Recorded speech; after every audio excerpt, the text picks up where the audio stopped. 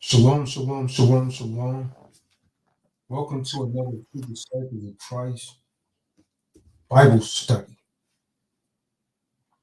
And we have on the platform Yashabin, Moray, Ali, Shalom, shalom. and FRT Oregon TV. And so without further delay, tonight we thought we'd do something a little different. We're gonna make this an open question and answer platform. Anyone that may be new coming into this truth, or if you have any questions, we're gonna while you go ahead and come onto the platform and ask your questions. Without further delay, I'm going to turn it over to Moray Lead General Yashabi and FRT TV. David. David. Shalom, Akim. Shalom, brothers. This is definitely interesting. FRT Oregon TV, you there? Art? Shalom. Shalom. Yeah, this sounds like this. When folks are invited into the room, Ali, are always exciting because there's no telling on what you're going to get. It's like a box of chocolate. Have you seen any of those when the Kahan used to regularly open up the panel for questions and input at the end of some of the lessons? Yes. I've seen that. It's definitely entertaining. You know, hopefully somebody will call tonight and come up with something entertaining we can answer. I was checking out the brothers broadcasting today, and you know, it was a lot of entertaining comments going on there. So, you know, I'm excited to see if someone does have questions. This is a perfect opportunity to get any type of clarity. Yeah, I saw that witch, Dominique. You know, she used to be a part of T-Dog, Nefertali. Wow, yeah, I know you. Yeah, we found out that her father was an Edomite, so we kicked her ass out.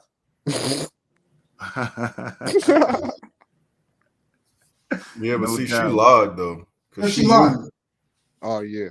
So that's why she was putting those bitter comments in the room. Yeah, like the old man wouldn't treat his woman like that. Who the hell are you? You have these children, and neither of the fathers are there. Mm-hmm. Oh, she said that? Mm-hmm. The same one who was crying abuse? Right. Mm-hmm. That her children was totally out of order. When they came to Passover last year. Wow, she got some freaking dang on nerve. Mm-hmm. See stuff like that makes me want to put folks on blast. So what she witnessed earlier was a man go through and point out and correct how a house should be kept. Like, how else should that take place? Go behind the closed door, whisper. That's what Eye Candy, the one called herself Eye Candy, was saying. But what she didn't tell you, she was hitting me up in the background saying, I want to be your wife. I said, I really got 2 wives. I talked to her on the phone once. I told her, I said, yo, you way too masculine for me, man. It's a turn off. There's a clash. You don't even cover your head. What can I do with a woman like you? Oh, I could change. Make your ear out. I'll air you out. Okay. I had absolutely no interest. You see, this was all coming from a place of envy, jealousy. See what I'm saying?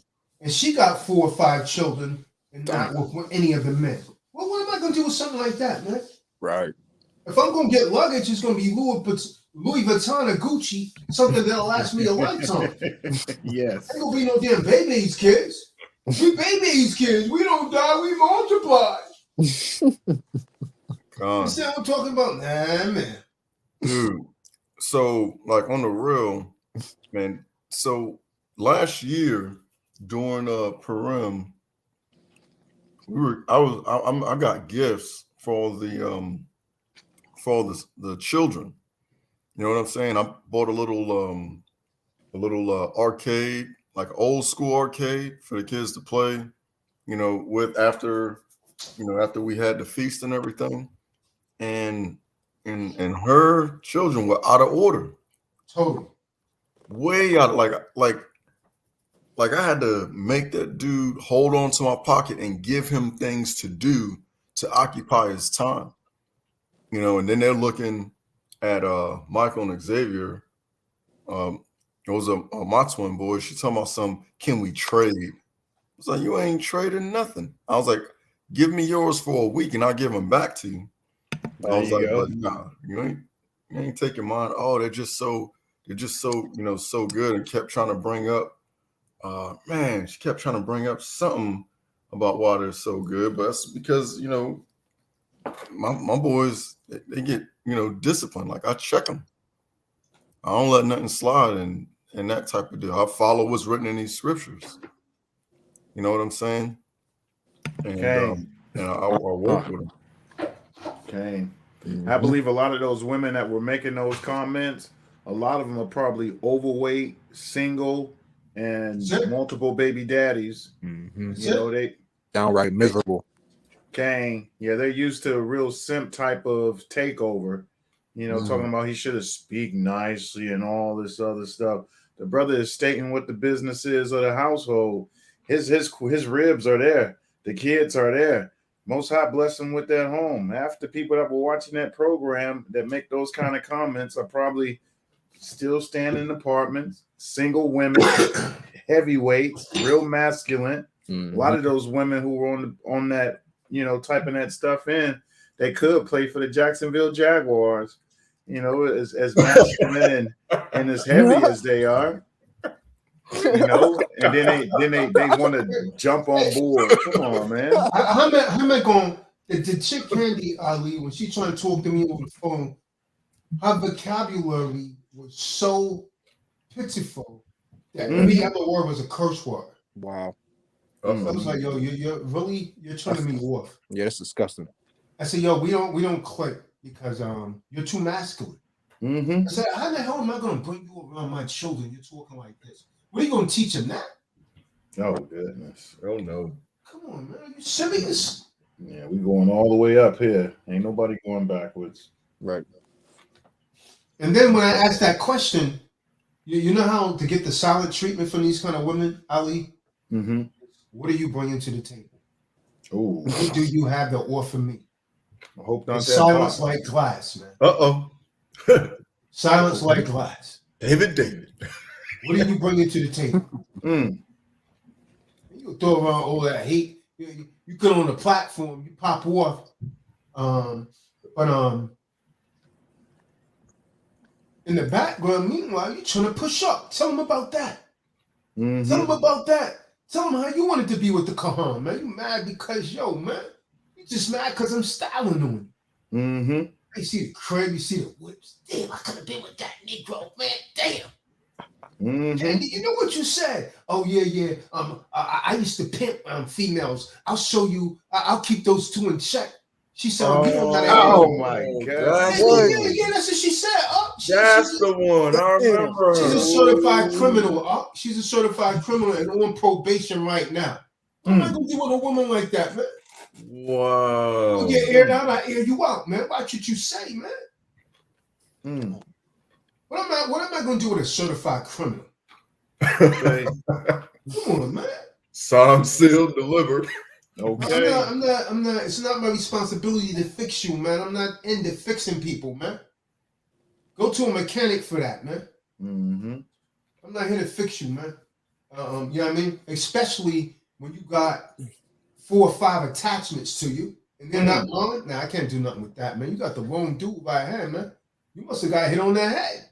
Big time. You got me messed up, man. What I look like, David?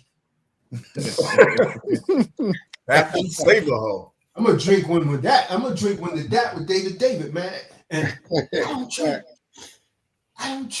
Wow. Dig? Marty Ma. What's wrong with a Marty Ma, man? A lot of hate out there, Marty Ma. A lot of hate. A lot of haters out there, man. Gotta stay out Yeah, of sister sight. hate a lot. You know the hate don't stop. They really, really hating you right now, brother. But you're gonna find this. This is a good thing, man. This is a great thing, man. Everything that's going on right now with the sister wives and everything, man. People just too carnal, man. They don't get it, brother. But I'm gonna say David, No. David, and David, bro. Hey, but check this out, though, Marty. Man, you got people. You got people. I know certain people that's in T-Dog. Their wife saying, "Oh, you ain't tell me that he had more than one wife. You better not be done." Come on, man. You let a woman talk to you like that, man. What? Yeah, no. Let a woman talk to you like that. You At see what I'm saying? all. She got to go. That's why they don't like me, man. Mhm. I'm gonna mention something, man. Let me tell you all you bozo dudes something that these chicks be thinking in the background when they talking like that. They be thinking, shit, nigga, you ain't happy, man. Tazadaq. You dig what I'm saying? Because they really want that, even if they don't know they want it. They want to be told what to do, man. Now, I've been telling you all this for years, man. Women want to be told what to do, even if they telling you they don't. I don't give a damn. She works in corporate America. She's a CEO. When she comes home, she want to be told what to do. I understand this, man. I'm a real man. I understand this. True. You bozos, you letting your woman. First of all, if any of these women that was coming out of their face like that had a man, it was your responsibility to check them. And you ain't do it, man. Oh, I ain't talking so tough because I talk like a man. I say, well, I'm not, do I look like I'm from Rome? Do I look like Nicholas Careful? I'm not being romantic. I'm not from Rome. Don't expect me to be romantic because I'm not Roman. You understand what I'm saying? I'm wrong. I'm an Israelite. Get it right, man. I'm an Kind of Israelite, man. I cry aloud. Ain't got no flowers. Go ask Rhea how many times I bought her flowers, man. Come on, man. It's not me, man. It's a bozo to do that. A woman really don't give a damn about no flowers. What's she gonna do with that? Come on, man. Ain't giving her no flowers. Yeah, these bozos acting like a damn day, Valentine's Day, Marty. Going buy her candy and flowers and all of that. Yeah, all right. And then she riding off of the sunset with a real dude. Sure enough. With a For real real, dude. a lot of them was campaigning for you anyway. At the beginning of all of this, it was a lot of these sisters trying to get your attention at the whole beginning when you was talking about polygamy, and you know it. It was like several of them after your attention, and they was doing all kind of stuff, man. You know. Oh yeah, hitting them up in the webinars and everything, Elder Marty. Yeah, big time, big time. They was after you, man, like it was the thing to do. But it was about something more than that, man. They don't realize you was doing something spiritual. It wasn't about lust. I mean, some of them were even coming on there dressed provocative and stuff. And then you was calling them on the mat for that, man. You was telling them about scripture, and it was, oh no, falling apart, you know. The Most High's word, they don't want to follow it when they see it ain't going their way, Khan. They never want to follow it. When it ain't going and falling in their lap like they want, then they start running for cover, complaining. Yep, big time. Con, a blacklist. I'm not sure if you see the title, but this is a question and answer session. So it's not for you really to put a question in the comments. Go ahead and click the StreamYard link in the chat section and come on and ask your question, Blacklist.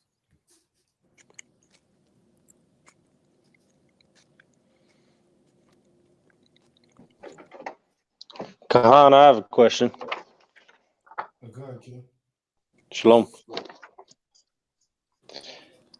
So, my rib brought up the fact, you know, a little bit more than most, my situation, but she was one of those that upset that I haven't found out how to do an OID in the last year, but yet is not happy that you have a plural marriage now through her understanding. Her question would be, Well, what about scripture that says a marriage should be between one man and one woman, and then another passage where it says a deacon should be with one woman? Yeah, so there's no scripture that says a marriage should Just be out of with one man and curiosity. one woman. Yeah, there's no first, brother. There's no scripture that says a marriage should be with one man and one woman. Tell her to give me the scripture, and the scripture that's misinterpreted in the King James version, saying that a deacon. So the word deacon, that's just pointing to a leader, right? It doesn't necessarily have to be a deacon. It could be a priest, or a bishop, or what have you. So when you read that in the Hebrew, it's not saying one wife. It's saying that he needs to be at least married to at least one wife. But when you read it over in the English, it's taken out of context. They wrote it, a deacon should be, where's Benaiah?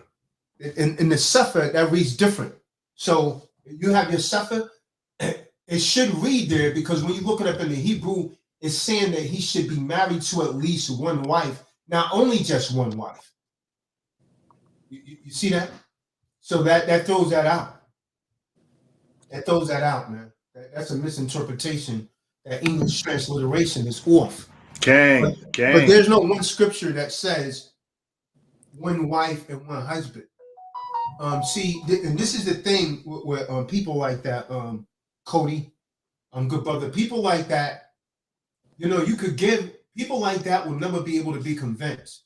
So I stopped trying to convince people like that, because Right. I've given scripture after scripture after scripture where it shows that a man could have more than one wife. Now, this is the thing that all women need to consider. When the Most High tells us he's against something, he specifically says, thou shalt not. Thou shalt not commit adultery. Thou shalt not lie with a man as thou lie with a woman. Thou Gang. shalt not eat swine, pork. God. Thou shalt not eat anything in the sea that doesn't have scales and fins. So it's clear, if he doesn't want us to do something, he tells us don't do it. Where is the scripture that says thou shalt not engage in polygamy? There isn't one. And I could give you one better than that.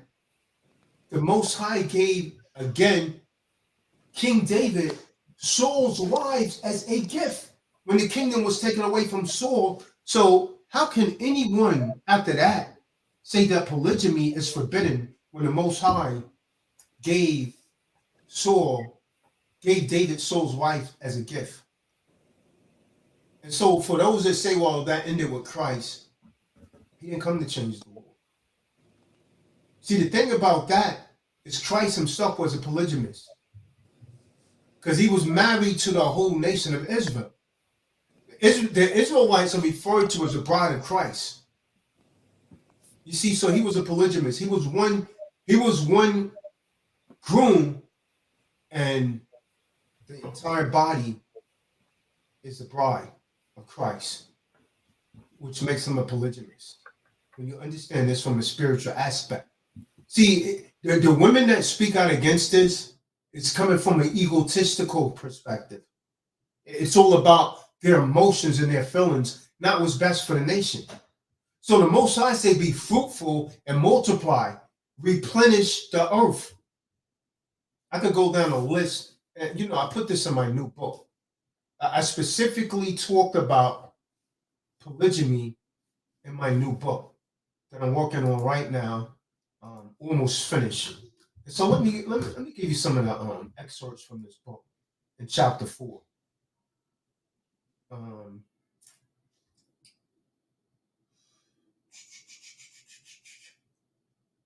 I addressed that question that your wife asked, because she's not the one that asked that. I'm the only one that asked that about the scripture that they mistranslate that says a bishop shall be the husband of one wife. When you read it in proper context, it's saying that the bishop should be a husband of at least one wife, meaning he's supposed to be married. Gang. Because we understand the ramifications if he's out there preaching and don't have a wife. Look at what's happening in the news media outlets throughout the years. All these so-called pastors without their wives end up taking that wrath out on little boys or little girls and things like that. So you at least have to have one wife if you come into this type of table. And Yahweh, they never condemned polygamy. One thing they did condemn that people are still doing is divorce. Now, I wonder how come no one's bringing, that fact to the table. But people are constantly going through divorces all the time. I'm going to show you guys some excerpts from my new book. And I want someone to read along. This is a high-value man's guide to understanding the modern woman. The high-value man's guide to understanding the modern woman. Let me get that. Let's see, where is it? Con, I got that scripture in 2 Samuel when I got it. Bring it up. Con, book of 2 Samuel, chapter 12, verse 8. And I gave thee thy master's house and thy master's wives into thy bosom. Mm-hmm.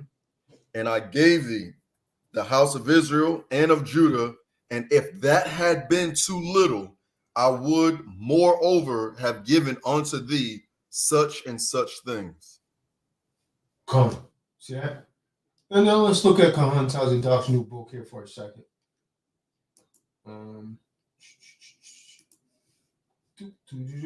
Okay, it's on the screen. David, can anyone see that? Hold on. Yeah, I can see it. You want to read some of that right there? Do you want me to read this? Yeah. Start in my head: polygamy, divorce, remarriage in the New Testament, because a lot of them like to attack it from the New Testament. So I cleared that up in my new book. You go from the even though a man. Even though a man can marry, Salakia, go ahead. No, good. Even though a man can marry more than one woman without being charged with adultery, a woman cannot marry more than one man. Romans chapter 7, verses 2, verses 3.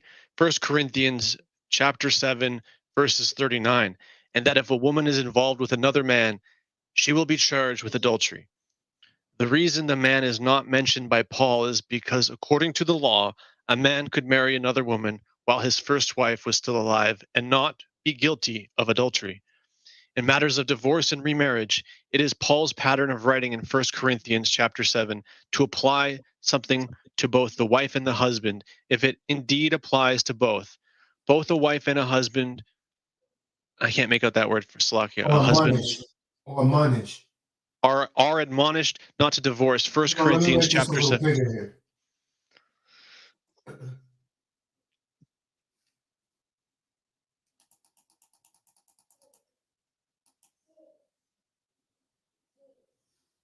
There we go. Now I can read it. Are admonished not to divorce. 1 Corinthians chapter 7, verses 10 through 11. Both the husband and the wife are commanded not to divorce in the case that they are married to an unbeliever. Verse 12 to 16. But the only wife is told she cannot be joined to another as long as the husband lives. Verses 39. Therefore, the biblical position on remarriage is the following. If a woman is divorced unjustly by her husband, she may not remarry. Not remarry. She may not remarry another because she is bound to the first as long as he lives. If a man is divorced by his wife, he may remarry another, but he must pray for his first wife's return and accept her back as his wife if she does return. 1 Corinthians chapter 7. That's if she don't have sex with any other man. If she has sex with another man, as stated above, she's an adulteress. God. If a man divorces his wife unjustly, he may not remarry another, as it would be considered adultery. Mark chapter 10, verse 11. Understanding But it means polygamy. he can't just put her away for no reason. That's what Hamashiach was talking about. And this is what IUIC used to twist the scriptures that say that a man can't have more than one wife. If he put her away, he commit adultery. Hamashiach told you if you put her away for no cause, because the Pharisees came to her saying that if he put her away for no cause, adultery is a cause to put her away. God. Understanding polygamy and accepting it as a valid and biblical form of marriage today is very crucial because it brings healing and knowledge to those who have found themselves divorced by a spouse, as well as giving understanding and wisdom to missionaries who preach the gospel to polygamous families in other countries. It is my sincere prayer that you have experienced some healing and or gained wisdom and understanding from what Yahweh's word has to say on the subject of polygamy. For most of the world, polygamy is unnatural, just as righteousness and honesty have become increasingly unnatural. Our perception of things is relativistic. It depends on how our own spiritual condition and the way our minds have been trained. We, as bondservants of Christ, ought to be trained by the word of Yahweh and not by the world. All right, let's go into something else. Let me go back up. Con. Some questions. Okay, because they trying to use Yahusha against polygamy. Read this section right here, because they say Christ was against it. This subject of polygamy applies to Yahusha and the gospel, in that Yahushua came to fulfill the law of the prophets. Matthew chapter 5, verses 17. Christ is a polygamist in the sense that the church is likened to 5 wise betrothed virgins. Matthew chapter 25, verses 1 through 13, and Matthew chapter 24, verses 34. Christ is one with the members, plural, of his body, the kanos, the church, and one spirit with them all. 1 Corinthians chapter 6, verses 15 through 17. Yahusha is fulfilling the law, is the perfect husband to each individual member, providing them with clothing, such as his robes of righteousness. Matthew chapter 22, verses 11 through 14, Revelations chapter 7, verse 9, and 13 through 14, Revelations chapter 22 and verse 14. Tud, as he is the bread of life, Yachanine chapter 6, verses 32 and 30 through 35, and hidden manna, Revelations chapter 2, verses 17, which Yahweh's people are presently feasting on at the wedding supper of the Lamb, Revelations chapter 19, verses 9. Could any Israelite or Christian doubt the lovingness of Christ as his lover? Yahusha has taken his people to his banqueting house, and his banner over us is love. So Let's go to this.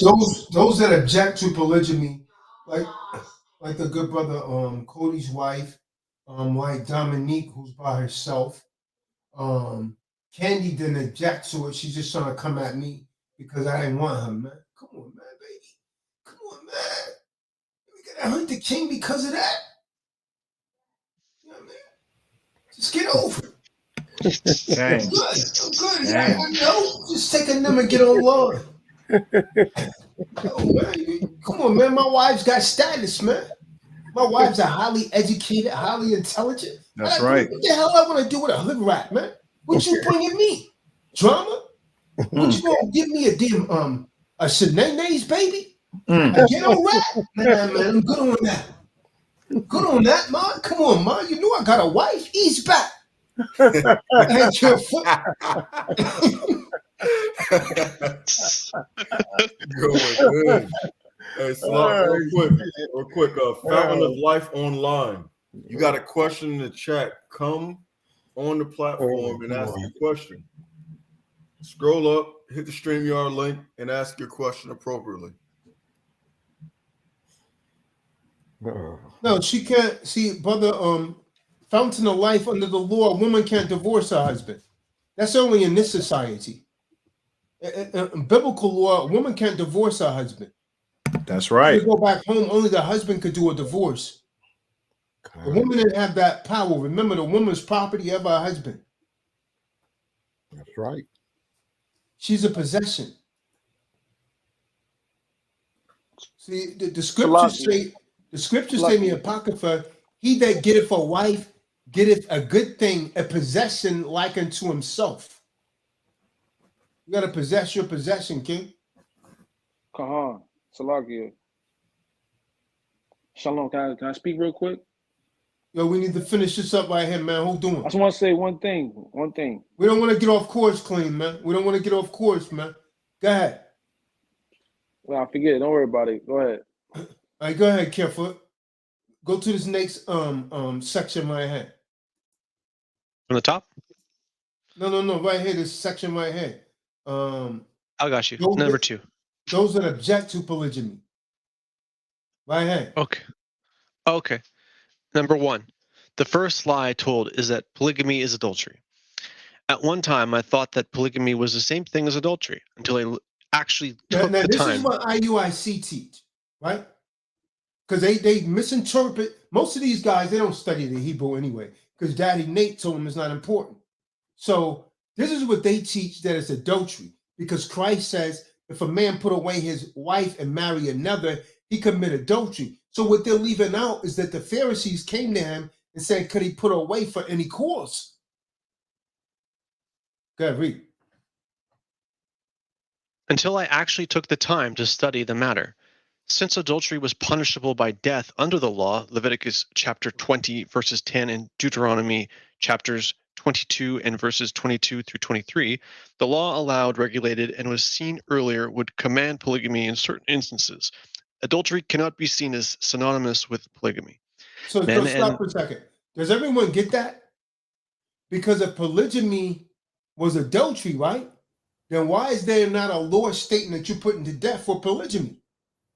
Because the law states that a man is to be put to death for adultery. Good point. Showing you that they don't understand the Bible, man.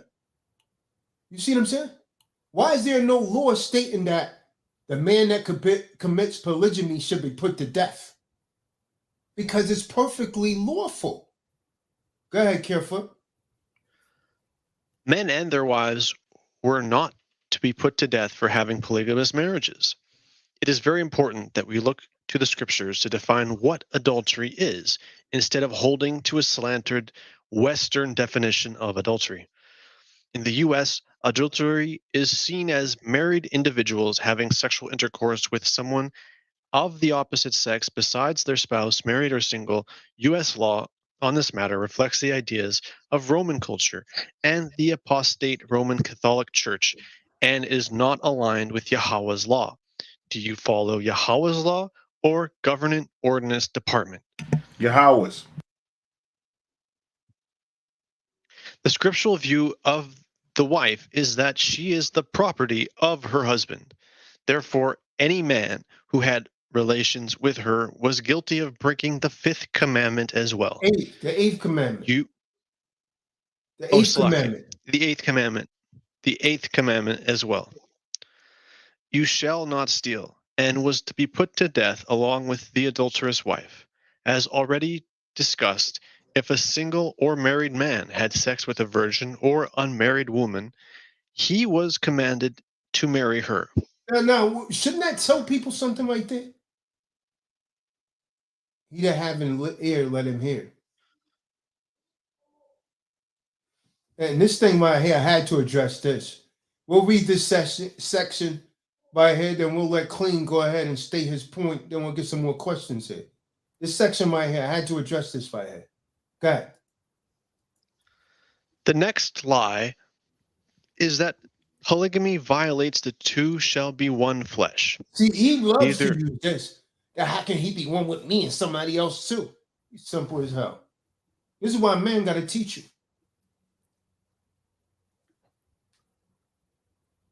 Neither Yah nor Moses saw any violation or contradiction of Genesis chapter 2, verses 21. To 24. the law which... 24, 2 and 24. Oh, okay, I see a 1. Forgive me, Slakia. 2 and 24. To the law which not only allowed polygamy, but as was seen earlier, in some cases commanded it, it would be strained exegesis to say that Yahweh in Genesis chapter 2, verses 24 is establishing some kind of monogamous law that excludes or somehow condemns polygamy.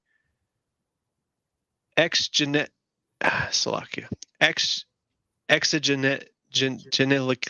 and contextually, Hamashiach's point in Matthew chapter 19, verses 4 through 6, when he cites Genesis chapter 2, verses 24, is the dissolvability of marriage, for he says, and I quote, "Therefore, what Yahweh has joined together, let it not man separate." The expression one flesh, insofar as it relates to the structure of marriage, refers to the indissolubility of man and his wife within a marriage, whether it be monogamous or polygamous. This was our Elohim's point in quoting the Genesis passage, and in no way condemns polygamy. Now, what about St. Paul's expression, one flesh? Far from being a certain revelation condemning monogamy, the Pauline usage would illustrate rather the broadness and flexibility of this Old Testament expression. For Paul, this unity in the flesh is not confined to the conjugal union of one husband and one wife, nor is it limited to the bonds of kinship. Even a man who joins himself to a prostitute becomes one flesh with her. 1 Corinthians chapter 6, verses 16 and 17. This kind of unity is obviously not exclusive in the way that a monogamous union is supposed to be, for a man can become one flesh with any number of prostitutes, rather. Slakia. According to this use of the So in other words, what the scriptures is saying, when a man lay down and have sex with them, they becoming one with them.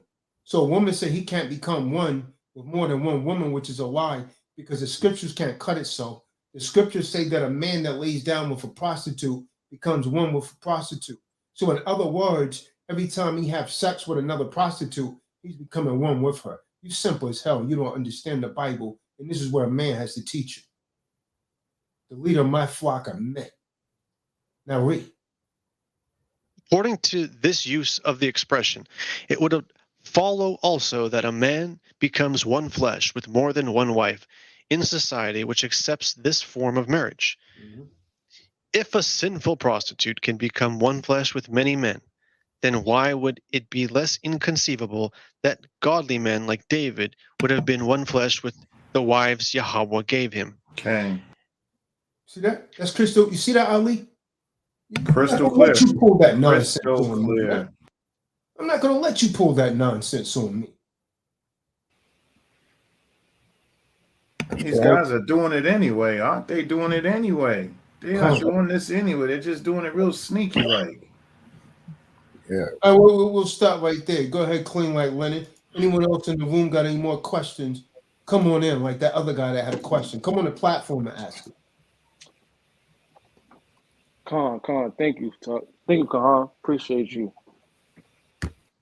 I just wanted to say to all of, to the females and the non-believers that we're reading from, a scripture. We're reading from literature that men, not women, men wrote thousands of years ago, inspired from the Most High. These men didn't just have this come on to them on their own. This was inspired. The Most High sent angels and messengers and probably had dreams and showed signs and even had the Most High Son come and leave his legacy on this earth. And they wrote it down on, things they wrote it down on back then, and then we translated it into our language that we're having now, which is not even our language. This is a slave language. Like, as everybody knows, we had this language due to the fact that we were slave in captivity and was enslaved by a people of this language. So knowing that, the people that wrote this book is from an ancient time. And the thing I don't understand about Eve is that Eve will listen to the Esau's law. They won't break Esau's law. They won't go outside and rob and steal. Anything that's on the law books in this modern day, they won't break them laws, but they'll break the laws of the Most High because they don't see any punishment with the laws. That's the problem that I see with Eve. Eve needs to get judged right away. Because if she don't get judged right away, she's gonna keep on doing her wickedness, man.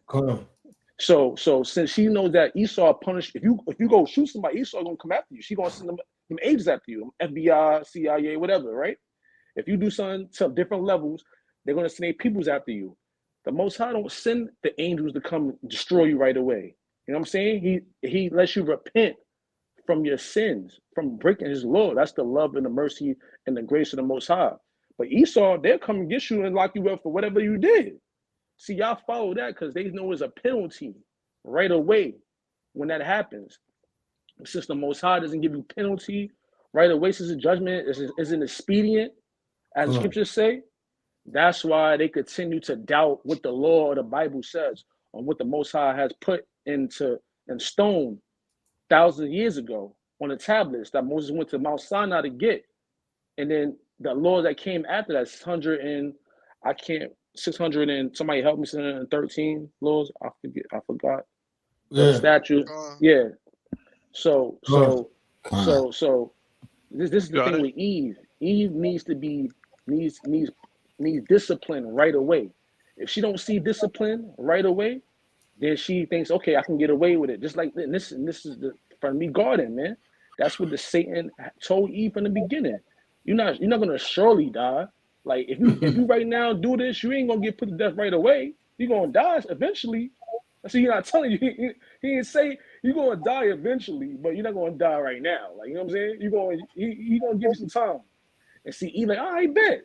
And then I'm gonna do it then. You know what I'm saying? Because Eve takes risks. That's why she gravitates to men that take risks in this life. Risky risks. You know what I'm talking about? Like the drug dealers, the robbers, you know what I'm saying, the scammers. These are the men that she gravitates because Eve like risk. She like men that take risk. If you were a dude that's on the square and you just try to do your daily bread and your 9 to 5 or your 8 to whatever time you gotta clock in, or if you self-employed, you know what I'm saying? She not really into that. She into that man that take the risk. Like, oh yeah, what you got away with that? Oh, you get that's what she want. She want a man like that because that's what Eve's spirit gravitates to. It gravitates to let me read a precept real quick. Go ahead, brother. Ecclesiastes 8 and 11. Because the sentence against an evil work is not executed speedily, therefore the hearts of the sons of men is fully set in them to do evil. Come, brother. That's a That's scripture exactly right what you're talking about right there, Clint. That's what I've been noticed about, as growing up a woman, man. They like to do things the opposite of what the Most High. They try to make any excuse. Oh, that book was written by men. That's not God. God wouldn't tell you to do this. God don't want you with one or two women. God don't want you. They always trying to tell you what God don't want you with. Like they spoke to him directly and he told them exactly what they don't listen to them, man. They don't know what they talking about. Hey, yo, but they was coming at me hard today, Clean. And all of them, everyone that was talking something was some birds that was trying to get with me in the past, man. That's what's crazy. Yep. That's what's crazy. Hey, let me bring one out. Can I bring one out real quick, Khan? Go ahead. Proverbs 3, verses 5 and 6. Trust in the Lord with all thy heart. Lean not unto thy own understanding. For this reason alone, this right here, we don't try to change anything. You don't try to lean on it, what you understand. That's why we're over here with the Khan. He brings understanding, and as much as you don't like it, it is the way it has to be. When you come up, we find out how to interpret this exactly. It doesn't matter if we don't like it. You don't like anybody. It is the way it is. You do not lean on your own understanding on this. And that's the way it is. So when you're doing that, just think, you may not want it to be true, sisters and stuff, but just be honest with yourself. You're doing that out of emotion. And a lot of you know what you were doing. You was campaigning after the Kahan, and you was trying to get at him all kind of ways and stuff. And then he was coming back with scripture, and because you didn't like it, you was trying to knock it. But you can't use your own understanding. We don't do it. He don't do it. It's the way it is for thousands of years. So if we don't do it, just go with it. It's the Most High way. The Creator brought this to us, and we do it just the way it is. regardless who likes it. That's the way it is. Get on that hate train, man. Dominique, I didn't even know that sister was still listening in the background. That sister wife show just, oh man, no real man's gonna treat us. How you know what a real man is? You ain't never had one. Wow. You got 3 different children, probably by 3 different men, and you ain't with none of them. Like the Mashiach say, neither of those men are your wives. And the one you're with now, I mean your husband. And the one you with now is not your husband.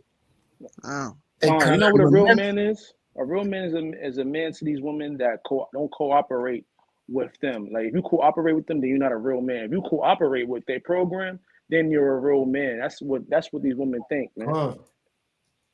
Yashabin Khan, remember that one sister that was after you, Khan? She had lost all her kids. Yeah. Yashabin was just talking about her earlier. She was came on the webinar talking about it, man. Yeah, the webinar. She was trying to get it. You was trying to help her save her last child. I think she had lost about 5. She lost all of them, Marty, all of them. All of her kids, and then she was trying. Remember, she started talking about she'd like to have your offspring. Remember, yeah, like that. Yeah, that was crazy, man. That's the beam said, "Oh man, nah." She didn't put that here with your paw right on the core. that was. She said, "I'm not having no more babies unless it's Tazadaq." Yeah. She didn't come back anymore after that, as she got cut. She didn't come back the next day, even though it was a webinar she was paying for. She got her feelings and started sending me something underground. No wickedness like a wickedness of a woman, man. You know that. Ain't no wickedness on the earth worse than the wickedness of a woman, man. Yeah. And she started, well, he got at me. He tried to talk to me when you called me for help, man. Khan, you helped the class up. You was trying to help her. You tried to help her that day, and she started falling in love with you. She started talking about having your child, and you said, "Oh no, hell no." See, that's the box. The box is the only thing they can give you, man. The box when a woman of a low grade. Go ahead, man. I was saying when the woman knows she's of a low grade of a value of a woman where she doesn't have a lot of qualities that men look for in a wife, all she could throw you is the box. After that, that's all she can give you, because she's a low class, like she's a low grade, right? You know, so and when they know that, that's what they do. They see that you a man of substance, you a man that got something that means something, like you have a purpose. You got, you know what I'm saying? You got a drive, a motivation. They know you're not going to deal with this any type of chick, man. You know what I'm saying? So at the last resort is them to throw the box at you, that maybe you might break. You know what I'm saying? Throw your little suction cup. Right. Throw a little vacuum cleaner. That's what they can do. That's what they can do, man. And once you turn that down, then I'm telling you, they start to cry. They go cry in the car, man. They go cry, go make a TikTok crying about how nobody want them. Nah, he's in the background laughing, these women, man. These women are done. They're finished, man. They're man. This generation is finished, man. These women don't know how to do nothing a wife can do, man. That's the scriptures say a wife should be able to do for a husband, man. That's why the single rate is so high. Because they know they ain't nothing now. I don't want to curse. I'm saying they know they are a bucket of dirt, man. A bag of semen follicles, man. These women, man, come on, man. These women is ready getting. You know what I don't understand? They say, people say, marrying a woman at a young age is bad. You know what I'm saying? Like the customs that we used to have before, when the fathers used to give their daughters at a young age to a man, right? But these women is having sex at 14 anyway, 12, 13 anyway. Yeah. Let's keep it real, though, Clean. Man, when I was 15, 14 growing up, man, these women was giving it up, man. In the stairway, in the basement, man, in the rooftop, man. Come on, man. Where they mamas at? Where they fathers at? Ain't no way around, man. These women is giving it up, man. Because that's the plan of Esau. Plan of Esau is to ruin the woman's virginity for men, so then once we start accepting virginity women, that's when we become low as men too. It's a ricochet effect. You know what I'm saying? Like when we don't get virgins and women that's grow up to be wise, man, we downgrade as men and not knowing how to be a husband and knowing how to be a real man and pursue his purpose to get a wife, man. That's what Esau's plan was, man. Peace, and brother. It's working. Peace. Long peace. May I ask a question? By all means, my good brother. Slow. Okay, Birch. Well, as I recall, the scriptures say that we are to train up a child in the way that they should go. That when they get old, they will not depart from it. So I bring this out because I heard Clean earlier talking about, the state of modern day women, or so-called modern day women. And I bring out the question of, do you realize that it's just scripture being fulfilled? Like if you teach it's rhetorical at this point, my brother, because I'm trying to get to a point. But if you teaching a child to be a hoe or a harlot, can you really blame that child when he gets older? Rhetorical again. But then it also says in the scripture that I once was a child. I thought as a child, acted as a child, you know what I'm saying? I don't have the scripture in front of me. I can't recall it verbatim, but I do believe you understand what I'm saying when I say Solomon, when I was a child, I thought as a child, I acted as a child. But when I became a man, I put away childish things.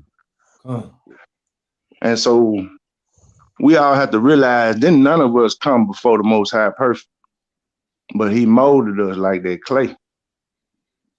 And so we have to realize on the upper echelon level of things, like, yeah, you do have some childish ass women out here.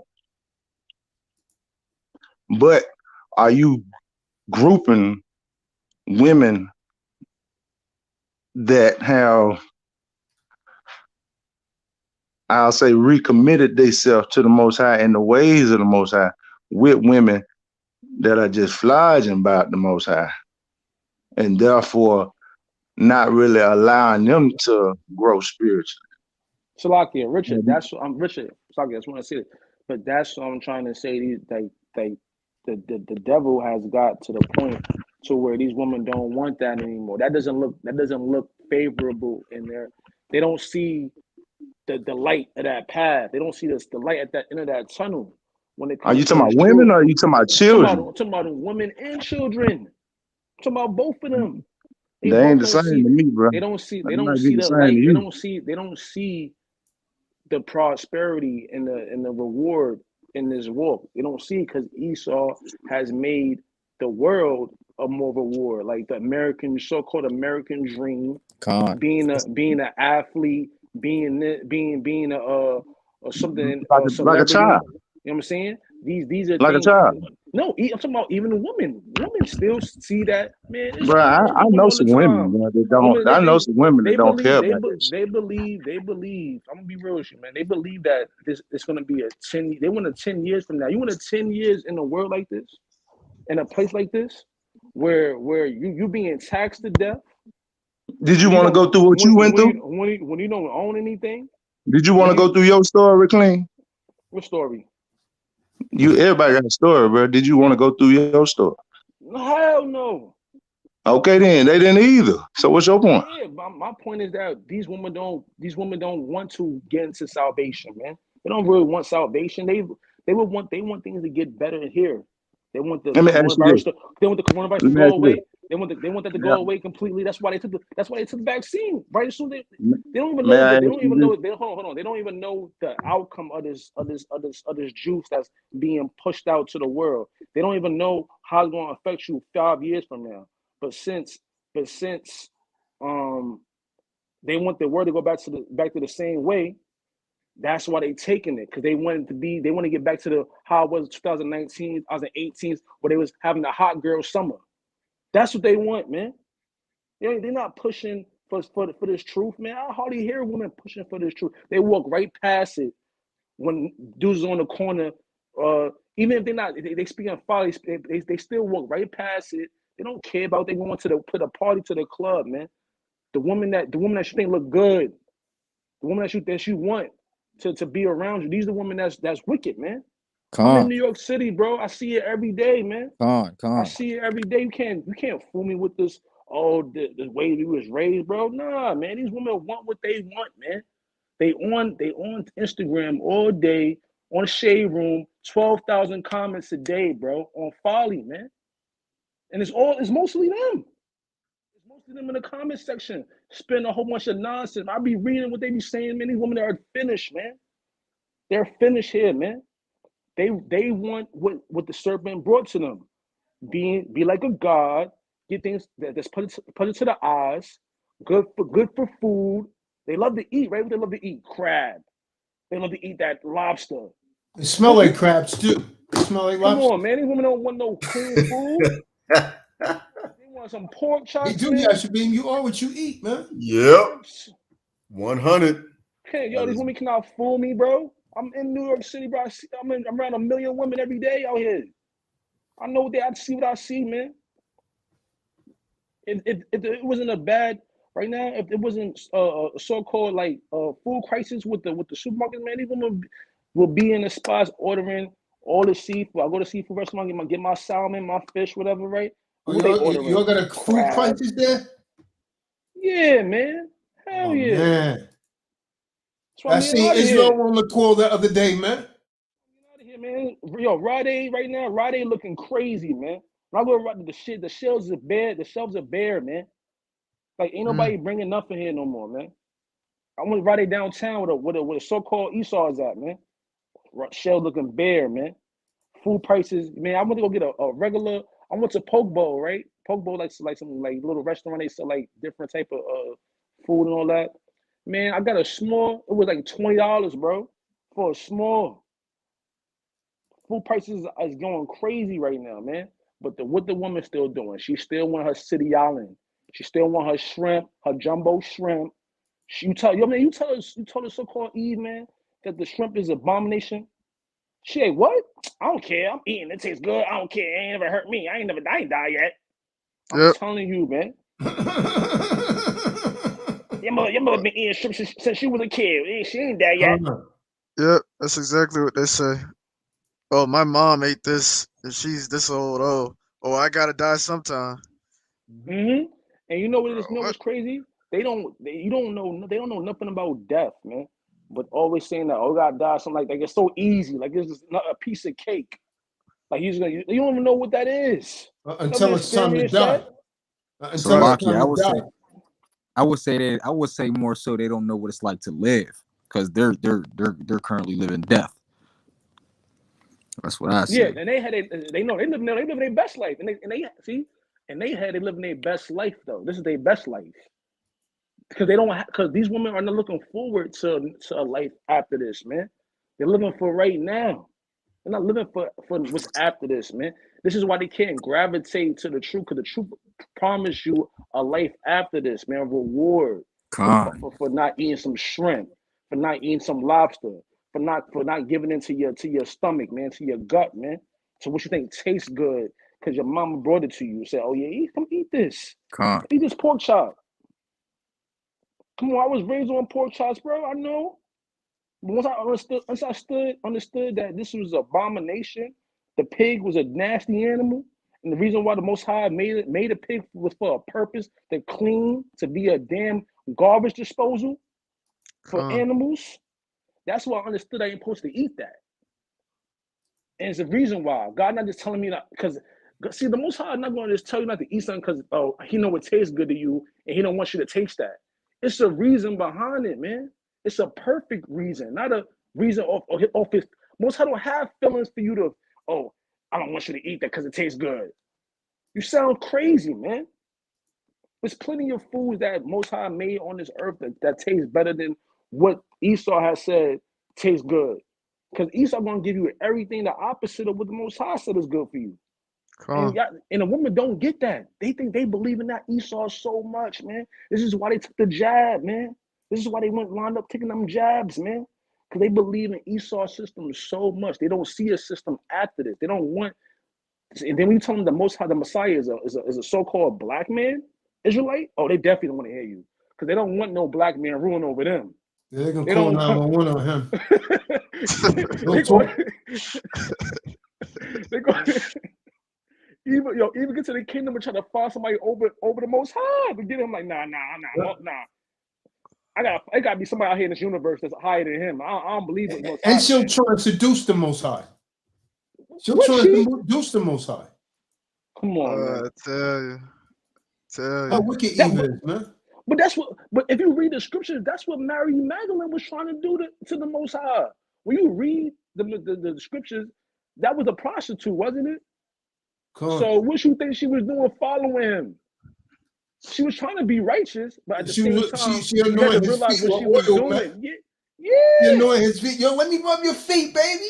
Yeah, come on, rub your feet, go up your leg. You know what she's trying to do, man. Yo, that's what my rib be telling me. Yo, you want me to rub your feet? You know what's up, man?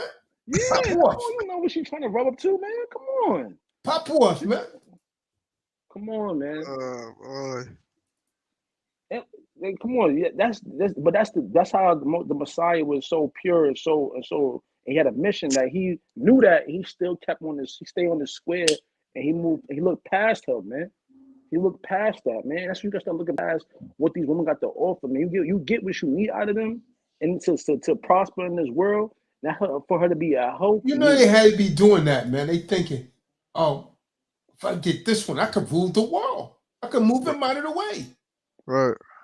I mean, thinking about that to the Most High, man. Come on, man. He had Mary was always. Come on, she was following him, man. Following him. She probably did for some salvation, but she also, come on, she's a woman. She's defiled. That's what Eve was thinking in the beginning. I can eat from this fruit of tree of life and become as Allahan and overcome the Most High. That was spiritual adultery, man. The first spiritual adultery ever committed, man. And I'm gonna tell you this one thing too, man. People didn't stop. You know what I don't like about Eve? Eve always try to go back. Adam and Eve they were just one. They were together as one. Adam didn't have no other woman. That was the worst marriage in the Bible. You know what I'm saying? Because that was, if you look at that marriage, man. Eve was rebellious from the start. She had everything. You still can't. You try to give a woman everything she wants so that she can stay satisfied, stay settled to where she, you know what I'm saying, to where she don't have to do for nothing, where you can trust her to take care of you. So you give her everything she needs to take care of the home. Eve had paradise, bro. And she still committed adultery, man. Paradise, bro. That was enough for her.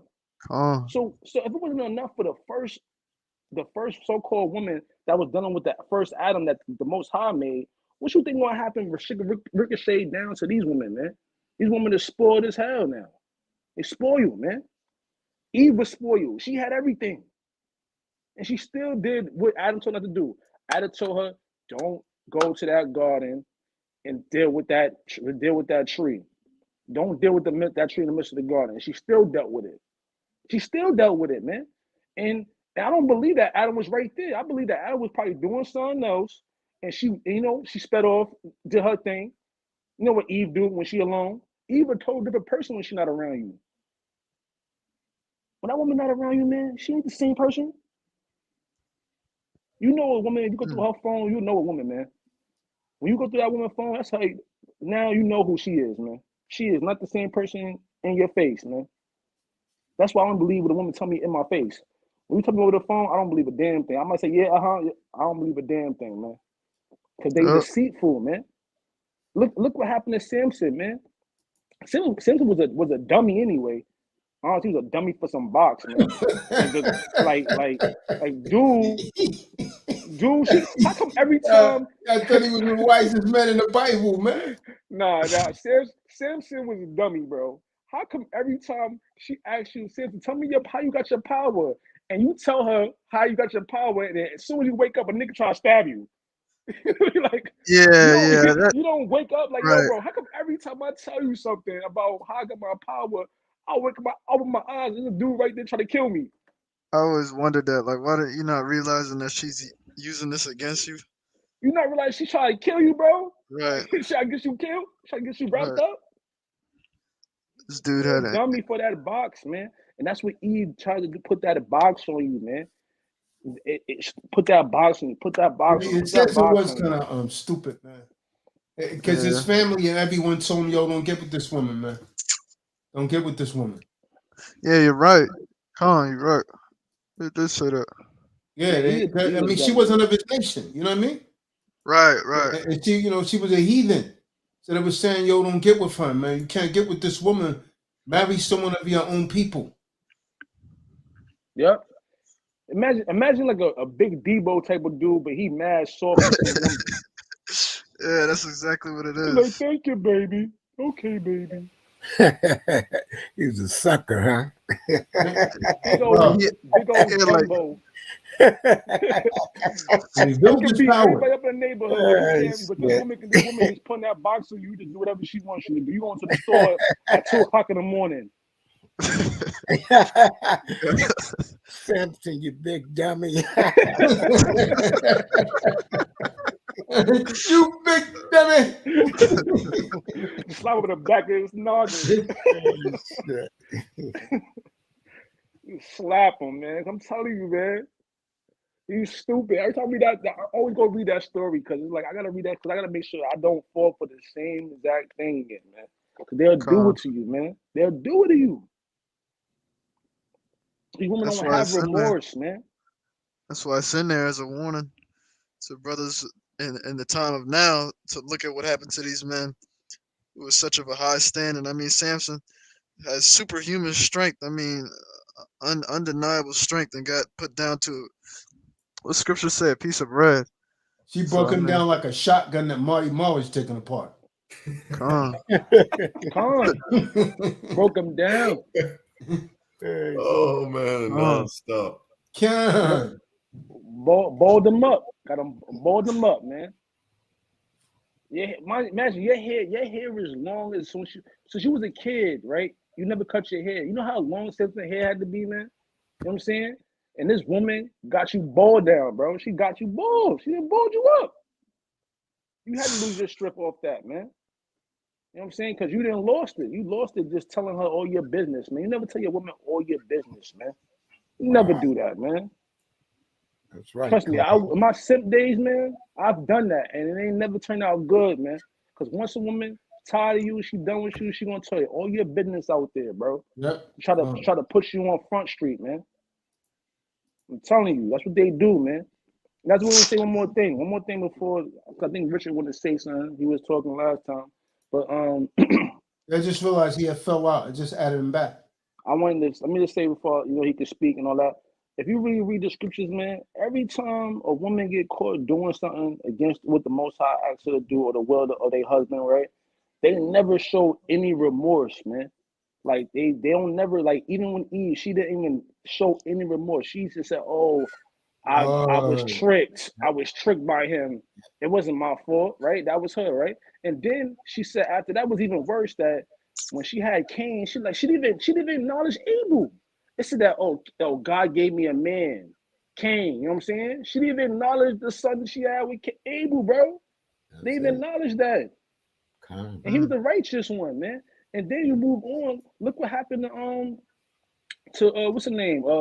Aaron's wife. when she was talking to about Moses, right?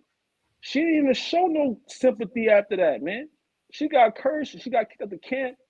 You know, and Moses begged the Most High to heal her. She didn't come back and show any type of remorse for what she said to Moses. Nothing like that, man. Then Delilah, man, when she got Samson hair cut off and all that, man, she took that silver and ran it right the hell off, man. You ain't hear nothing from her no more after that. Sneaky, all of them sneaky, clean. You never hear them say any type of remorse after that, man. You never show any ounce of it, and that's what. And I'm telling you, in real life time, man. Every woman that ever dealt with that did me wrong ain't never said sorry for real, bro. They don't care. They move right the hell on, man. They move right the hell on. Women are the most unapologetic people on this earth right now, man. Even men, yo, I'm going down the street, but man bump me, he like, oh my bad, you know what I'm saying? If a woman bump you, she would think you're supposed to move out the way for her. Sneaky as hell, yeah. Entitled as hell. When a woman bumped me, she said, "Excuse me, King." All right, man. All right, go ahead, bro. Hey, I'm gonna put it out here for what's some shit that you understand, clean. When a bitch bumped me, she say the shit that she say to you. How about that? Maybe you heard that. Cause that's the thing. Just like you got men and children, you got women and children too.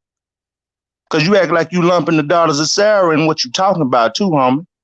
What about that? The daughters of Sarah. How many you got? How many you got? No, I asked you. What do you say about? How many? No. All right, then. So you ain't talking about nothing then. Exactly. You ain't got none. Bro, you ain't talking. You can't even answer my question. What marriage you to get an answer from a king? You ain't got no damn daughters of Sarah, bro. Did I say I had any? These women don't even know. Did I say I had any? Look at, bro. Let me ask you this before you get off in your emotion. Did I say I had any? I know you don't. So why you rubbing? All right, then. So what I asked you was, bro, if you got the mind that you think you got, answer the question. Why are you standing up? Where do the daughters of Sarah come in your conversation? That doesn't make any sense.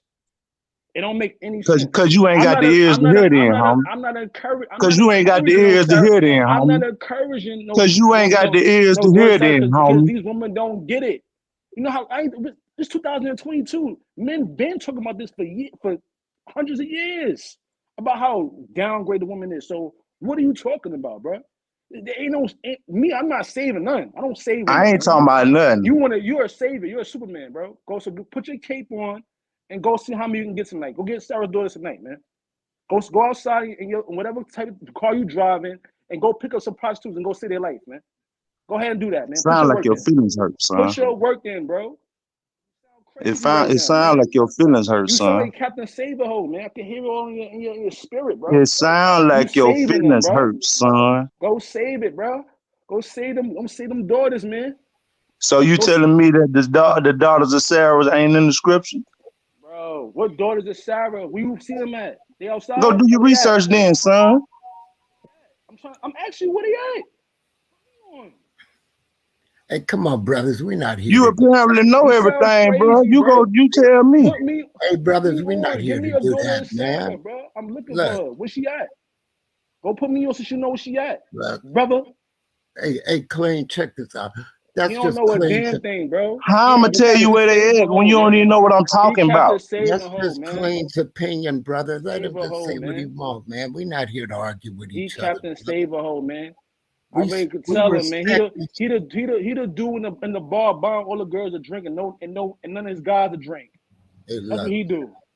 You know what? He go buy sound like a nigga that feelings hurt. Look, I don't even. That's how you sound right now. You go buy everybody all the girls a drink for no reason, just because they look pretty in your eyes, right? So your feelings hurt. Hey, check this out, brothers. Corny, y'all can do that if you want, man. But sound like a bucket, bro. Sound like a bozo right now, man. Hey, man. Yeah, look, I'm not saying. Pack it up, bro. I'm listening to you, hey, Elder Marty. I'm listening. Hey, man, pack it up, bro. Man, check this out. You want to hear right now. Say this. Pack it up. I'm not bro. trying to tell neither one of you guys nothing, but man, you know what, man? We always just express our opinion and stuff, but we don't we never take nothing personal. That's just what he had to say. And if I say something that offend anybody, then hey, look, I meant to. We don't do that to each other, brother. Bro, you doing We all, all this, we all, all Man, this, all this YouTube gangster we stuff, all, bro. we all family, You doing man. this You YouTube know, gangster? I'm not even with it, bro. David David. I'm not you even. know, I'm not David even with David. it, bro. David David. I'm not even with the YouTube gangsters, bro. Yeah. I don't do David David. YouTube banging, bro. Both I of don't you bang on do. YouTube, bro. Both of you I do bang David in support I David. bang in real brothers, life, man. man. Bruh, if you think this banging, I that don't that bang alone on tell you YouTube, ain't in bro. my league, You homie. This ain't sound, no but fucking banging. you're Get off David the banging, David. talk. bro. You're YouTube banging, bro. David, David. You talking like you like you're a tough David, guy, David. bro. You talking like you're a tough guy. Tough guy? Both I of don't you do David guys, David. YouTube banging. look, Bruh, both of you send I me guys, your don't do the text. YouTube Send me your banging, info. I'll bro. tell you where I'm at. I don't do the see. look, There we go. David David. Look at nigga coaching right David, there. Nigga David. Nah, coaching. you gonna say I'm Hey, talking I like can see it. you. I can see you. Shut up, bro. Don't do that, man. You know That's the we. shit niggas say when they think the other nigga David David. scared. Nah, hey, look, brothers, don't do that, Bro, I man. just said I don't do the YouTube We, banging, we bro. are an You sound example stupid, Definitely for bro. other way brothers past You want to to make time look to at. calm YouTube that banging. down. The elder done brought it out, man. So just respect that. I'm only just saying this, man. Flag him. And I ain't trying to tell you nothing, but both of you brothers, I have a lot of respect for you. You guys are two intelligent brothers, but it's just a matter of opinion. We don't have to agree with each other, but we just respect that, man. But we're examples for these other cats trying to show them something, man. You brothers, I'm older than you guys, but you young brothers, I'm still learning. That's why I always fall back. I'm so proud to be in you guys' company, man, and learn from you, man. But show them, man, that you the best of the best, because you brothers, there's no brothers like you out there. You guys are Bro, the he's a part of the girl. He part of the bad girls club. but man, look, He's a part of the never bad girls club, bro. He like, what is Sarah? The don't daughters of do that. Sarah, man. What But about the daughters of Sarah? All right, That's some so line we're gonna stuff, see if bro. anyone else in the room, man, got any more questions, man. That daughters of yeah, Sarah crap. we ain't gonna spend our time arguing, but that's all I have to say, Con. But Hey, Shaw, you got anything? Shaw Money, Violator. You got anything? Anyone else in the room got any more questions, Yo, man? Eric White, put Eric your White, would your addy rib let you come on in here? a private chat. Would your rib let you come on here, Put Eric your White? addy. We're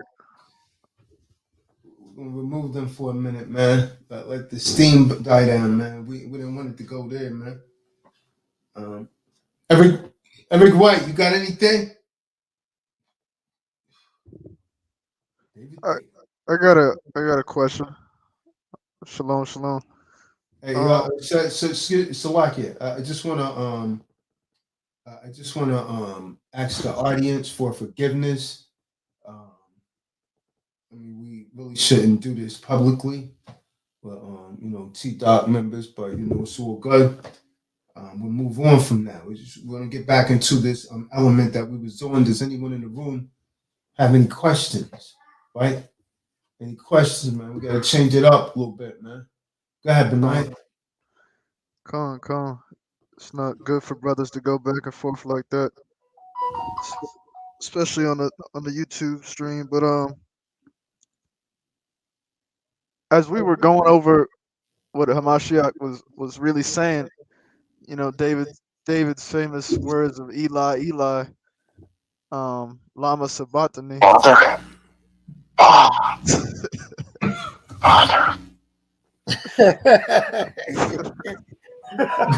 ahead, Benai, man. Go ahead, man. With that,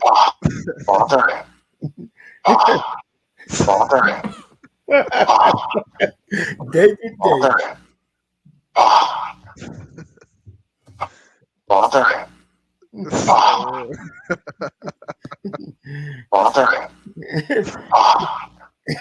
He was on my last night, Con. He was on. Benai, man. It was. but so it later on says, and they rent his clothes. Did that mean that they took his clothes off on the stake? It means they cut him. Yeah, they rent his clothes. Yeah. So they took his clothes off, and he was still on the stake. Yep, that's what they would do to people, man. Wow. That That's how you know it would take that kind of death. They said it was taking too long to for him to die. So you know they was gonna take him down and try and kill him or cut him, but then he Right. died. You know, shortly after they said that, he gave up the ghost. wow. David did. They're gonna pay. That was part of the prophecy that it was gonna happen that way. That Roman, he said he's coming back to get that Roman that cut him with that sword, man. Put that vinegar on his wound.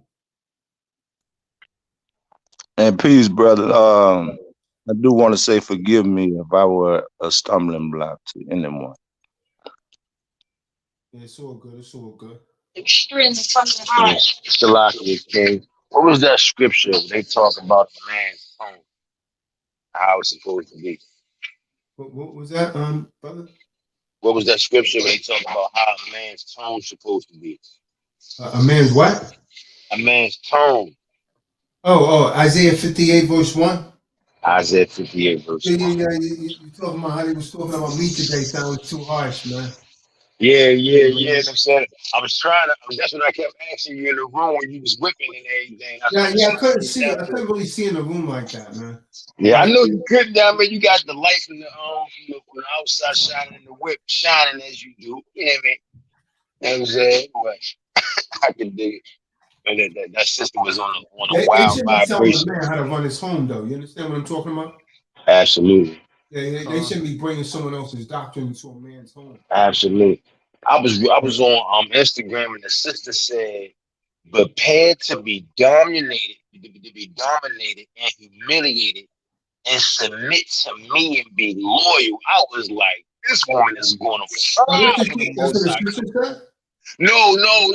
That's what the sister said. You know what I'm saying? That was on Instagram with her breast all out and everything, you know what I'm saying? All made up and everything, talking about come to my page and be a submissive, weak man. She actually saying this word for word and prepared to be But you know what, Art? That kind of post generates attention because you got idiots that are going there and trying to entertain that just to debate with her.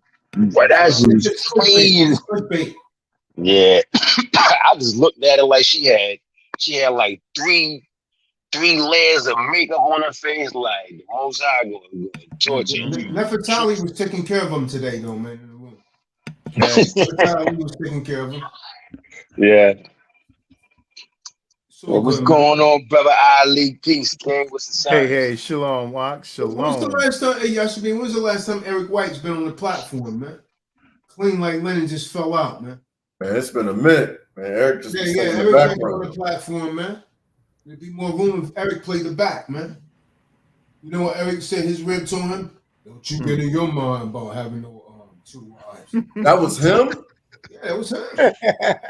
That's what she told I him. said these women be chin checking these dudes, man. That's what I'm saying. These women be chin checking these dudes, man. That was a shit test, is what that was. Be chin checking these dudes, man. Chin checking, right? I ain't think about that. I ain't think about that.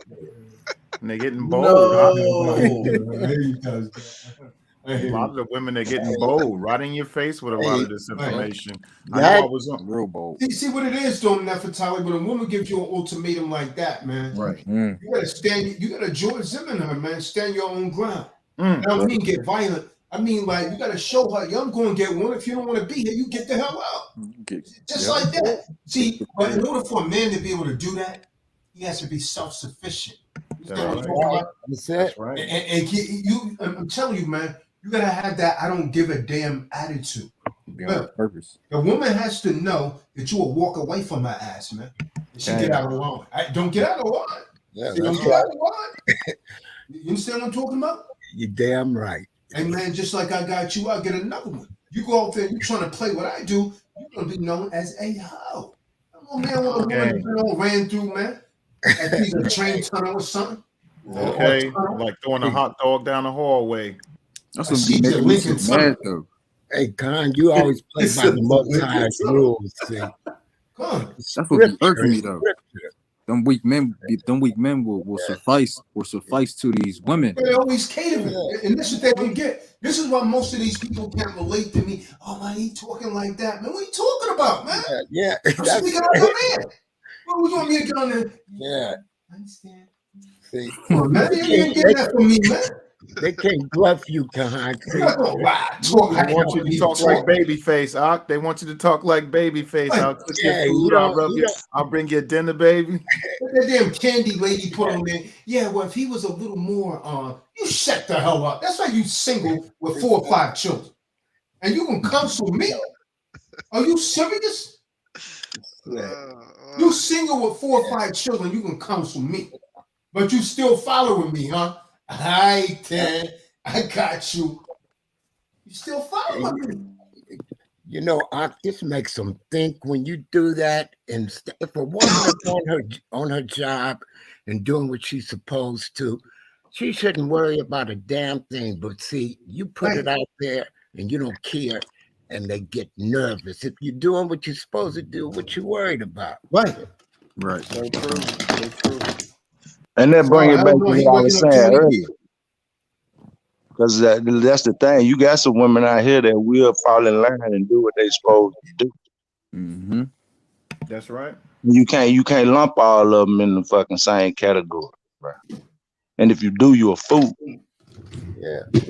But you know what they do? They get mad, and if you're not talking to them, a lot of them, if it ain't about you, what are you getting upset about? See, they all be like, right? Why you even talking to them? Yeah, you know, they be like, oh, you said that. You ain't nobody talking. If the shoe don't fit, don't put it on. See, but they guilty of something, or they wouldn't be acting. Right. I wasn't. Yeah, Marty. I wasn't talking to none of them. I'm talking to my ribs. Yeah, I'm talking to my wives. They coming in here. Nah, I don't know real man talk to no woman. What's a real man? What do you have to measure a real man by? Calm. The roles. The music videos. You said that a lot of times before. What are you getting mad about? If no one's talking to you, they all jump on that same platform. If it ain't you, what are you worried about? The con tell them that every time. See, are you guilty of anything? Right. I said if it doesn't apply to you, then just man, just keep it moving. Yeah. Why would you worry about it? I wouldn't even look around and somebody say, hey, fool in a crowd. Hey, fool, and you turn around. I wouldn't turn around. Why would you turn around? I know they ain't talking to me. We know they, you know what I'm saying? You don't answer. Marty, when I throw a stone in a bunch of dogs, the only dog that's going to scream out is the one that got hit with the stone. Yeah. The dog just running. They gone. You understand? But that dog that get hit is going to scream out. You understand what I'm saying? Calm. So she was getting cut. She knew that she had 4 or 5 children by different men. So now when a man, oh man, I hate this guy. Why are you still following him? You supposed they left a year ago, but you still here.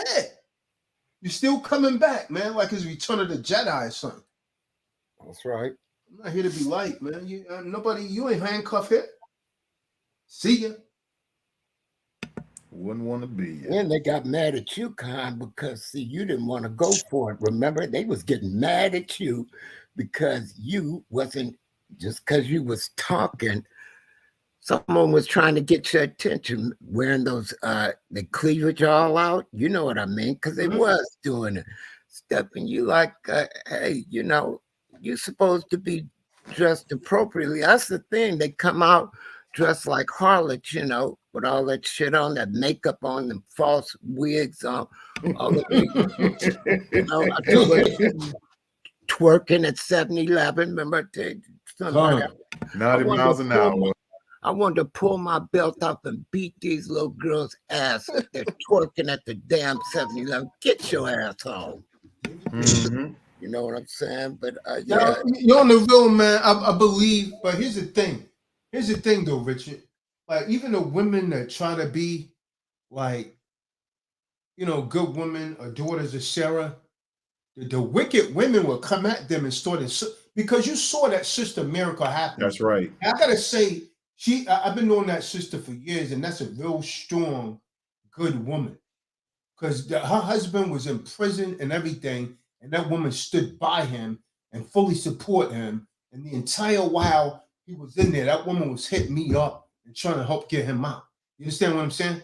And she said, "Yeah, I used to be one of them women that was like that, would talk back to get in my husband's face. But the only thing that it got was for me to keep pushing him away." So she learned. So now when you hear a woman talk, the sister speak with strength and logic. She rarely be in emotions, man. You understand what I'm saying? And that kind of woman, that man would never leave that kind of woman unless he's just a fool.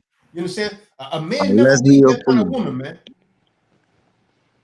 man. A man would never leave that kind of woman, man. Unless True he's that, amazing. bro. Okay, that's right.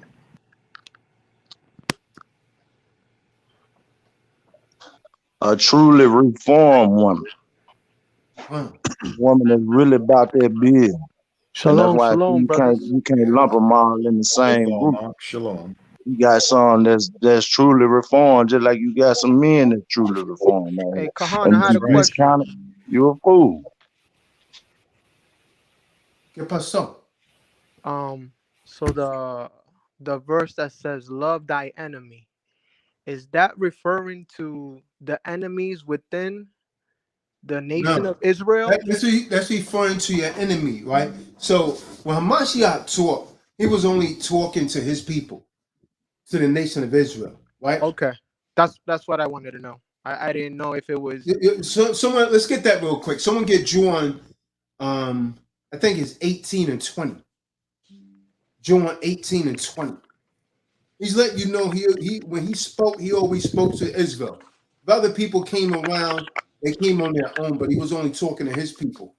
Someone get Matthew 15:24, prove all things. That Yakanan 18 and 20. Someone got that? I have that right now. Yakanan chapter 18, verse 20. And Hamashiach answered him, I spake openly to the world. I ever taught in the synagogue and in the temple. Okay, stop. So he's saying he speak openly to the world. The world that he was talking about was the world of Israel.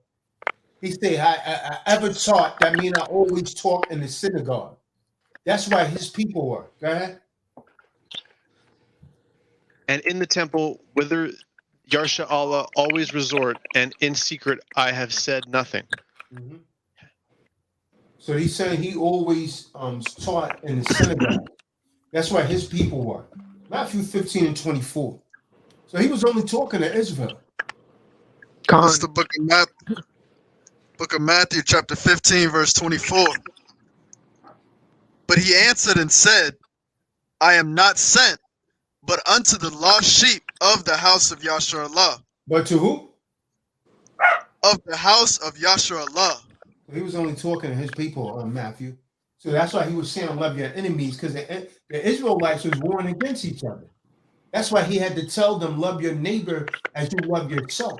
Because your neighbor was your fellow Israelite. You understand that? Your neighbor was your fellow Israelite, your brother.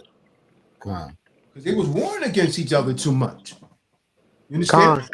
You might have had a Richard Birch and Clean Like Linen saying, yo, man, give me your address. Let me get your addy. So Hamashiach had to come in.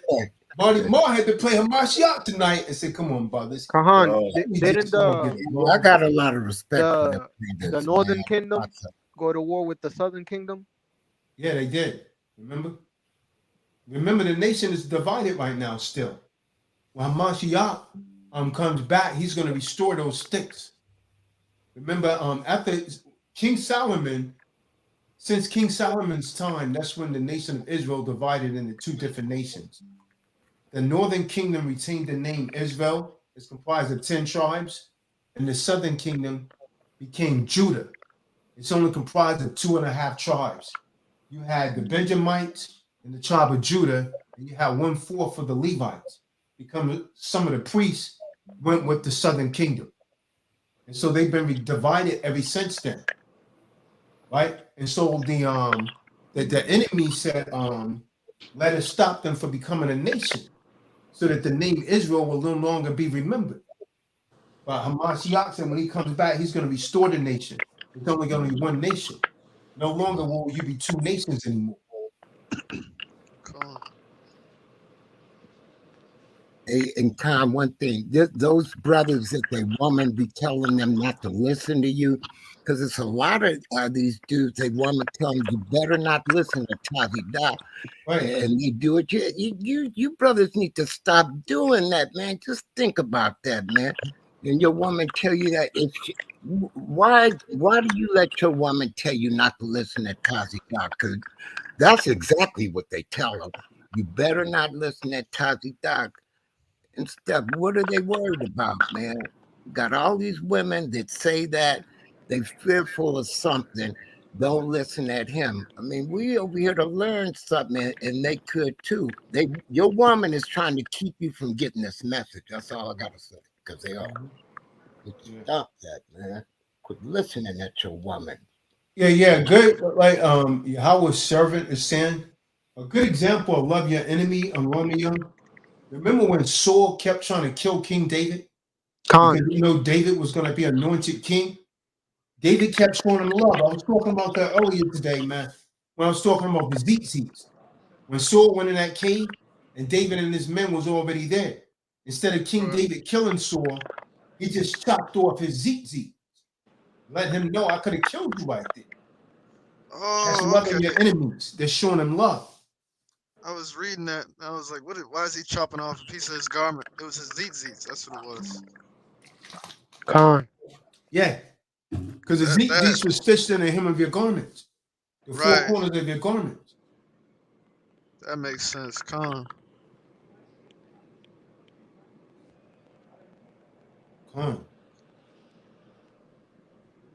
Yep. Because all the men around David was like, why don't you kill him? It's like, nah, I'm gonna let him go because it's not my place to kill a man appointed by Khan. That's what it was. The Most High is anointed. And David repented of that. Because when you cut Zeets, they represent a form of respect, right? Like authority. So the way that someone's Zeets were designed, it determined how much authority they had or the hem in their garment. So you would look at a man's hem and be able to determine his status, the kind of status he had. Because remember, there came a time that this is why the so-called Amalekites, you notice when they wear Zeets, they all white most of the time. Right. Because when the nation of Israel got raided and became poor, remember when people was wearing the Zeets with a border of blue, it cost a lot of money to get that blue in there. It cost a lot of money to make that blue. So when they kind of went into like a recession, everybody started wearing all white Zeets because only the royal people could afford that blue that they call a border of blue. Is saying that you're supposed to have a blue ribbon in the midst of that tassel. So they made them all white. And so what the Amalekites did, they never switched back to putting the blue in there anymore. This is why they were all white. They act like we're still in a time where the Israelites became very poor. Yeah, that blue is hard to find in nature. I mean, just naturally, just find the color blue. Right. Wow, that clarifies some things for me. Because I was reading, I was like, did he cut off a piece of his garment just randomly, just like that? That clarified that for me.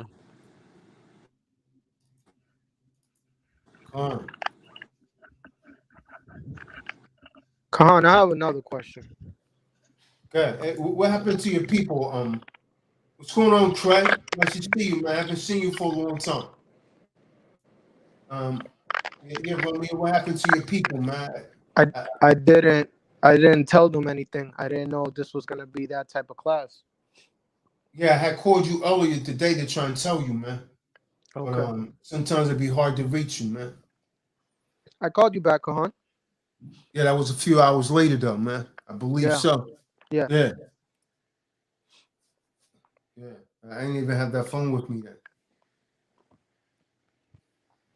All right, go ahead. As far as the scripture goes, is there anything that we could find in the scripture that breaks down how like the 12 tribes is broken down? Yeah, I've been over that before. But yeah, that's in the scriptures. Okay. Yep, all that's in the scriptures, man.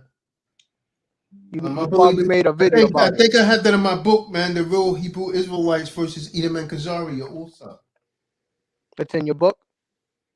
Yeah, I believe so. Hey, you have that book, Benai? Let me see, man. Where's that book? I believe I put that in there, the 12 tribes breakdown.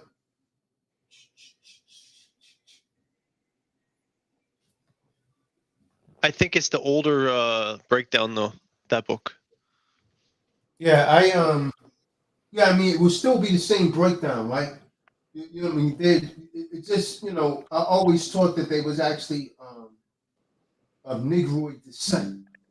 So, I mean, it's still the same breakdown. It would still be the same people in the same locations, right? Because essentially, man.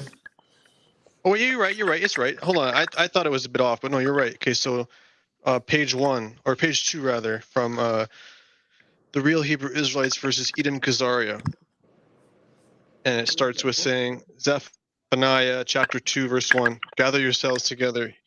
You gather yourselves, O nation not desired. The first tribe being number 1, Judah, the Negroes. 2, Benjamin, West Indians. What are you doing, man? 3, don't read this? Go ahead. You go ahead. 3, Levi, Haitians. 4, Simeon, Dominicans. Yeah, I don't know if he's meaning that. Is that what you're meaning, Matthew? I mean, Romeo? Is that what you're talking about, Romeo, who the tribes are? He went mute, man. You can't hear me anymore? Yeah, that's what I meant, Khan. Oh, just who the tribes are? Well, just by scripture, like how it's broken down, because some areas it's a mixture of the countries for a certain tribe. I think like Asher is mixed with like certain parts of South America. Yeah, but you can't go by a region where someone's located. It's Okay. based on bloodline. You see what I'm saying? Yeah. You could have someone from Asher in America. Khan. No, what I meant was like their origin. That's how they break it down, right? Like if you was from that area, but of course you got to match the lineage.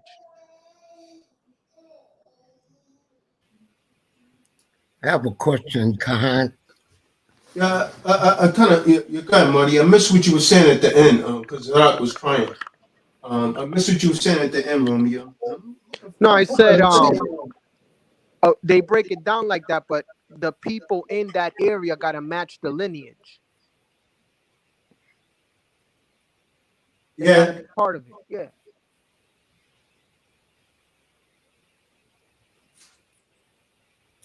I have a question, Khan. Yeah. Go ahead, man.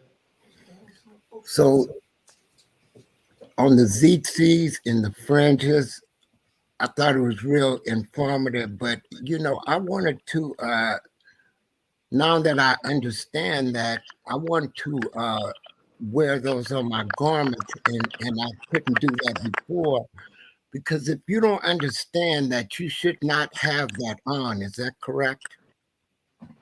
Or would you say that for a person to wear that, they should know and understand? Oh yeah, why? they should be able to explain why they're wearing it.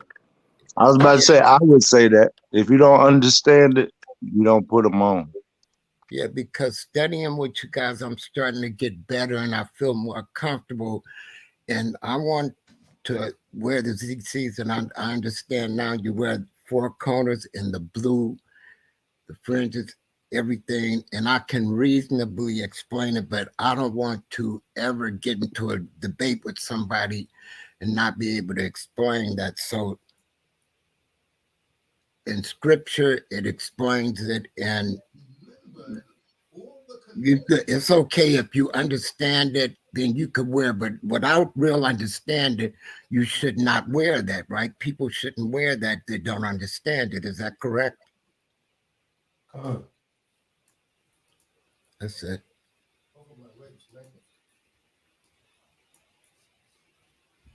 And forgive me earlier. I just wanted to correct the record.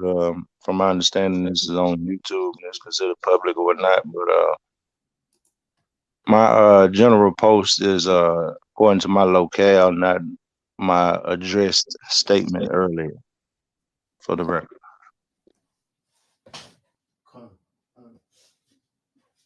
So yeah. Romeo, you still on here?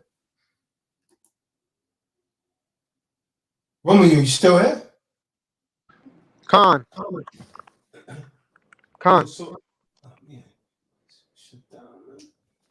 So you do you have my book, The Real Hebrew Israelites versus Edom and Khazari? I don't have that one. No. All right, hold on, man. Right here. This book. This book. It's in this book, but see this book?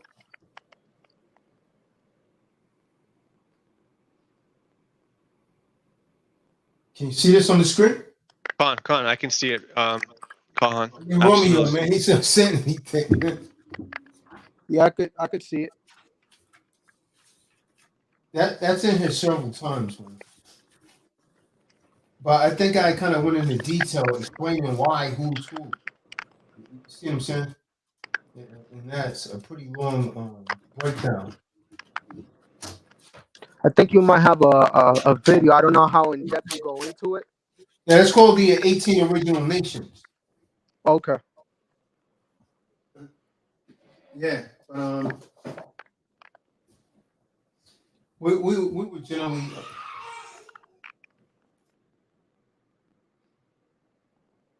generally teach something like that in a private, man. Khan. Hold on, I'll show you something, man.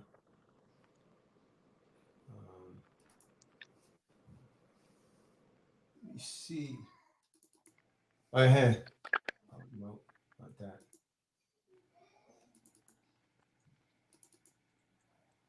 It's right here. Wait a second.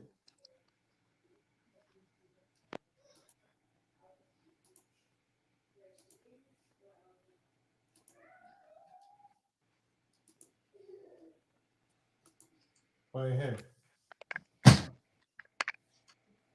See this? Can you see the screen? I don't. It went back to just a picture of you, Khan. Now I see it.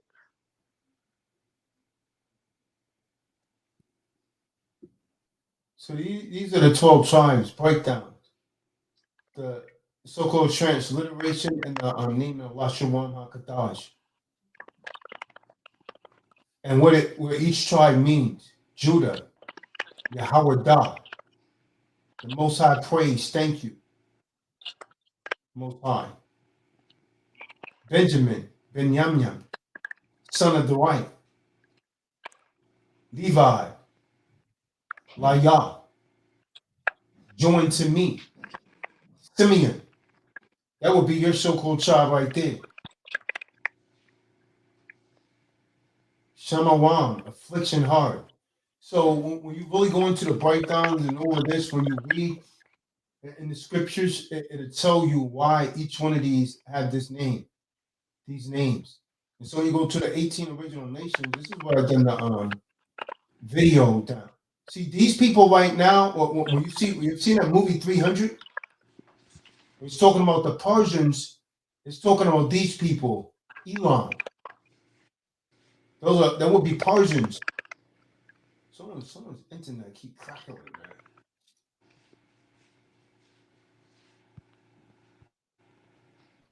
So those are those would be the 18 original nations, man. I pulled a lot of those videos down, but I think that one. Where's that noise coming from, man? I think it's Romeo's mic. No, he's on mute. Now he is. I had a question. Of the disciples, which nations did they represent? Each of the 12 disciples. Yeah, you'll have to go into it individual and look at them. Let's see here. All right, 2 videos on that. 11, 2013. Right here.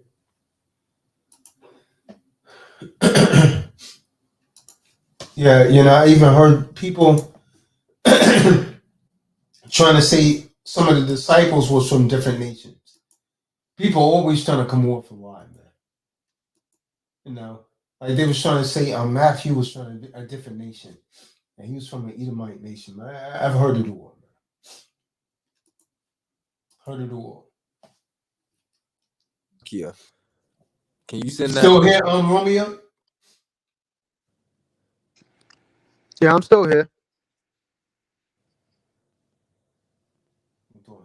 6 and the Holy Apocrypha.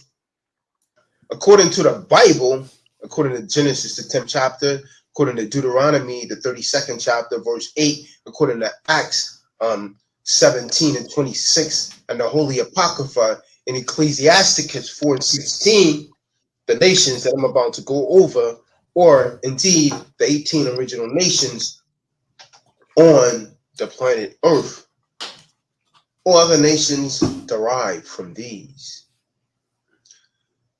Now, we know after the flood, there was Shem, Ham, and Japheth.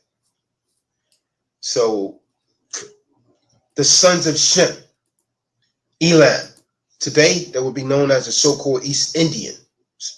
Those are the so-called East Indian people, the people that's taken on all of these different philosophies. Some of them divided into Hinduism, some of them divided into Islam, and call themselves Bangladesh, and so on and so forth. They're all the same people, brothers and sisters. But Elam is the so-called East Indians today. When you read the Bible and get a proper understanding, the Assyrians are the so-called Kurds today, and Elam is the so-called East Indians. I'm referring to Genesis, the 10th chapter, verse 22, and also First Chronicles 1 and 17.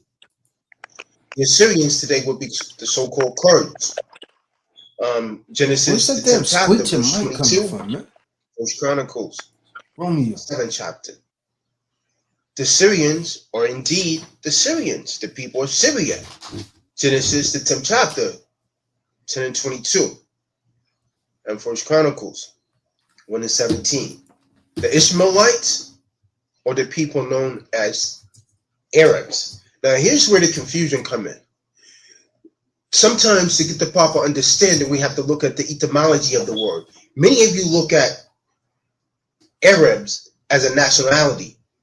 Arabs is not a nationality. When you look at the root word, first of all, Arabic has its root in Syriac. So when you look at the root word, the etymology of the word, Arab derives from the word Araba, which means a person that roams from place to place like a nomad. That was not actually a nationality. They made it one. Just like you so-called blacks, someone asks you your nationality, the vast majority of you a few years ago didn't say Israelite. You said black. Well, that's not a national standard of people. That's not your nationality. But many of you think it is. And when you respond with such ignorance, the other nations, they look at you and they laugh. So the Ishmaelites, the true Ishmaelites, are not the pale Arabs that you see today. Those people invaded that land, ravished the so-called African women, mixed in amongst those people, and produced the stock of people that you see today. They're nothing but Ottoman Turks. So they invaded and they stole those people's way of life, and now they put a spin on it and call it fundamentalistic Islam today. And those pale Arabs that's claiming that they belong in Palestine, well, that was our land. Not to denounce anyone, I just want to put the truth out.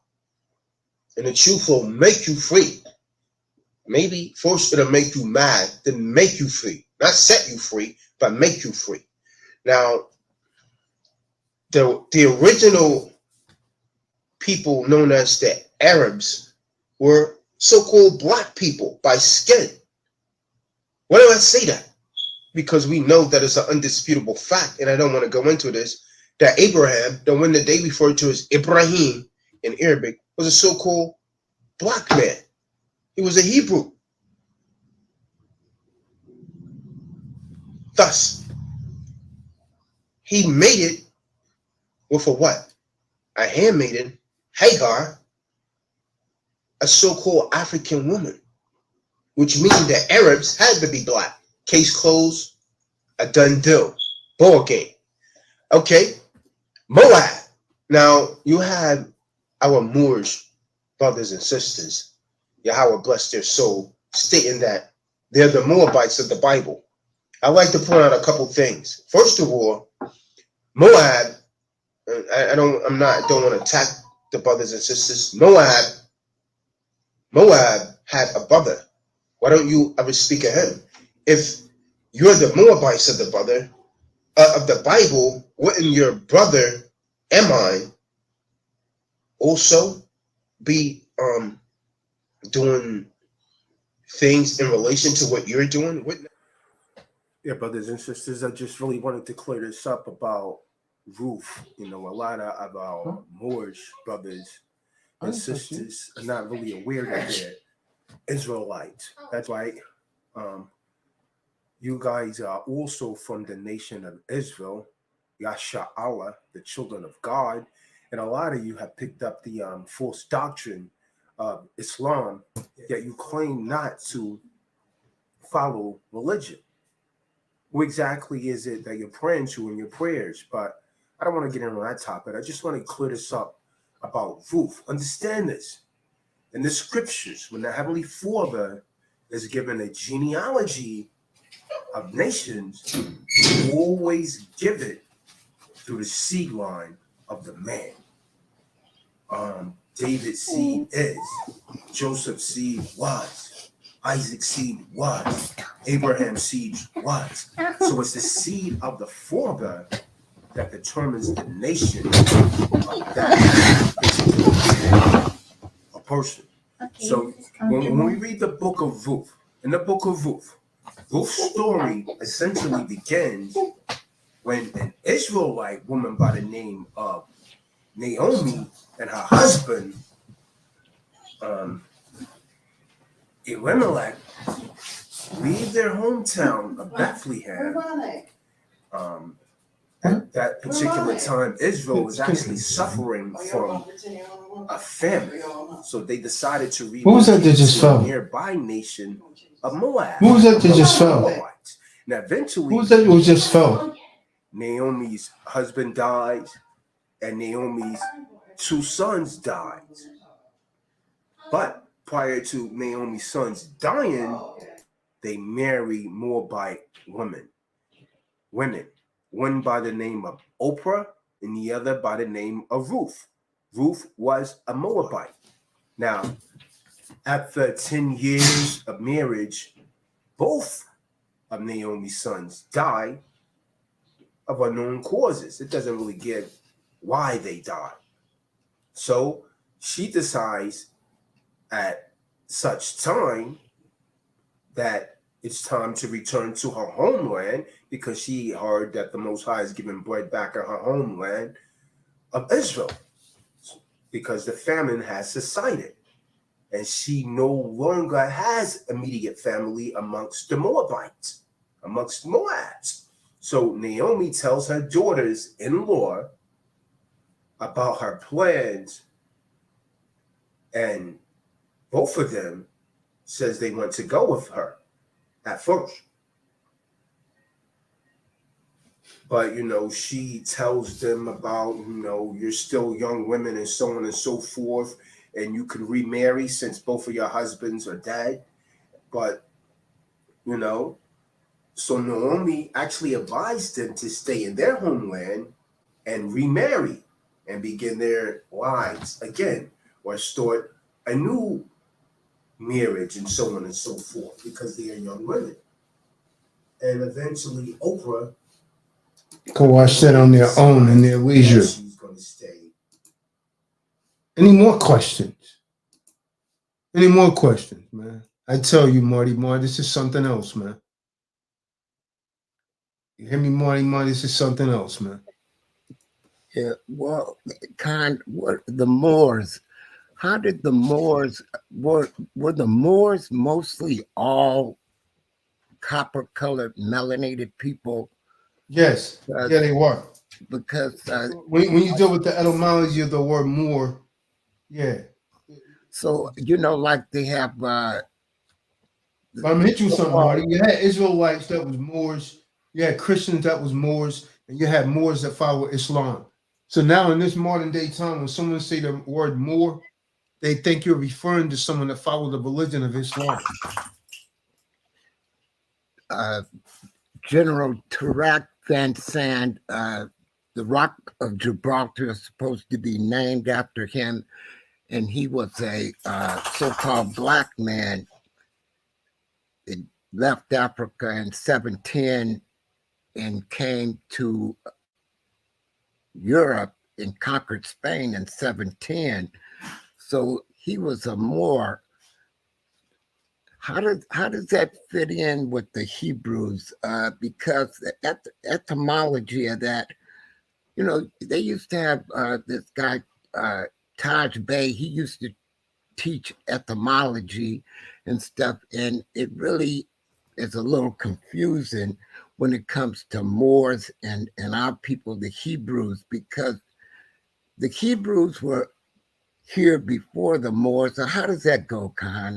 No. So here's the thing. See, again, what people has done, they've taken the word Moor and they turned it into a religion. People that follow Islam and said that they're people that came from Morocco. But when you deal with the etymology of the word Moor, it just meant someone with the coppered colored skin, right? It really had no ties to religion or anyone that was our complexion were referred to as a Moor. You see what I'm saying? So people took that, and now when you think of Moors, you think of people following Islam, right? When you deal with antiquity. Now, here's where the confusion. This is how I dismantle all Moors, right? Like I was just telling right here. The Moors call themselves Moabites, right? They say that they're Moabites. Now, if you know geography, you will know that doesn't make a lot of sense, because in history we found out that the Moabites went as far east as you could go. When you go as far east as you could go, can someone tell me where that is? When you look at the map and you go as far east as you could go, where's that location at? That's America, right? No. As far east as you could go. Someone get a world map and look. What is as farther east as you could go? What is the far east? China. Asia. Right. So now, get out. So how can? What is the far east when you look at a world atlas? It's China. It's Asia. If you know anything about geography, and this is why I'm telling you, a lot of the Moorish doctrine doesn't make any damn sense, and the Bible does, right? So the Bible's a history book. So when we read the Bible, it tells us that the Moabites and the Ammonites went as far east as you could go. So that would make the Moabites so-called Chinese people, and the Ammonites so-called Japanese people when you deal with antiquity in the Bible. And the maps prove it. And so when you go as far east as you could go, you end up in China where Genghis Khan people are. And I'm gonna hit you with something else. When they show images of Genghis Khan now, they make him one of those white Asians. Right. But when you look at antiquity, Genghis Khan was a so-called black Asian. He was as dark as me, a darker. You see what I'm saying? Our people has just been dumbed down, man. So you got these more. I'm a more. You ain't no damn Moabite. So check this out, Marty. So if they're Moabites, Ruth was a Moabite. Well, we can read that in the scriptures. Ruth. Matter of fact, let's get that real quick. Let's get that. I was talking about that in that video right there. Now we go to the book of Ruth. Anyone that's doubting anything I'm saying right now, just go and look at a world atlas and see as far east as you could go. Because the Moabites went as far east as you could go. And that's not Morocco. That ain't no damn Morocco. That's Asia. And so this is why I remember in J.A. Rogers' book, and I showed you guys this several times, it tells us that the first Chinese was black. Now this makes sense when we deal with antiquity, right? When we deal with antiquity, this makes a lot of sense that the first Chinese was black. And it goes on to say that they had no connection with Africa whatsoever. Now, the Moors are calling themselves Africans, that they came from Africa. But when we deal with antiquity, J.A. Rogers is telling us in his book that the Chinese, these people right here, this is what they look like, Martin. They had no connection with Africa whatsoever. So these were so-called dark-skinned people that you would call blacks, but they had no connection with Africa. They was always here. So when people talking about the Asiatic black man, this is who they're talking about. They're talking about the Moabites. So then later you have what is known as the Eurasian nations. The Eurasian nations, Nicholas Kerfoot people, you understand? So they come in to Asia and they start conquering. And so now the Chinese start to become lighter skin and lighter skin. And so the original inhabitants of that land, the Negrotos, were people that was darker than me, darker than you, right? But when Nicholas Kerfoot people come in, every time they conquer people, they take on their name and they erase their nationality. So now you got the people over there today that's calling themselves Chinese and they look almost white. People that's calling themselves Japanese and they look almost white, but they're not showing you the original inhabitants of the land that was always there before they got there. Now, it makes sense when we deal with antiquity that the original Moabites would be white because black, so-called black, because where did they come from? They came from Lot and his two daughters. They came from Lot. Lot was a so-called black man. He was Abraham's nephew. His daughters came from him and his wife. So they had to be black. And so they migrated all the way into Asia. And so they became known as the Asiatic black man. See, a lot of you people, a lot of you Muslims talk about it in your lessons, but you don't understand why it's called the Asiatic black man. It's talking about the so-called black man in Asia. You understand what I'm talking about? Those are the Moabites. These are the same people that you call today Native Americans. Because what happened? They came down through the Bering Strait and they mixed with white people that was already here in America, right? The Gadites. And so remember, these Asians that came down through the Bering Strait, they were dark people like us, but they had slanted eyes, right? So they mixed in with us. They became known as Native Americans because they mixed in with the indigenous people. But then here comes Esau. Years later, and he mixed in, and that's when the skin started to brighten up and brighten up and brighten up. So then they started to call these people Native Americans because now they have Esau's blood in them and they're lighter. This is why a lot of the so-called Native Americans have slanted eyes. You understand? Because they're connected to people that came from Asia and Alaska that they call Eskimos. You see what I'm saying? These people were originally dark people. And it's proven, all you gotta do is read this book. This is a history book right here.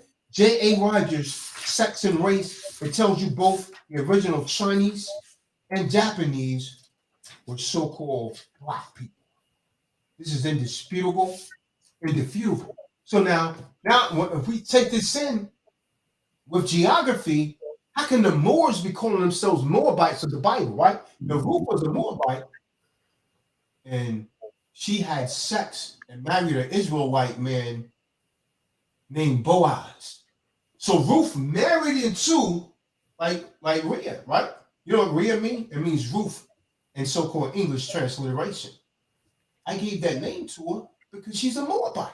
So just like Ruth married Boaz in the Bible, and she became a part of the nation. See, this is why I detest ignorant Israelites like a damn sickness. What are you doing with that Asian woman?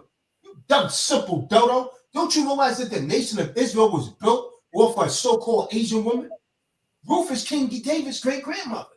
And can't neither one of you Israelites disprove that because she married Boaz. And when you're going through the book of Ruth, it's telling you the descendancy. Let's get it.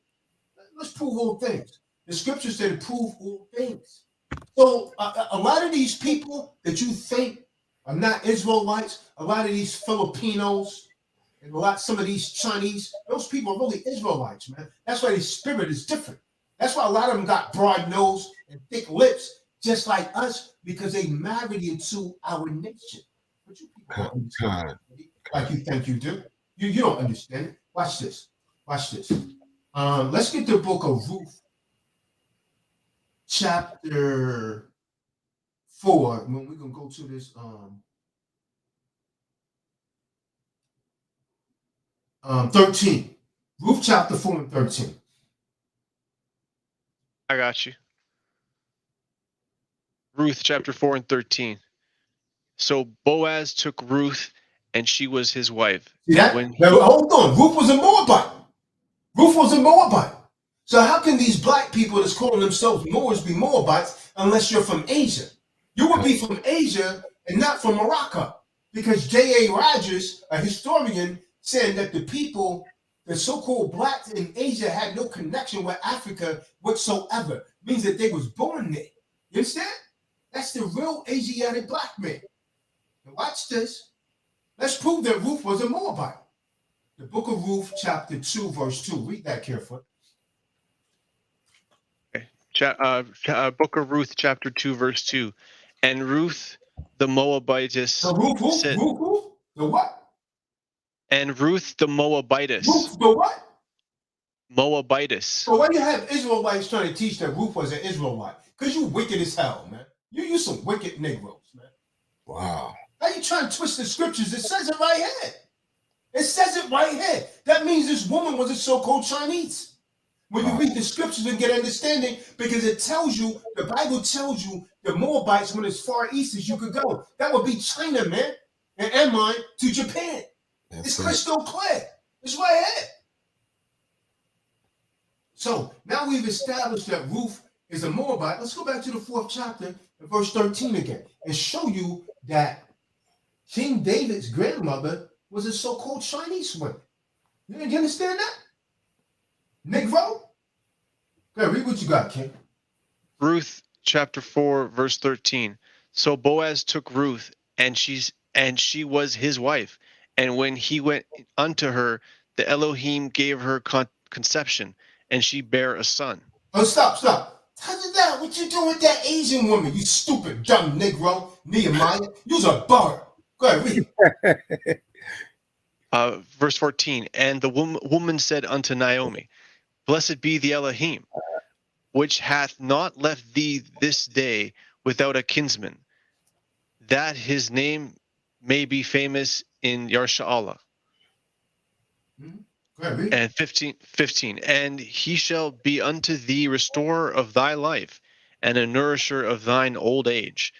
For thy daughter-in-law, which loveth thee, which is better to thee than 7 sons, hath borne him. Because she followed her. Remember, Ruth told Naomi, when she said, go back to your own people, she said, no, where you go, I go. Your people will be my people, and your God will be my God. You see that? Read. Verse 16, and Naomi took the child and laid it in her bosom and became nurse unto it. And the woman, her neighbors, gave it a name, saying, there is a son born to Naomi, and they called his name Obed. He is the father. Go ahead, read. He is the father of Jesse and the father of David. You see that? You see that? So Ruth will be the great grandmother of King David. She a royal seed line. A royal seed line, the same seed line Christ came out of, that will make Ruth a relative of Hamashiach Yahushua. You see that? So how you gonna write them out? Because you simple as hell. You simple as hell. It's written right here. So we seeing it right here, man. The name Obed, he's the father of Jesse. Jesse was David's father, the father of David. That's talking about King David. That's giving you the generations. Read those generations right there, Carefoot. See, the Copy Negro that. was simple as hell, man. He was always running off at the mouth. It's And a don't do a strange, damn thing. that's a Now, strange creature. Ruth chapter 4, verse 18. Now these are the generations of Pharez. Pharez begat Hezron, and Hezron begat Ram, and Ram begat Animadab, and Animadab begat Nashon, and Nashon begat Salmon, and Salmon begat Boaz, and Boaz begat Obed, and Obed begat Jesse, See that? and Jesse begat David. King David, making Ruth King David's grandmother, great grandmother. You see that? They can't say a damn thing about that. See, that's how you read the Bible, Marty. You put it together. You put it together with geography and all of that, and then it's not a damn thing they could say. Yeah, We're that's definitely it. talking about the people that they call Asian, because that's as far east as you could go. Con, do you still have that? You used to have a calendar or something like that where it was broken down like that from every nation, from our people, and how they make the transition, and they ended up the way they are, the reason they look the way they are. You remember one time, it was a couple of years ago, you brought that out and you showed it was about every nation and how they evolved into who they are today. It was a calendar you had from the beginning and their people's transition to the way they look now and everything. Just like you bringing out right now, but you had it in a calendar. Do you know what I'm talking about? I'm not sure what you mean. Yeah, I can remember. But anyway, Kahan, Salakia, I had another question. So I'm aware that as Israelite men, when we have children, our children are Israelites because we hold the seed. So is there any nation that the Most High prohibits us from getting, marrying a woman from? Yeah, he Most High tells us not to mix nations. I mean, that's clear throughout the scriptures. But if that woman is willing to see, the reason that the Most High told us not to marry other nations, because he said that these other nations would turn us away from following him. And so King Solomon's curse was not marrying the women of the other nations. His curse was not tearing down their altars. And so he started worshiping their gods. That's why the Most High told us not to marry them. That's in the book of Deborah, man. Deuteronomy, the 7th chapter. Khan. Yeah, but we supposed to try to marry within our nation. In this day and age, get Ruth one more scripture out of that book. Ruth 1:16. So Kahan, when you say nation, you mean any women of the 12 tribes, or just your No, specific? not the 12 tribes. I mean foreign nation. You could marry anyone in the 12 tribes. That's the same nation. The nation of Israel is just one nation. They're from the same family. It's just broken down into tribes. A different nation would be like Edomites or Elam, like the East Indian people. Interesting. Wow, that's something, man. Ruth chapter 1, verses 16. And Ruth said, entreat me not to leave thee, or to return from following after thee. For whither thou goest, I will go, and where thou lodgest, I will lodge. Thy people shall be my people, and thy Yahweh my Yahweh. Now, I want you to think about something, Marty. This woman has a book in the Bible, and she's a Chinese. Why? She's so-called Chinese. She's a Moabite. It's called the Book of Ruth. Because she plays a very essential part in the nation of Israel. Most High never had nothing bad to say about this woman, man. So what Israel's gonna find out, a lot of these people, man, that they think is not, of the nation of Israel is really is. And some of you, you're gonna find out that you're not of the nation. So they're our people. They are our people. Many of them are. Not all of them. Many of them are. The ones that came from our people on the father's side. You see what I'm saying? And Filipinos, that's not even an original nation, man. You see what I'm saying? That's an offshoot of an Israelite or a Chinese to the Japanese or something like that. There's only 18 original nations, and those are the people that I was going through in that chart. Yeah, I see what you're saying, Khan. That's interesting, real interesting. So what's more interesting is how is Moors calling themselves Moabite? How do they fit this in history? They don't, man. How you calling yourself a Moabite? It doesn't. How do you trace that back? It don't add up, man. Because they wasn't in Morocco. J.A. Rogers said these people had no connection with Africa, so they didn't migrate there. You understand? That's true. They started that nation there. Genghis Khan.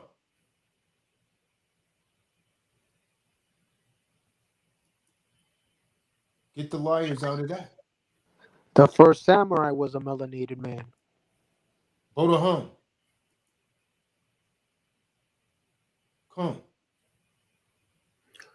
I heard Taj Bey explain that, and it didn't add up to me. But what you just got finished saying, that has to be the truth, because far east as it could be, that would have to be it. It would have to be it. And he uses etymology, but sometimes that doesn't add up. He's a really intelligent guy, but I was wondering about that, and I was confused. But he's a very eloquent speaker, man. But a lot of people that speak very eloquently, if you're not sharp enough, they're able to pull the wool over your eyes. See, this is where a lot of Israelite makes mistakes. They just study the Bible. They don't study history. They don't study geography. They don't study archaeology. So at some point they get lost. And remarry and begin their lives again, or start a new marriage and so on and so forth, because they are young women. And eventually Oprah succeeded the father. And I'm going to show you how she went back and she married. That's what we just talked about. Verse 9 and 10. This law actually prohibits farmers from gathering. Let's talk about all that. Verse 9. While he is actually father of King David. Now, because the Messiah is actually prophesied to come from the house of David, so both the greatest king in Israel's history and the future Messiah is connected to Ruth in that way. That's heavy, man. The Israelites hate that thing. A Moabite woman who actually converted over to our way of life, the Israelites. That is heavy. That's heavy. That is how you Moors were tied to Israelites. So you Moors are really Israelites because it's the now. See, I'm saying that they're Israelites because they're calling themselves Moabites. But if they call themselves Moabites, they're gonna have to take themselves out of Africa and put themselves into Asia. You see what I'm saying? Exactly. The Far East. That's where they stop there. I always tell you, they always stop short of giving you absolute, the whole picture. They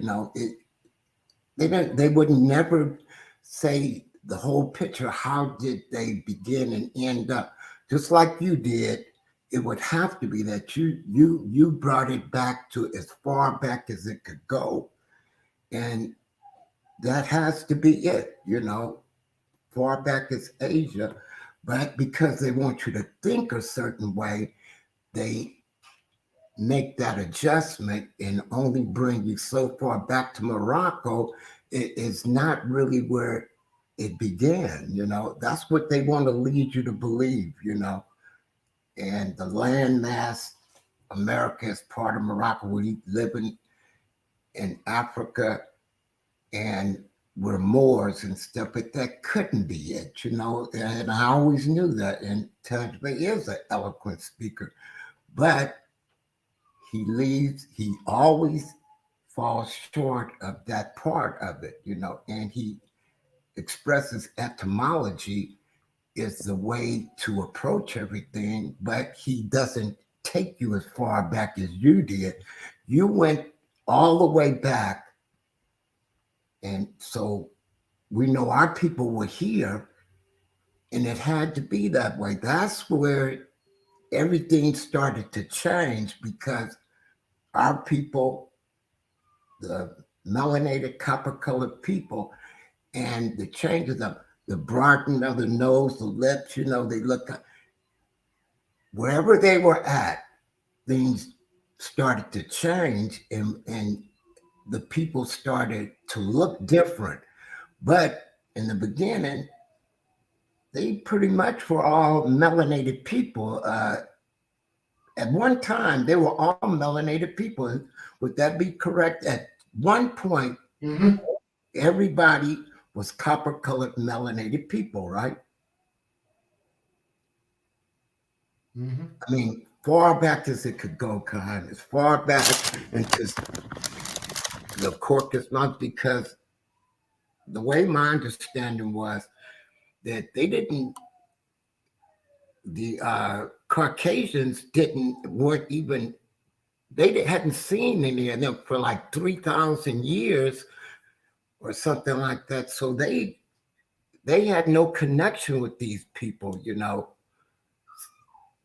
Things changed as the climate. I don't know how that transpired, but all people were melanated people, and because of the climate or whatever happened, changed, and things started to change.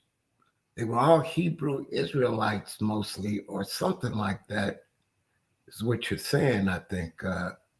That's what I'm taking from this. That's real interesting to me. I'm going to study on that more, but I see what you're saying.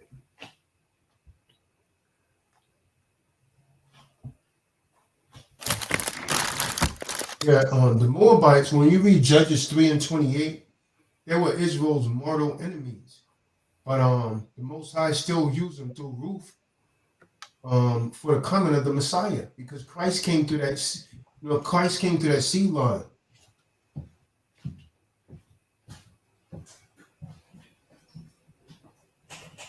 That's It's heavy, man.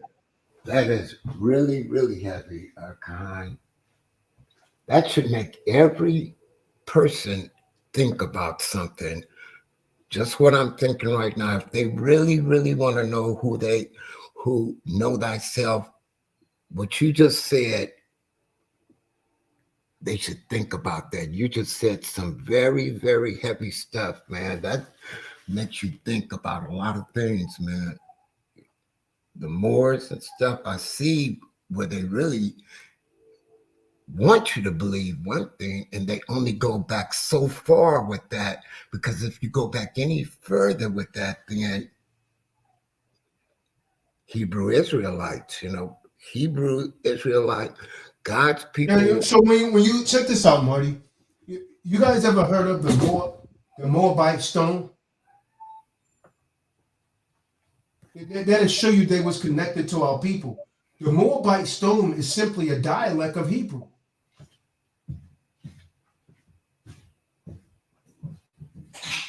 It's simply a dialect of Hebrew.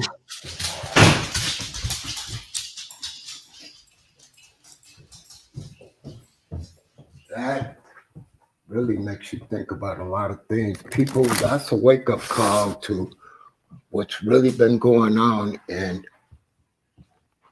we haven't been told the truth about a lot of things, All of this stuff just proves a lot of stuff that we were taught over hundreds of years, because it couldn't be anything like we were taught. That's why when they did away with civics. Well, no, let me ask you something, Marty. Yeah. I got a question that I want you to ask the Moors. Ask the Moors, why is the Moabite stone written in Hebrew dialect and not Arabic if it's tied to Morocco? And the Moabite stone is real, man. It's written in the Hebrew dialect. I destroy their whole doctrine, man. Those people are not ready to come against me, man. I'll show you I'll show you an image of the Moabite stone, man. They can talk that nonsense to someone that don't really know, but that doesn't fly with me, man. Hold on a second. Doesn't add up, Khan. It makes me really think. I always want to know, but when you think about it, I mean, look at this. Why is this written in Hebrew? This is the Moabite stone. This is a detailed Moabite stone. That's Hebrew, man. That's Lashawan Kadash. Am I lying, Benai? Now, how in the hell they knew how to write our language if they wasn't attached to us? Khan. You see that? That's not no damn Arabic. That's Hebrew, man. That's Hebrew dialect. Khan. This is a Moabite stone right here. Khan, that looks just like the paleo. That's what it is. Yeah, yeah, it is the paleo. Come on. Yeah, I see the YH. I see the H right there. The Y. Now, so this is the thing that I always ask these Moors. If you were Moabites, why in the hell were your people not writing Hebrew? Because it's all made up. It's all lies, man. The lie can end now, man. You're going to have to question that stuff, man. And it's too painful for a lot of them to accept. But when I start dealing with geography, they don't know how to respond. No Moor has actually been able to answer the question like, well, where's Moab today? Moab went as far east as you could go. If you're from Morocco, the land over there is Arabic, man. They're Muslims. Why are the Moabites writing in Hebrew, Paleo Hebrew? Talk back to me. Wow, this is crazy. See for yourself. Found in. See, this is different with me, Marty. I showed them, man. I showed them where to go and find it. You can't find no lies in anything I'm putting out. It's right here before your eyes. They can't do this because there's only one truth. I just wanted to know the truth, Kahan, and stuff, and it's confusing to me, but it has to be the way you say, because I always kind of suspected that didn't add up. But look, Marty, this stone goes back to the Bible, man. Well, we can find a mention of this in 2 Kings 3 and 4. God. There's no way out of this, man. I see that. The steel, whose story parallels with some differences, an episode in the Bible's Book of Kings, 2 Kings 3, verse 4 through 8, provides invaluable information on the Moabite language, quote unquote, and the political relationship between Moab and Yasharallah. Mm-hmm. So they saying Moabite language, but it's all the same because that's just Paleo Hebrew. Wow. Right. So you see, remember the nation of Moab got destroyed. There was a famine in their land. Most High saved them through Ruth. They really joined on to Israel through Ruth. Oh yeah, that's some powerful stuff, man. That is some. See that? When the Moabites came to the Israel camps, the Israelites rolled up and struck down the Moabites. The Moabites fled from before them. They went forth into the land slaughtering the Moabites. 2 Kings 3 and 24. In other words, Moabites were suppressed by ancient Israelites during the reign of Omri. Wow, Israel, Yasharallah was fighting them as well with Joshua, right? At least that was one of the nations that, Joshua went on a lot of people don't believe that, though. A lot of people do not believe that, man. And you have to fight them to the nail. And what you just said, they would not be able to go up against you, Kahan. But there's some people that I don't know why they do not want that to be. Can't let it go, man. It destroys. Yeah, they Listen, don't want. Marty, nobody wants to be told that everything that you won was a lie. Nobody wants to be told that. That's it. That's it there. And I don't know, Khan. That's the thing that the best thing that I have ever learned is the stuff that I've learned through the true disciples, because this stuff here is the truth. It's just what you need to know. And I know in the book of life it says this, and that always scared me. It doesn't matter how much you don't want to accept it or how much has been hid from you or whatever the problem is. It's up to each person's job to know this and discover it and to know thyself. It is what is required to pass through to the kingdom, and all this stuff is about something. This is powerful doctrine and stuff, and if people don't understand this and see this, man, it's about something so serious that it's got me speechless, man. This is really heavy stuff, man, and a lot of people do fight it, and the Moors fight this tooth and nail because they really think they know something other people don't know. But the buck stops and it doesn't go any further. I always wanted to know the whole picture. It has to be just like you say, Khan. It has to be like that because that's where the proof lies. Everything is there and there's no way to really dispute that. And I think people should want to know that. It may be frightening to them, but I don't see why they're so afraid of that. But to me, it's like the greatest gift in the world to know who you are. To know this stuff is just something that it touches my spirit. But yeah, it's heavy, man. It's really heavy speech. People don't want to humble themselves for the truth. Yeah, man. But it's really heavy. It's really heavy stuff, though, man. Some people have died in wars. Thousands and millions of people have lost their lives behind all of this stuff, man. But it is an equation like people just don't understand. This is stuff you should want and need to know, man. The Khan, he brought this out. And yeah, man, it's real heavy stuff, man. Real heavy. Most people should be right here getting this message, man. It's one of the most powerful messages you can get, man. But I don't know why people don't see that. There's nothing like it, man. You see this stuff that he's telling you, if you don't see what I see, it's a problem, man. We've been lied to so much, and people are so in the dark about who they are. I mean, they are so in the dark. In the Moors, I know they have a partial picture, but it's not a real complete picture. This is like having a key to something that you need.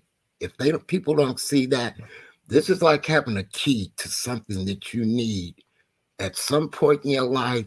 And I'm going to tell you, it could be your everlasting life. You need to know this kind of stuff, man. And you need to accept the truth. When people fight this, it's something wrong, man.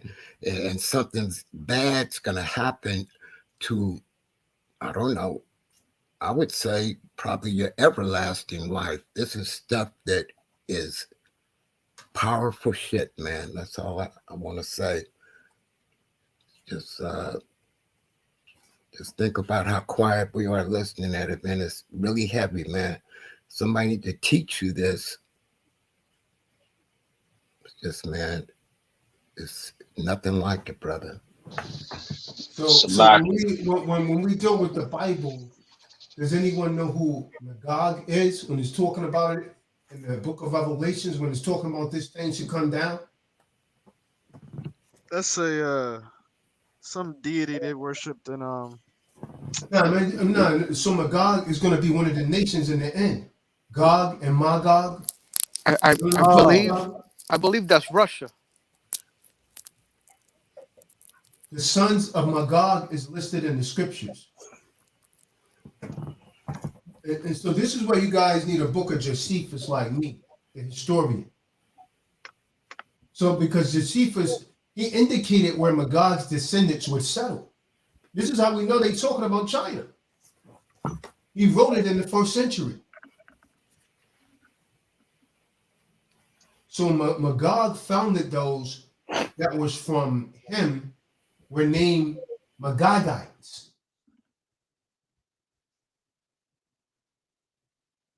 But the Greeks call them Cynthians. That's in the complete works of Josephus. And when we read the prophecy in the book of Ezekiel, the 38th chapter, the Bible labels this territory as the Northern Eurasia. You see what I'm saying? Northern Eurasia. So it's talking about Asia. So that's a region stretched from Russia into modern day China and Mongolia as Magog. Now go and check it out for yourself.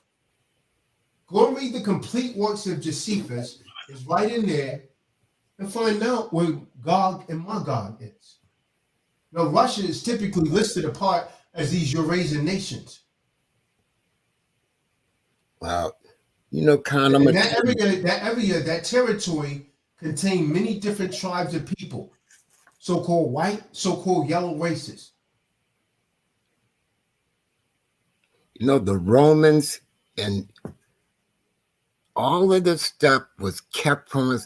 These people that was running the world at that time found out some stuff. They found out about the Most High's word and stuff, and they look. It's so hold on. Let me make this clear because some more might try to deal with this. So when we deal with antiquity, the word Mongolian. Now you know who everyone know who the Mongolian people are, right? The Mongolian derives from the word Magog. I can't make it up. Look it up in an encyclopedia. Damn. Mongo is a derivative of the word Magog. Let's show what the Mongolian people were. I didn't want to have to do this, Marty. Don't make me hurt the Moors. Come on, Marty. No, bring it out. I don't want to hurt them, Marty. Bring it out. I pulled up chapter 6 from the complete works of Josephus where it goes into the Magogites. Read it, Kierfoot. Okay. Here we go. So, chapter 6, how every nation was denominated from the first inhabitants. Magog founded those that from him were named Magogites. Hold on a second. I'm going to show them something. I'm going to show them Genghis Khan. I can't make this up. I'm going to show you something right here, real quick, before we go into that. I can't make this up. I'm going to give you enough. This didn't start turning into a damn history class. Khan. Show you something real quick here. So good though. It's important.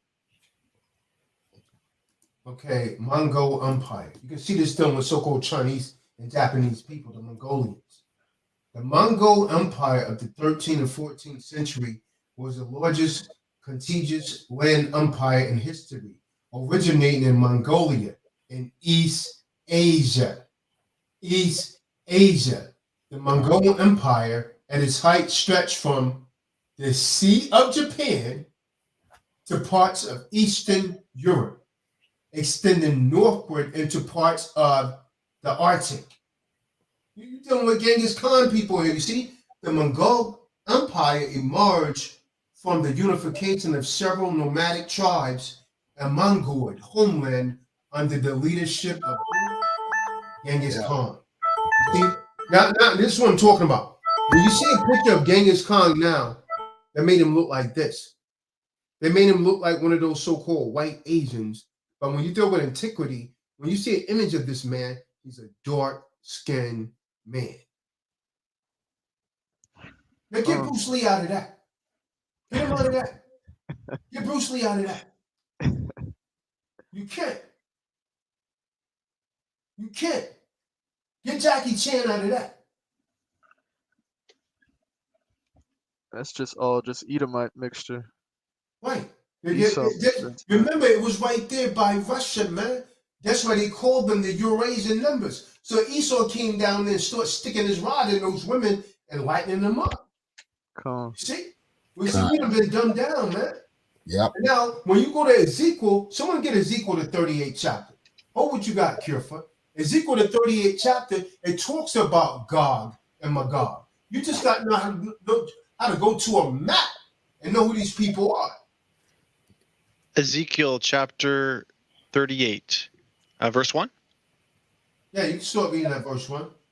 And the word of the Elohim came unto me, saying, Son of man, set thy face against Gog, the land of Magog, the chief prince of Meshech and Tubal, and prophesy against him, and say, Thus saith the Elohim Yahweh, Behold, I am against thee, O Gog, and the prince of Meshech. Let me make this clear.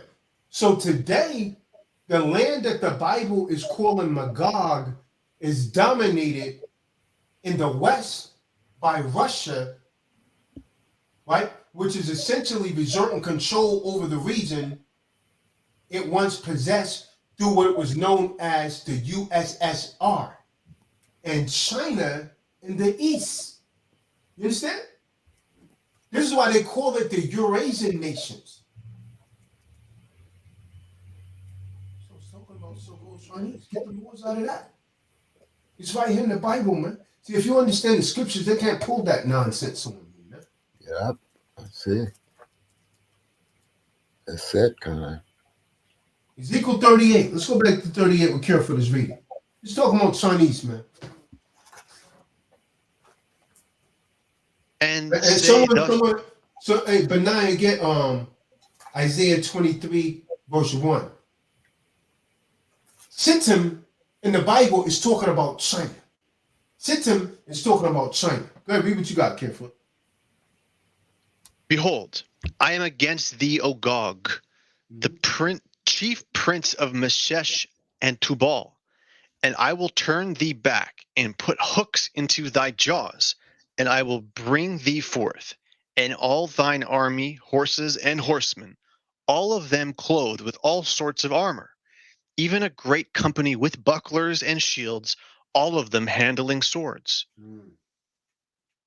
Persia, Ethiopia, and Libya with them, all of them with shield and helmet. Well, I mean, that's enough. So the only thing they got to do is go and look up the etymology of that word, Magog. You can see where it's pointing to. It's pointing to those Eurasian nations. In the West, it's Russia. In the East, it's China and Japan. Case closed. You can't get the Moors out of that, man. You can't get them out of that.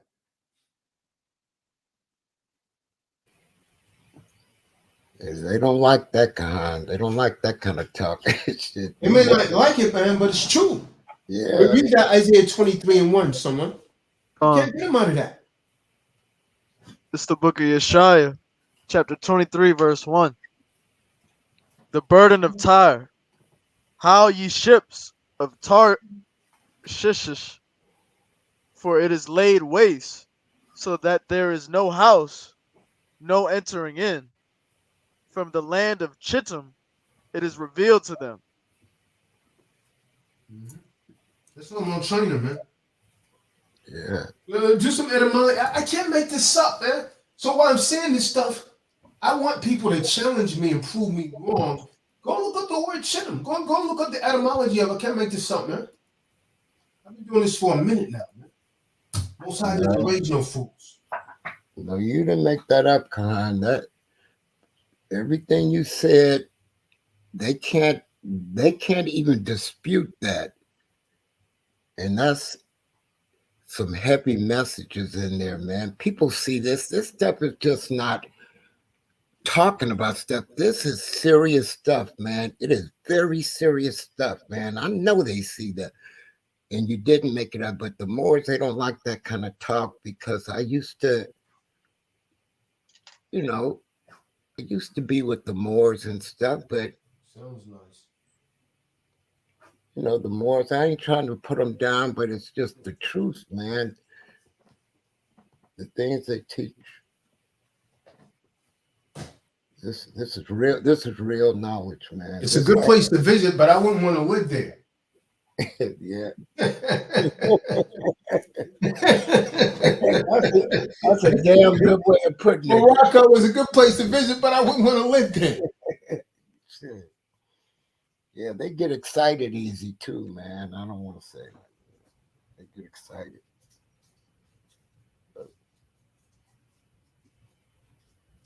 You see how they was behaving, man, when I was doing the videos about those brothers that got arrested. Now you'll see Tazadaq, they'll be out in a couple months. They still locked up. They still locked up. Those brothers still locked up? Still locked up. Wow. And they still locked up. Now, who took the word Moor and got the word Moabite from it? You see what I'm saying? They're making up their own words. Let's deal with etymology for a second here.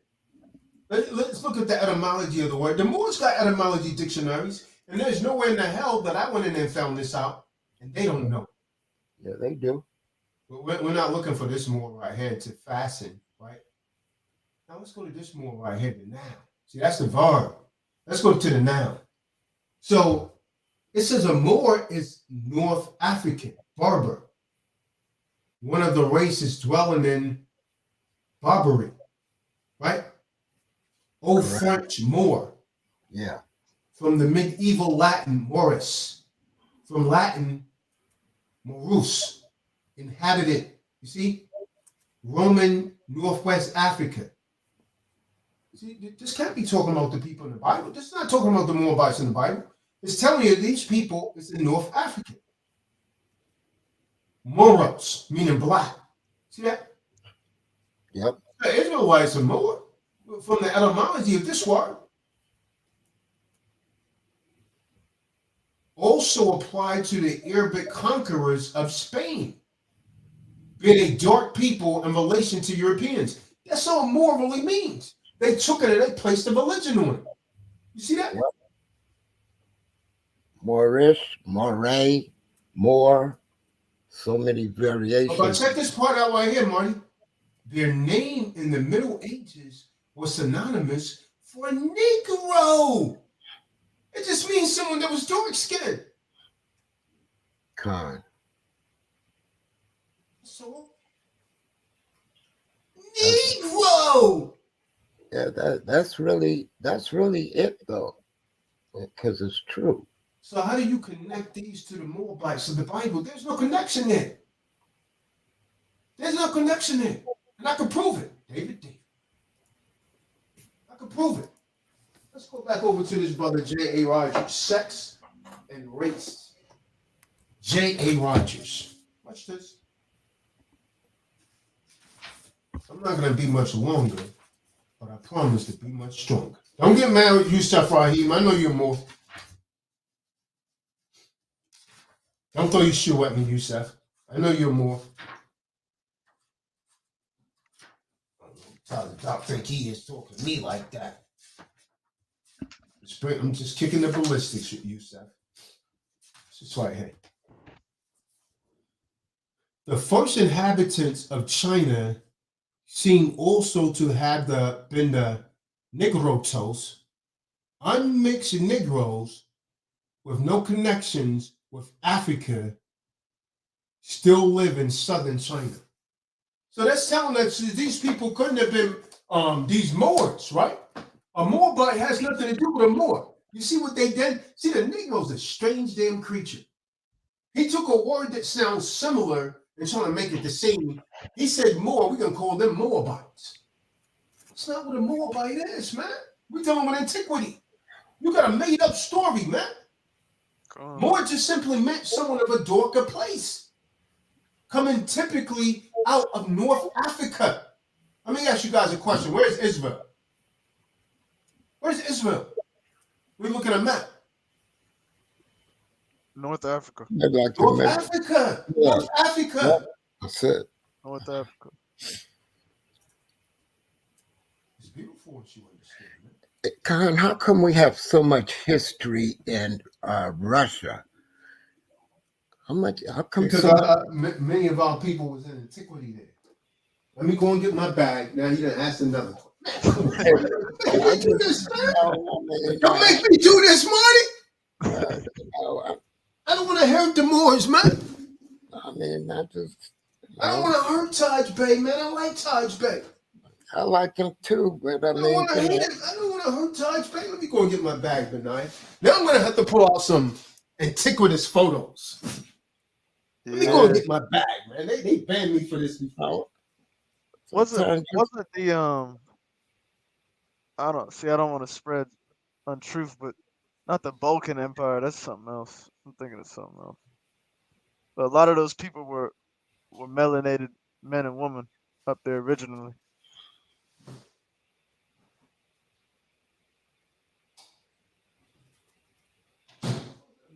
And then those Khazarians moved in.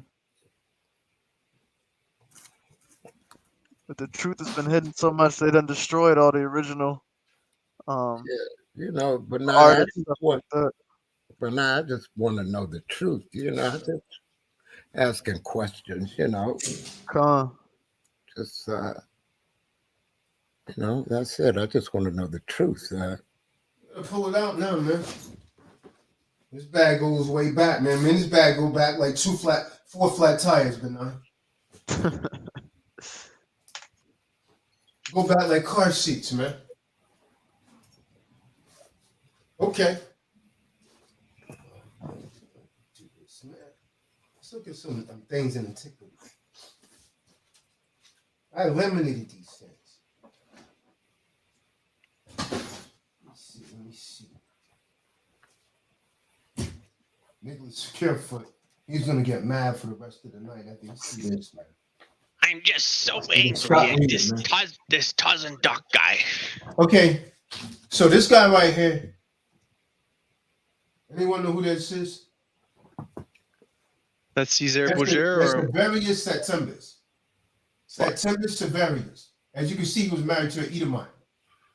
This man was a black Roman gladiator that became emperor. You can look him up online. I can't make it up. Right. Became emperor. Right? From the time of this man, we started ruling Rome. Marty said, why is there so many of us in Russia? Because we was ruling over there. See, whenever you hear about the Holy Roman Empire, that's when we was ruling. The Holy Roman Empire is when the Israelites were ruling. They call that period the Dark Ages. Why do they call it the Dark Ages? Because dark people was ruling the earth for approximately 1,000 years, starting in 193 AD. And we rule all the way up until the Ottoman Turks came and rose back up to power. Ottoman Turks, when they overthrew Constantinople, we ruled all the way up until that time, from 193 AD.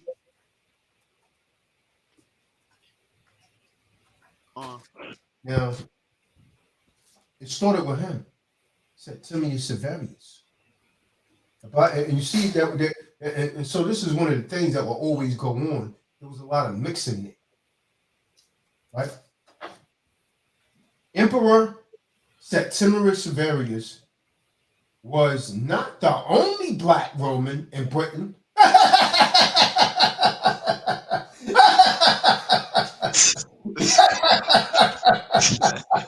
I can't make this up, man. You can go read it for yourself, Marty. I can't make this up. boy, man. Nigga care for this show. Red is Bob the damn tomato, man. Salaka, don't he sound like a Shaolin master when he laughs like that? Real talk, I swear, every time he laughs like that, he sound like a Shaolin master or something. Yeah, Wolf karate foot. Real talk. He look like one of them too. I swear, he look at him. Let me do a little bit with this tape, Now I'm man. talking to my family on StreamYard. It says Emperor Septimius Severus was not the only black Roman in Britain. There were other African officers. They call us all Africans, right? That's just to throw you off. But just keep in mind, Israel is in North Africa. Enough said, right? They were not the only African officers, soldiers, and slaves here in the 3rd century. So, these books, see, I got these photos that I got come out of these books. These books right here. Ancient Rome. These books cost a lot of money. You see what I'm saying? I didn't just make these up, right? The treasurers of ancient Rome. You go in and you find these so-called black gladiators and all this, and they make a damn movie called The Gladiator, and they put a Edomite there. See that? Right. Ancient Rome. I got your ass, so I got you right there. That Byzantine Empire was all so-called black, man. All so-called black. That's right. That's what I meant.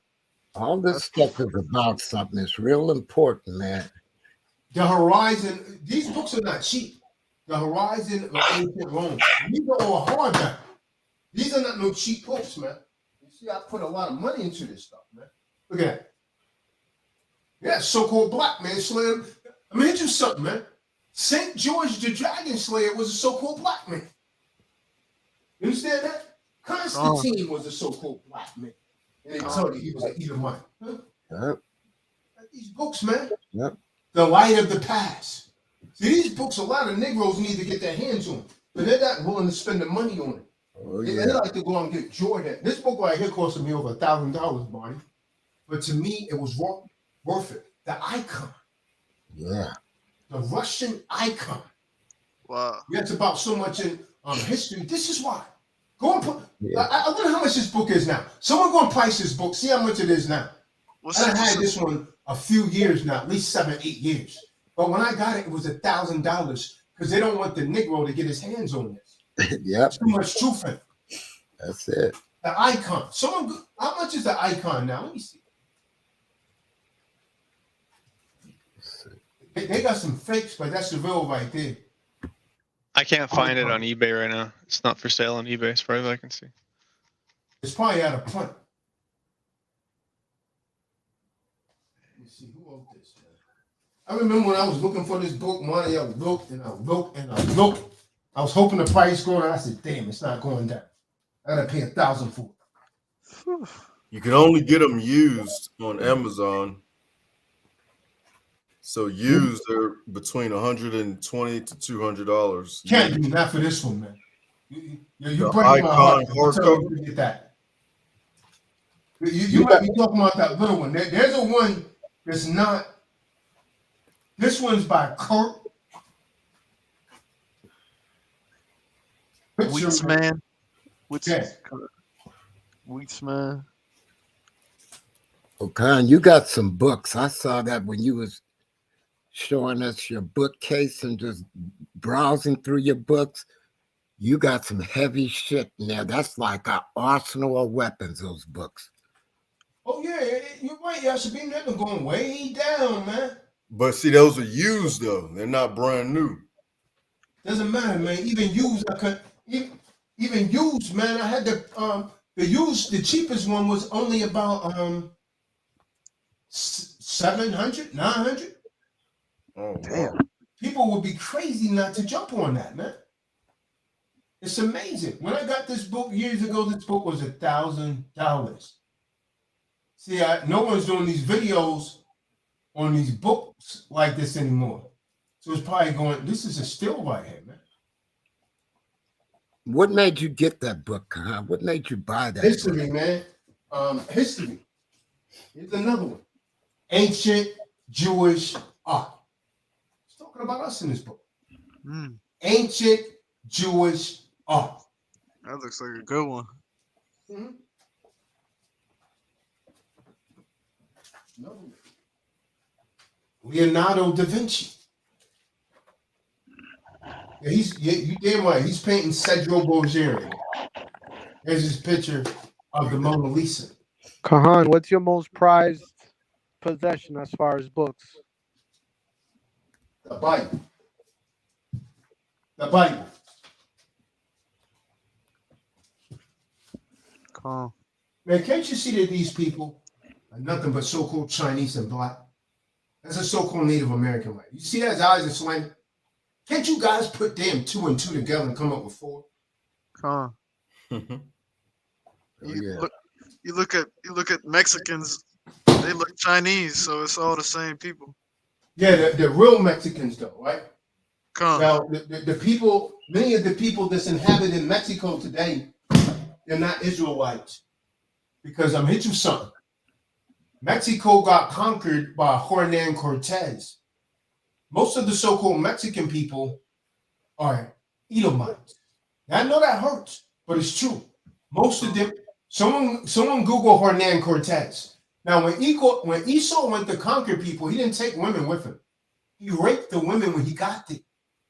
And so, like Romeo was saying earlier, it's the seed of the father. This is why when you look at most Mexicans, like driver's license or something, it'll say white.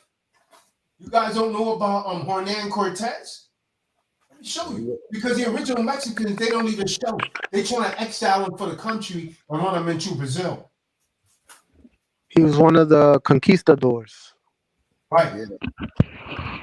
And all those guys were mercenaries too. They were mercenaries, man. Like Christopher Columbus. I read where when he came to so-called conquered America, he used to cut their I'm heads. gonna show you something. When he went there, he conquered these people. These people was dark-skinned people. This is why they have a statue of a so-called black man in Mexico that was a great warrior. Because he was fighting the war. That was a good video. We had watched a video and we were going over that, and it was talking about that statue. See these people? See how dark they are? Yeah. Con. He cut their Hernan Cortez is going there to conquer them, man. I mean, it's you something. Why aren't all the wars of the so-called Mexicans looking black? Con. And now they all got that straight hair. And the ones that look black and all of that, they don't even want to show it. Because this is your father right here. I'll show you who your father is. This is why them and Jake be fighting so much in LA. And the ones that's of a Negroid descent, they are Israelites. But they got that spirit. A lot of them got that spirit of Esau on them, man. Well, they had us pay, they had us pay an honor to Christopher Columbus. They said he used to cut the people's hands off if they didn't fill a chalice of gold up every 90 days. Cut their hands up, make them wear it around their necks. That's in the archives. Now check this out. Well, check this out. Hernan Cortez, you see, I'm not making this up. Who conquered, brutal conqueror of the Aztec Empire. Now, when we talk to the so-called Mexicans, they'll tell you that the Aztecs were so-called Mexicans. That's a damn lie. The Aztecs were so-called black people. When you deal with antiquity. I got history on all of this stuff, man. I can't make this stuff. I don't want to go. You go and watch some of my old videos. You see me bringing it out. I don't want to go into too much. Well, when they said that nothing is to teach them everything at once. When they said they disappeared, where did they go? You know, they always say the Aztecs disappeared. What did they do? Exterminate the people or what? Yeah, yep. Exterminate. Pretty much. But all you gotta do is open the cave block. Columbus was brutal. They killed all the men, and then they ravaged the women. That's how you get the people there. Columbus was giving away. He was giving away 9 and 10-year-old girls to his men. It was brutal. Yeah, he was a beast, man.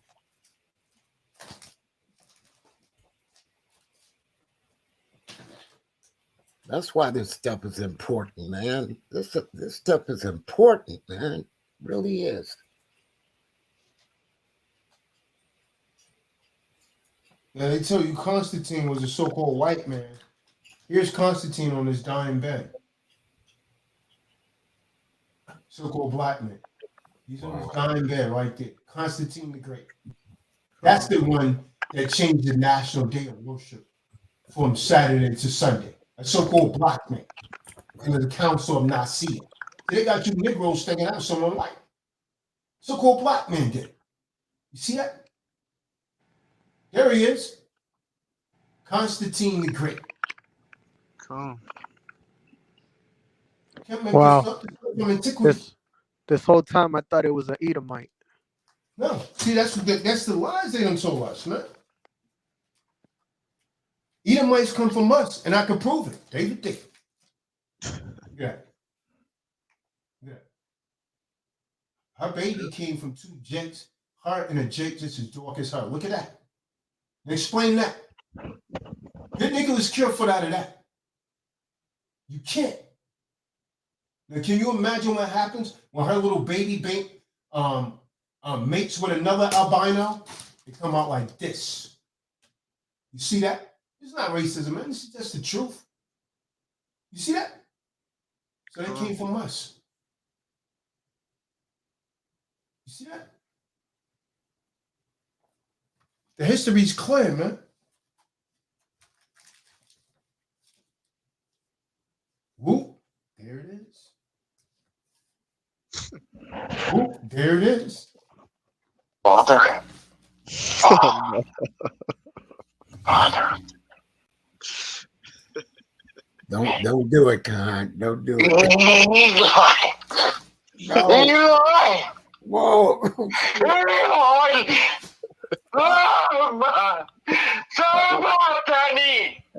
Oh, shit. See what I'm saying? That's scary, man. that is scary. Mic drop. That's a mic drop. Yo, it's always a hit. What? I wonder what he's doing right now, man. Yeah, I He's like lit again, man. You should have called him up, Connor, just to see. Check out his shit.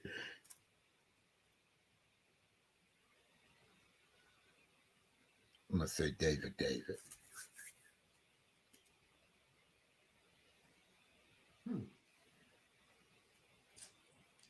You see, after all of this, you still have people someone put in the room more butts is still not permitted. Yeah, that guy's been going off this whole time. I was going to say he should come Let in. me show you something. Yeah, he's just an idiot. He's a typical idiot. It's not spiritual. Let me show you something, man. Let me show you something, man. I'm going to show you how these guys are idiots and their hearts are filled with a lot of hate. Let's go to Deuteronomy, the 7th chapter. Deuteronomy 7, verse 1 through 7. Watch this. Most High told us not to marry Africans. What did Moses do? He wanted to marry that African. And what did the Most High do to Miriam and Aaron for telling Moses that he shouldn't have married an African? He cursed her. He gave her behind leprosy. Cursed her ass. Con, the book of Deuteronomy, Deborah, chapter 7, verse 1.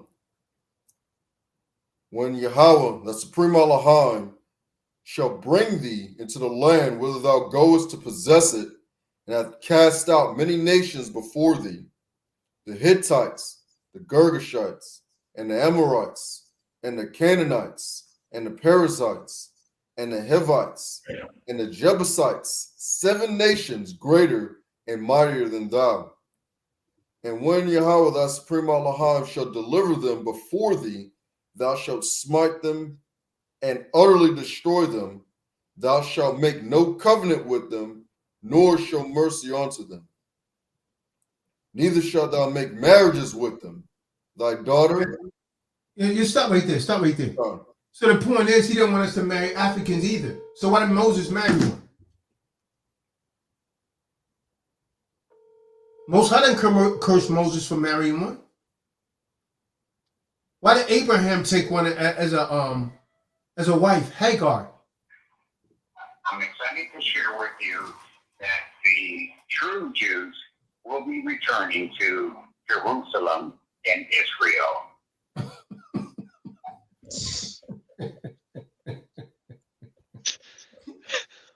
He's a good character, man. That's the most unique voicemail I've ever heard. That's a voicemail? What? That is the most. Imagine just calling him. You don't know what you're gonna get. You get that. It's like you would just be like, wow. In the I mean, front you'd be line, like, in the front line of a football game. I don't play football. He's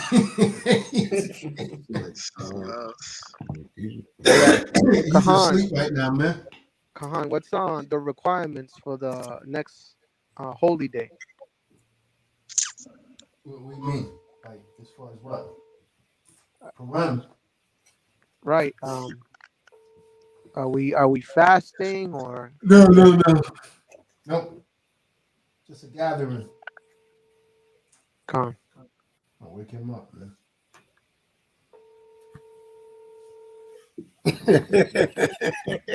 Drunk, man. He's drunk. Excuse me. I would like to order two vegan pizzas and a bottle of Jack Daniels. DoorDash. I stuck with y'all till about 10 minutes after 11, you know. Come on, David. David, you left the call, man. Hey, David. I'm excited to share with you that the true Jews will be returning to Jerusalem and Israel. Yeah, I thought you'd like that.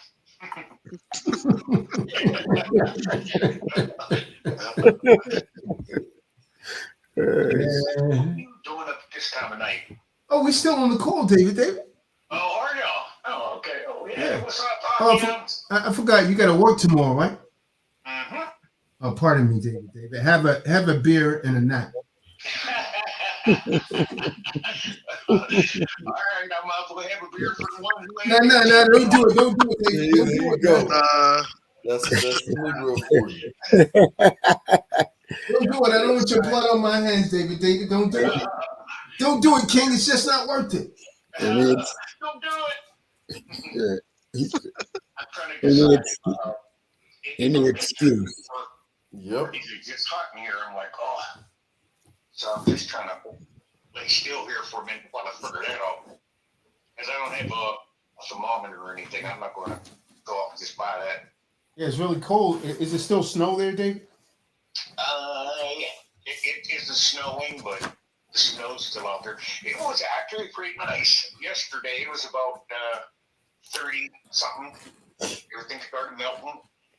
I think it's one real long icicle. I watched that melt the other day. So I just can't do it for something to coffee. He's got pets in here, so I have to try to keep it warm in here, friend. Oh my God. So I don't know if David, Alicia wants you to give her a call. Okay. She wants to know if you would actually take her hand in matrimony. Well, you've given me much to consider. Hey,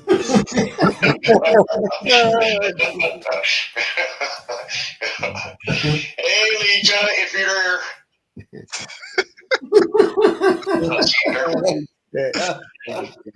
Let me stop lying, David. Let me stop lying, man. I don't want to put that on Alicia, man.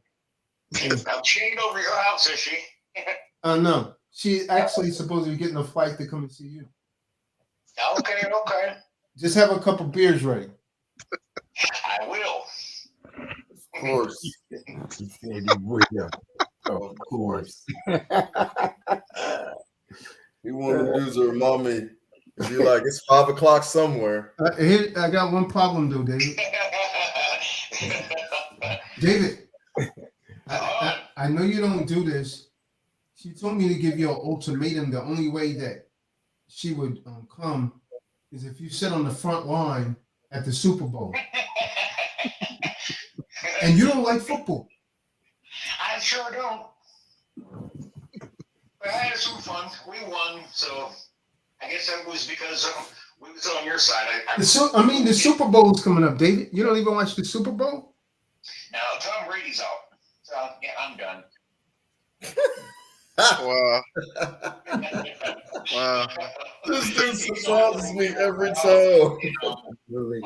Our quarterback, Steelers, 22. I'm like, oh boy, here we go. So that's 2 down. Our quarterback, he won 6 Super Bowls, and Brady, he won 7. David, she has the ticket, so you're gonna sit on the front line in the football game? That would be. That's an expensive ticket, David. Oh well, she should have asked me.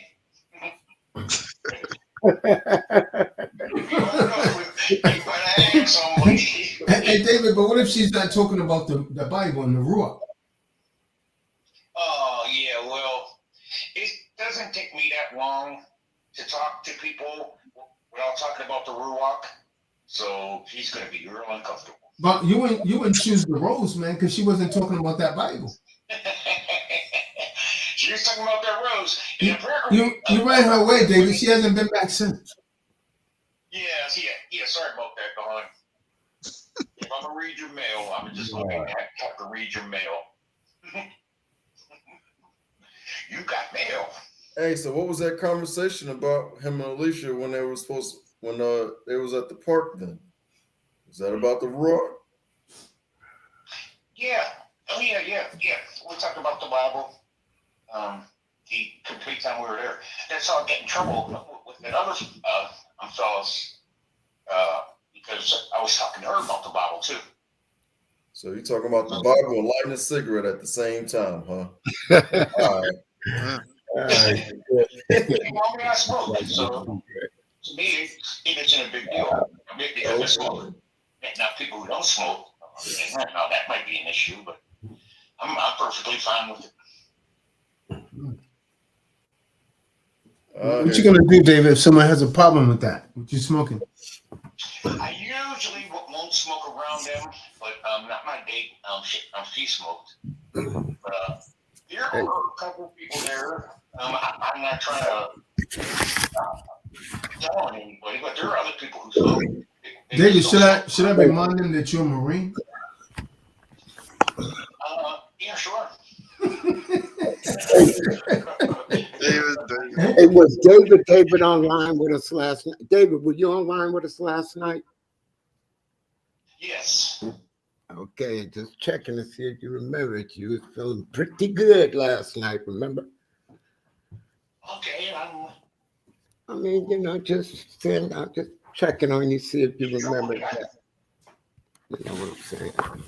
Feeling pretty good, I don't know, David. I just had a couple of women wanting to know if they could get your autograph and go out on a date with you. Wow. Well, I don't know. I'm still trying to come on the 26th and the 27th.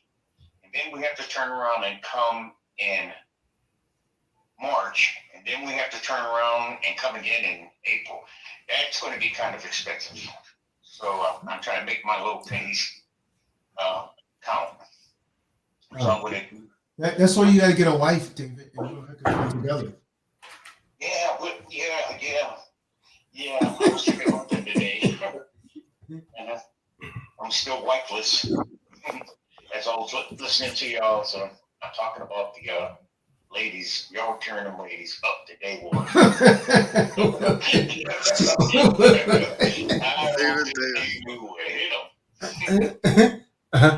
Nah, man, we was talking about a couple scoffers. We wasn't talking about old ladies. We was talking about a couple scoffers, man. That was it. Yeah, the ones who still want to marry you. Oh boy, whew. And that's something. David. You got to fight them off, Kahan.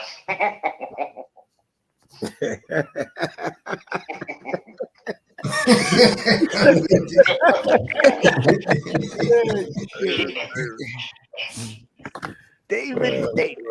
It happens every day, David. Yes, sir.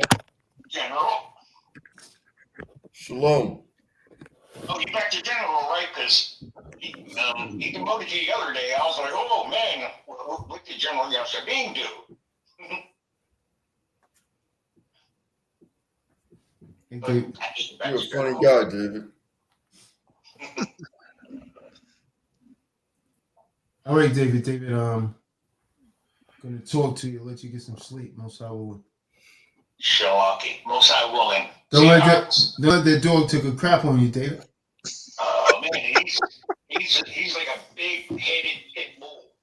Wow. It took me a little while to get used to him because I let him come upstairs and he wanted to lay on the couch. I was like, oh no, we're not having that. And his big old dog was jumping off this couch. I didn't know if he was gonna bite me or what. You know he's gonna bite him. Oh man. We're kind of warming up to each other. I took him for a couple of walks, a couple of days. So we're getting a little better, but I'm going to have to, I got one of them steam cleaners for the cat mess down there. I got it all up, but I just got a steam cleaner the other day. And the cat ran out of litter. So I guess he just decided he's going to move anywhere he wanted for a couple of days. That he was alone. So in the house, of course. Uh-oh. He's just telling Israel to go into the StreamYard room. He's just calling him out. All right, David, they won't talk to you, good brother. Be safe. Gratitude's my attitude. Shalom. Peace, kings. Peace, kings. The laugh that he does, the evil scientist laugh. The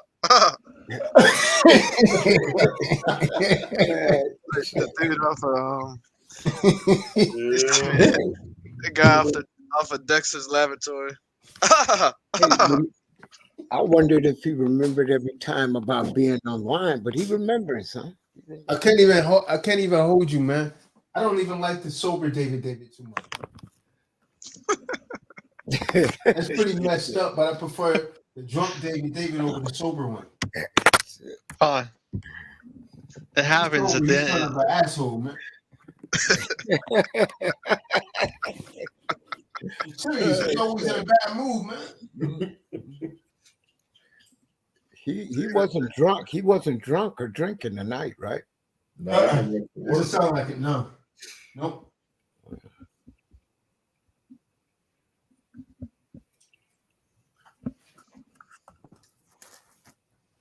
What did he say that one time? He was drunk. He said, "If you don't like the Most High, F you." It's like, wow. Oh yeah. He's so reacting that. Did he said that, man? Wow, I never heard that one before, man. He said that. Wow. That was a surprise. Yeah.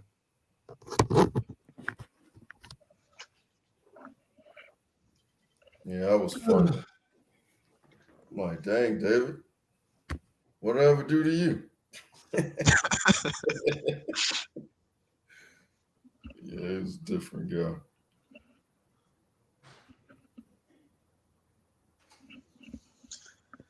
So what are they putting over there in the chat? I don't know. Alicia and Israel is going back and forth now.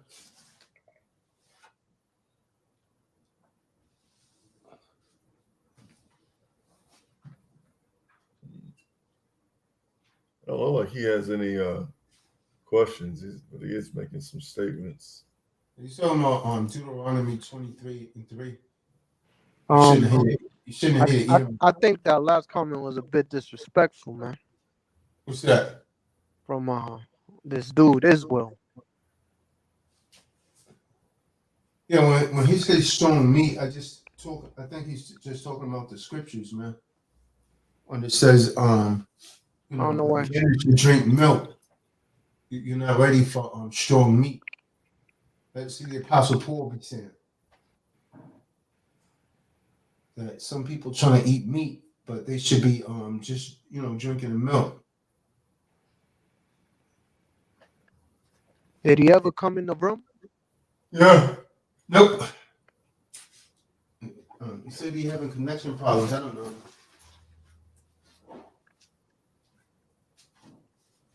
Brother Ali even offered him some fiat. Come in.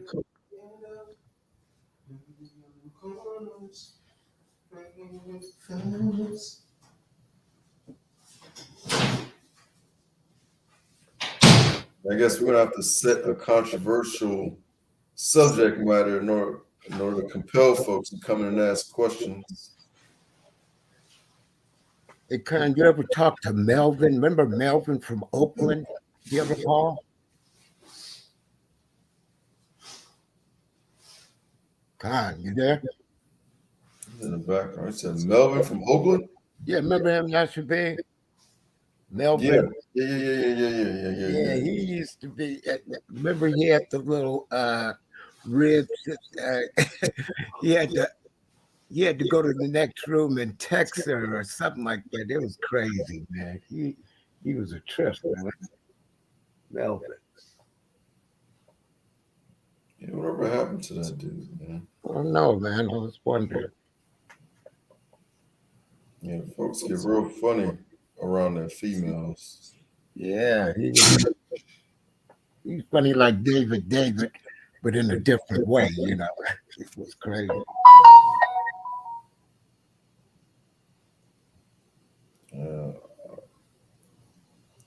I ain't never feel the need to hide anything, especially from a female.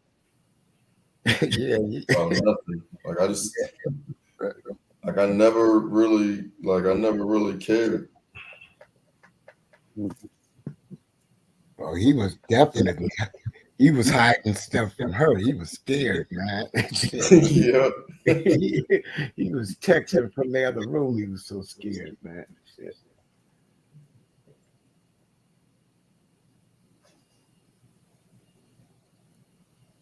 Yeah, man. Women have to be told what to do. Otherwise, you're not going to excite them, no matter how much they deny it. Yeah, we had a good discussion tonight, man. You know, brought out some stuff. Yeah, we did. But it looks like, there's a lot of folks putting stuff in that chat, but they won't come on. What's going on with them, Elder? What they so afraid of? And these cats do that all the time, man. They always put stuff in the room, and they scared to talk to you in the Kahan. I don't know what it is why you guys scare them so much, man. Because I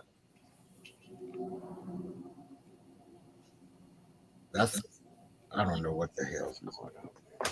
Scared of something.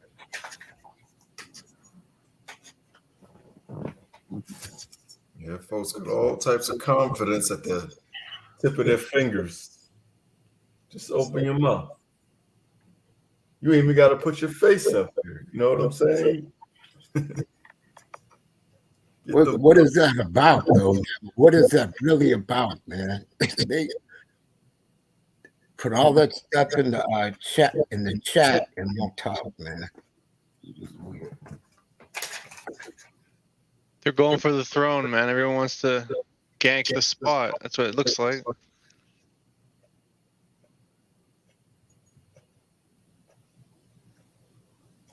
Yeah, people will be people, but as well.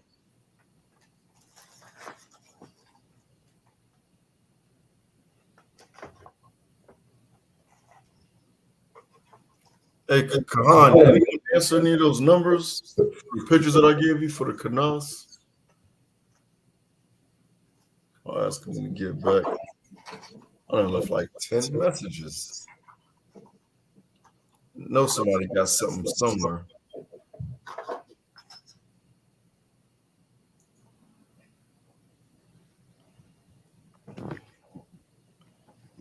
Make this thing happen. Speak up. No, so we're gonna make this thing happen. Speak up, brothers. Don't be scared. Be scared, you know. Shit, man.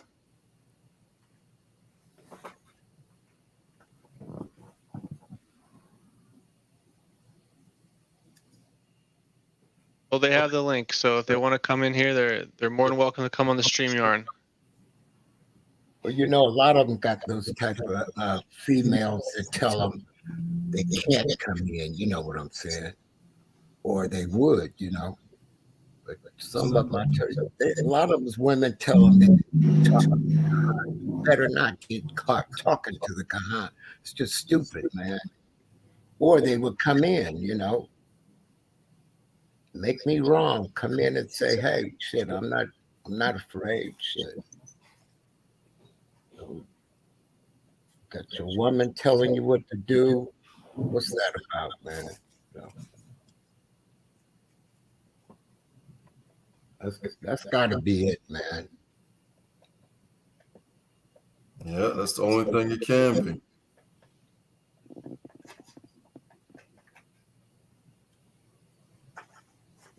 This channel is so powerful, man. These cats just I don't know what it is about them. They real bold in the chat, but they just won't step up on the plate, man. This is where real men come. Say what's on your mind, man. You know. Most of them, the woman tell them they can't come in, man. It's gotta be that. You know that's what it gotta be. Don't want to get them tough answers, those tough questions answered, so they're not going to be held accountable for knowing the truth. It's going to come to you either one way or another. Yeah, a lot of them got they real tell them, and then you can't come lay down with me and stuff. Hell, you know, is that what it is? Gotta be, you know. Or you ain't getting shit tonight if you you know, just stupid, man. Oh yeah, threatening them with the box. Yeah, threatening them with hold it, huh? Yeah, that's it, man. No for JJ tonight.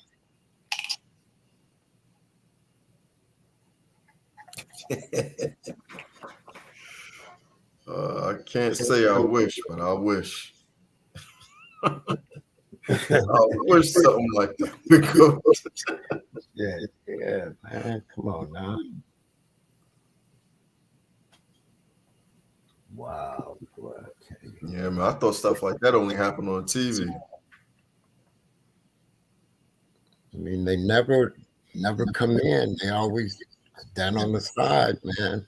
Well, I don't get it, brother. Yeah, they ain't gotta be scared. Like I said, you ain't gotta show your face. You know you got questions because you always put stuff in the chat. And a lot of times it be stuff sideways too. This be a perfect opportunity to bring up any subject matter you want and ask. Because usually, you know, be like, you know, stay on subject or stay on task. That's what real men do. Real men just step up and say what's on their mind, man. You know, real men clear the air, man. But I don't know, man. These dudes, it's weird, man. They just won't do it, man. Won't say shit.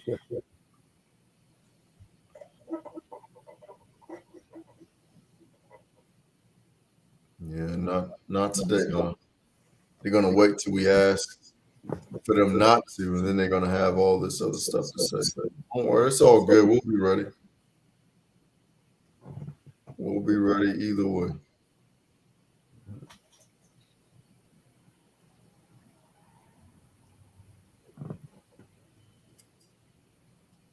This is just the most ideal opportunity. Might as well take advantage of it while you can. I mean, shoot, we got like 19 folks on here right now. I did have a question though. for modern albinos, they're technically not Edomites, though, aren't they? Like, 'cause they're not from Now, Esau. now, if you're talking about the nation of a man or a woman, it has everything to do with the seed of the father. So when you say that they're technically not Edomites, what do you mean by that specifically? In what regard? Well, just because they look like Edomites, don't mean that the father's seed line is an Edomite, essentially.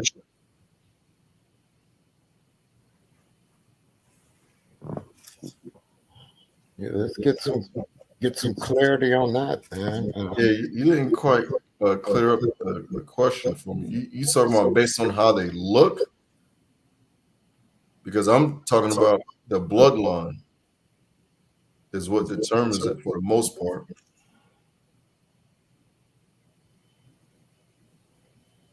That's what I'm trying to get at, which is that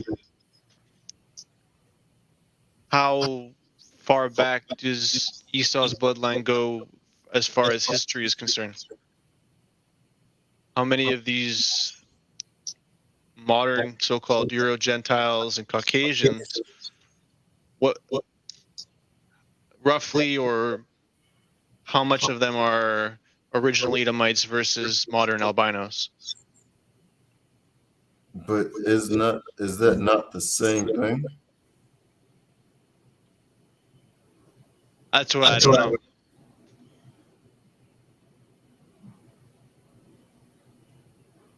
Did that all start like in the Caucasus Mountains or something? Where No, it started way before that. That's just where they went to after they were driven out of the land. But careful, I didn't catch that last part. You said that's what you're asking, or It's kind of hard for me to talk over the feedback, to be honest with you. I'm having trouble thinking. So how much? Okay, how can you tell if someone is not an Edomite versus just looks like an Edomite, or are they all Edomites? I think that's my question. well, if you think that's your question and don't know what your question is, it's going to be very difficult for me to provide an appropriate answer, or anyone to provide an appropriate answer.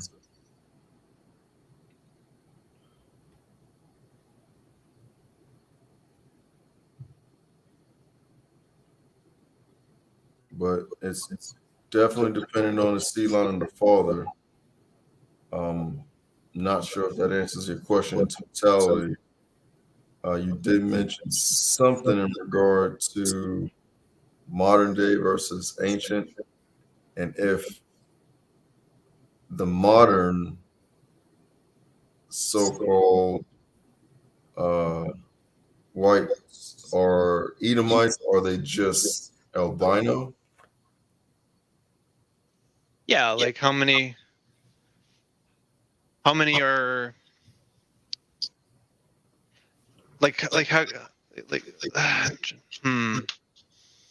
I put this? I don't know if like countries is the best way to look at it. However, perhaps by concentration, like we know in certain parts of Africa, you'll have more albinos than other places in the world. However, when those would be Canaanites, wouldn't they? By the seed, or Hamites? Yes. Okay, so then is there like a percentage of Edomites that are Canaanite essentially?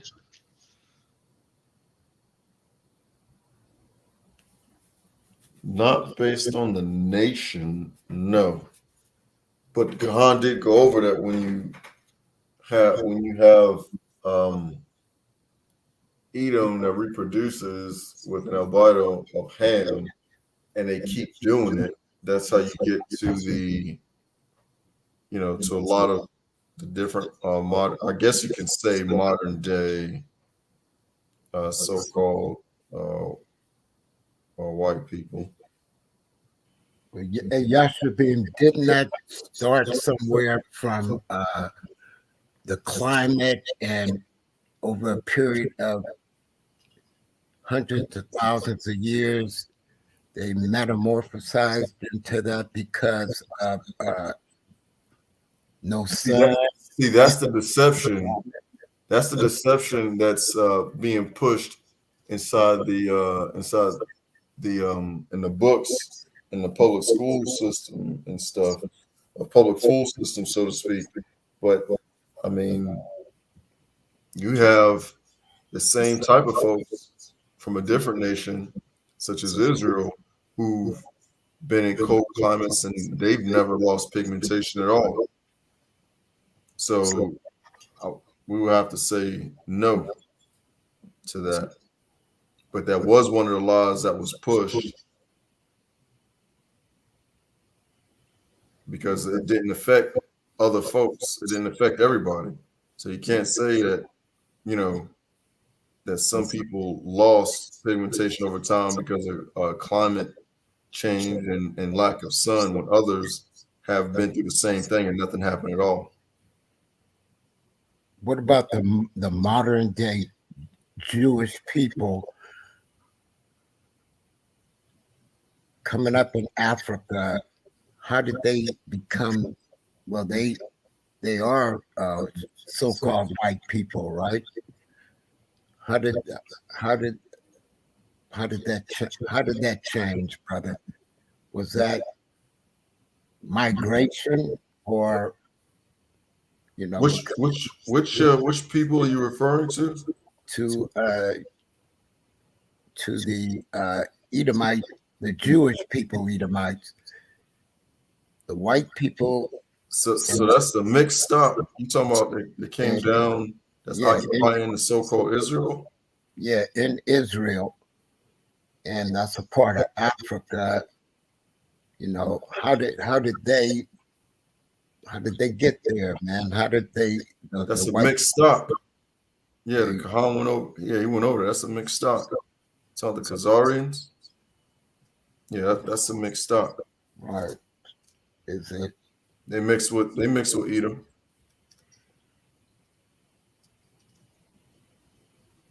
And the Horites. So it's all because they're mixed with other nations, right? Yeah. Other nations, right? Mm-hmm. They didn't turn any other kind of way. They was always like that from the beginning. Since that genetic mutation took place. And since they stayed with only folks that look like them, the gene, you know, it continued to be recessive over the years. Okay, yeah, I see what you mean. I remember the Khan did have something on that where they all stayed together and mixed together and then took into a nation like that, right? Mm-hmm.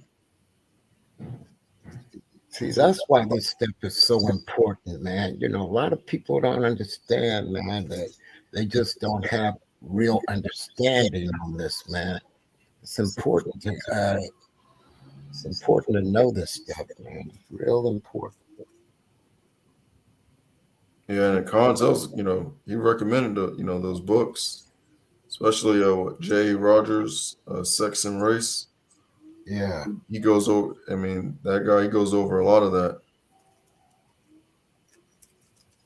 and dispels the deception and how, you know, there's only 3 original type of people and everybody else is a mixture of the original. And what's the 3 original again, Yashabe? You got the Negro, the Caucasoid, and then you have I guess you can say the Lots, like Lots. Is that the Mongoloid? Yeah, the Mongoloid, Caucasoid, and Negroid.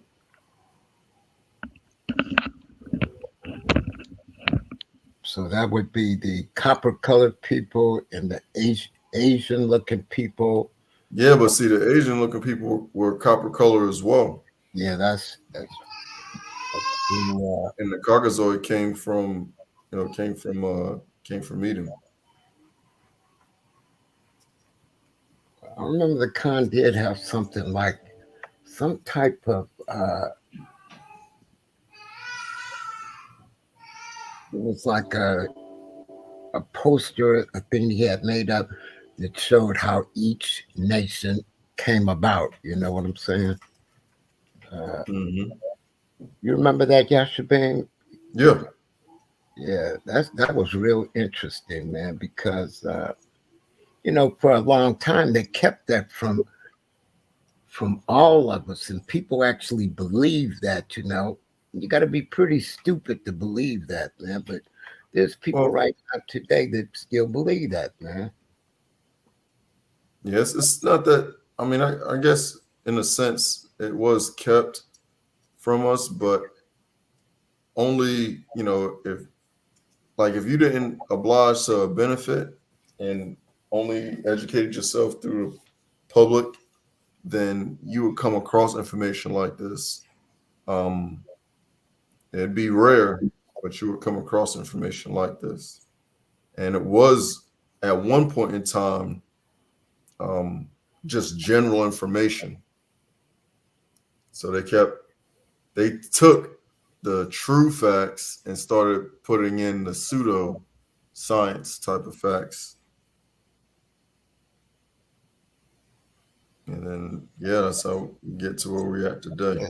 You know, even scientists were lying about that. You know, oh, you know, they would not tell the damn truth until, you know, they just had to, you know, because of, you know, DNA and different things, you know. But up until not long back, that's what they stuck with the lie. You know what I'm saying? Yeah, well, see, that's what pseudo means. Pseudo means fake. So whenever, and the majority of science that's taught in schools and stuff today is pseudoscience. It's fake. It's not based on anything tangible, nothing it's based on theory alone, not based on any kind of facts or solid evidence. So yeah, you're absolutely right. Because when I was in school, that's when they had civics. When I was in school, that's when they start phasing out civics, right? Right along there. And they replaced it with what they call government, right? They took away civics and replaced it with government. And we know what damage that has done to people, you know. That truly has people confused today, you know, with cognitive dissonance, you know, aphasia. I don't care what you tell them, they're not going to go along with what you're saying. So, you know, I don't say nothing to people, you know, but people, they do not want to hear, just like what you're saying right now. People don't want to hear that, Joshua. You know what I'm saying? Oh yeah, they gotta want to learn it or know something because I mean, truth is stranger than fiction. So when they come across the truth, I'll be like, man, this is so much. This is different. This can't be true. You know? Yeah. They like, yeah, it just can't be true, you know. And they actually get mad at you if you insist that it's what you're saying is correct, you know. They do not want to hear that, man. That's just the way most people are.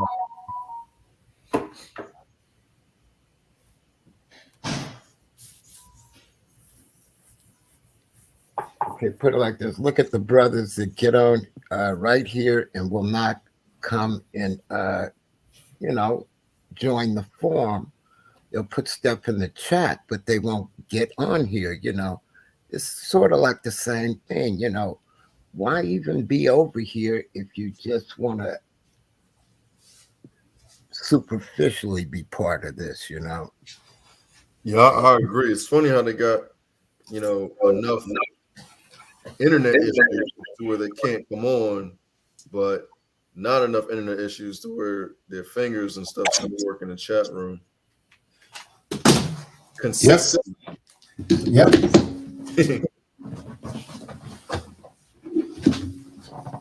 Yeah, some things quite hard to me. What can you say, Elder? I don't know, man. I learned a lot being over here, and I'm thankful for it, man, because without this knowledge, I mean, I still would be in the dark ages, thinking I knew something and it wasn't real. All of this stuff that you guys have brought out is about something much bigger than people think. It is about what they've hid from you. And it's so big that, like I was getting ready to say, that the people, the conquerors and all that, had put their hands on this information. And it was so big to them, they used the Most High's word to even do what they still do today. That's how powerful the stuff you guys teach is. You know what I mean? It's that powerful that even they use it to this day. The Most High's word is law, and it operates everything. Our court system, our public school system, our churches, and everything. And people should realize if all that is going on, this is about something really huge. And this message that you guys bring forth, there's not a lot of places you can get this, and then they won't even come and join in and learn this, If the old man can do it, they could do it too, man. That's why I'm here. If the old man can learn something over here, I'm much older than you, and I'm asking you. There's no shame in me asking you just because you're younger. You have the knowledge, and I want to know. It's nothing wrong with that, man. I just want these dudes to understand that, man. This is where you get the real truth, man. Man, it's always powerful, brother. It's always powerful, man. Yeah, it looks like not elder, but mail delivery subsystem in Israel is going at it. That's my account, Yasha. What? General Mail delivery subsystem? Khan. That's my alias right now. Because this cat is stealing Khan's quotes, and now he's saying, "Well, I put a spin on them. Well, I'm so original. I should get donations." Get on the call. Who said that? Israel needs to come on here, man. This guy. These guys are so big of losers, man.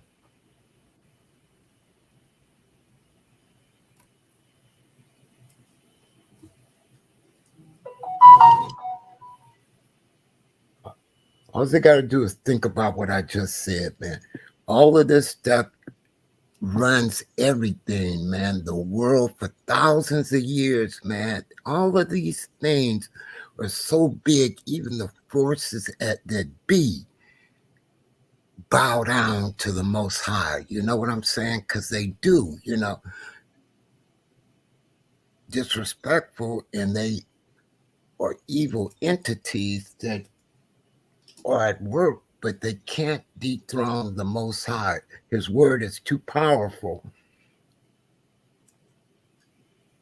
I mean, I see that. We all see that, man. Nothing like this, brother.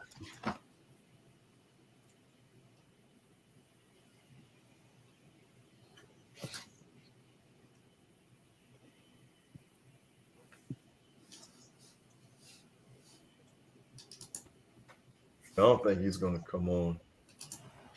He's never been on here.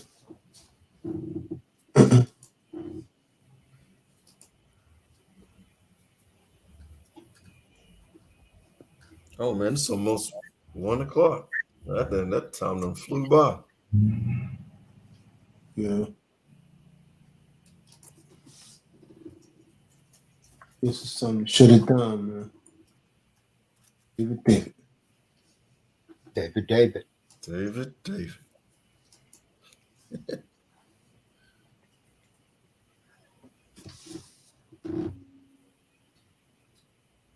That was a powerful message, Con. That's some heavy shit, man. I just want you to know, man. It's deep, boy. It gets deep.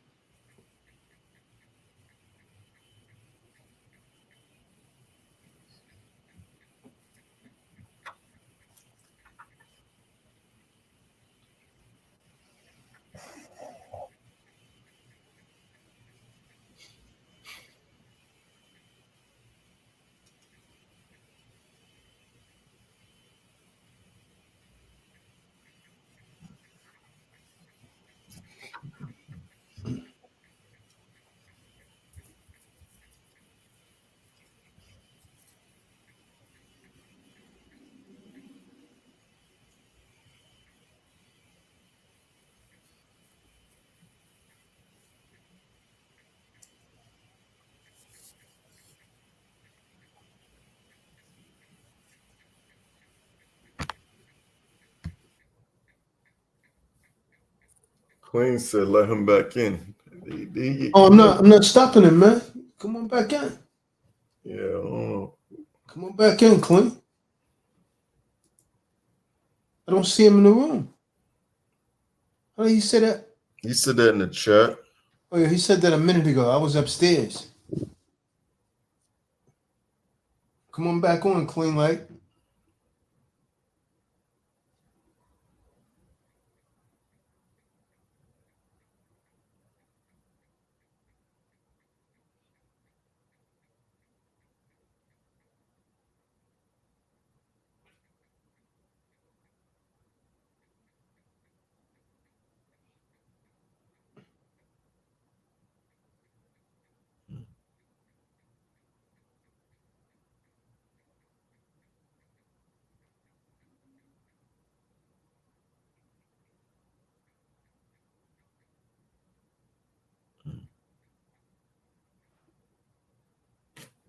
Where you at, Clean Light? It was only like what, about 3 or 4 minutes ago. 3 or 4 minutes ago, I was there. Yeah, I didn't really know what he meant by that. Well, he must have thought that he was blocked or something, man. But too many numbers for me to know which one's the right one.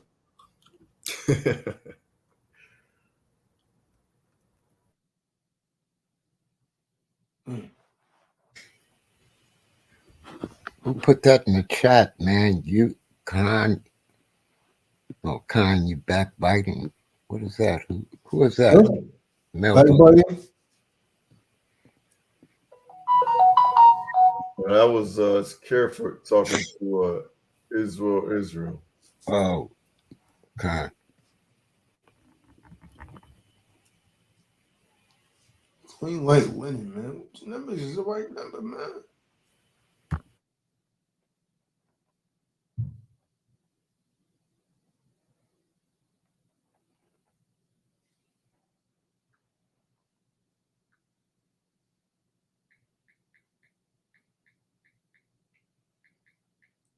Everybody's asleep now. Yeah, it's probably about that time. Sayanawa. Who's Suave Smooth Sigma?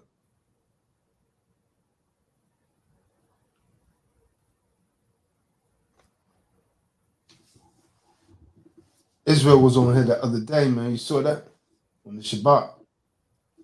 Yeah, I did catch that.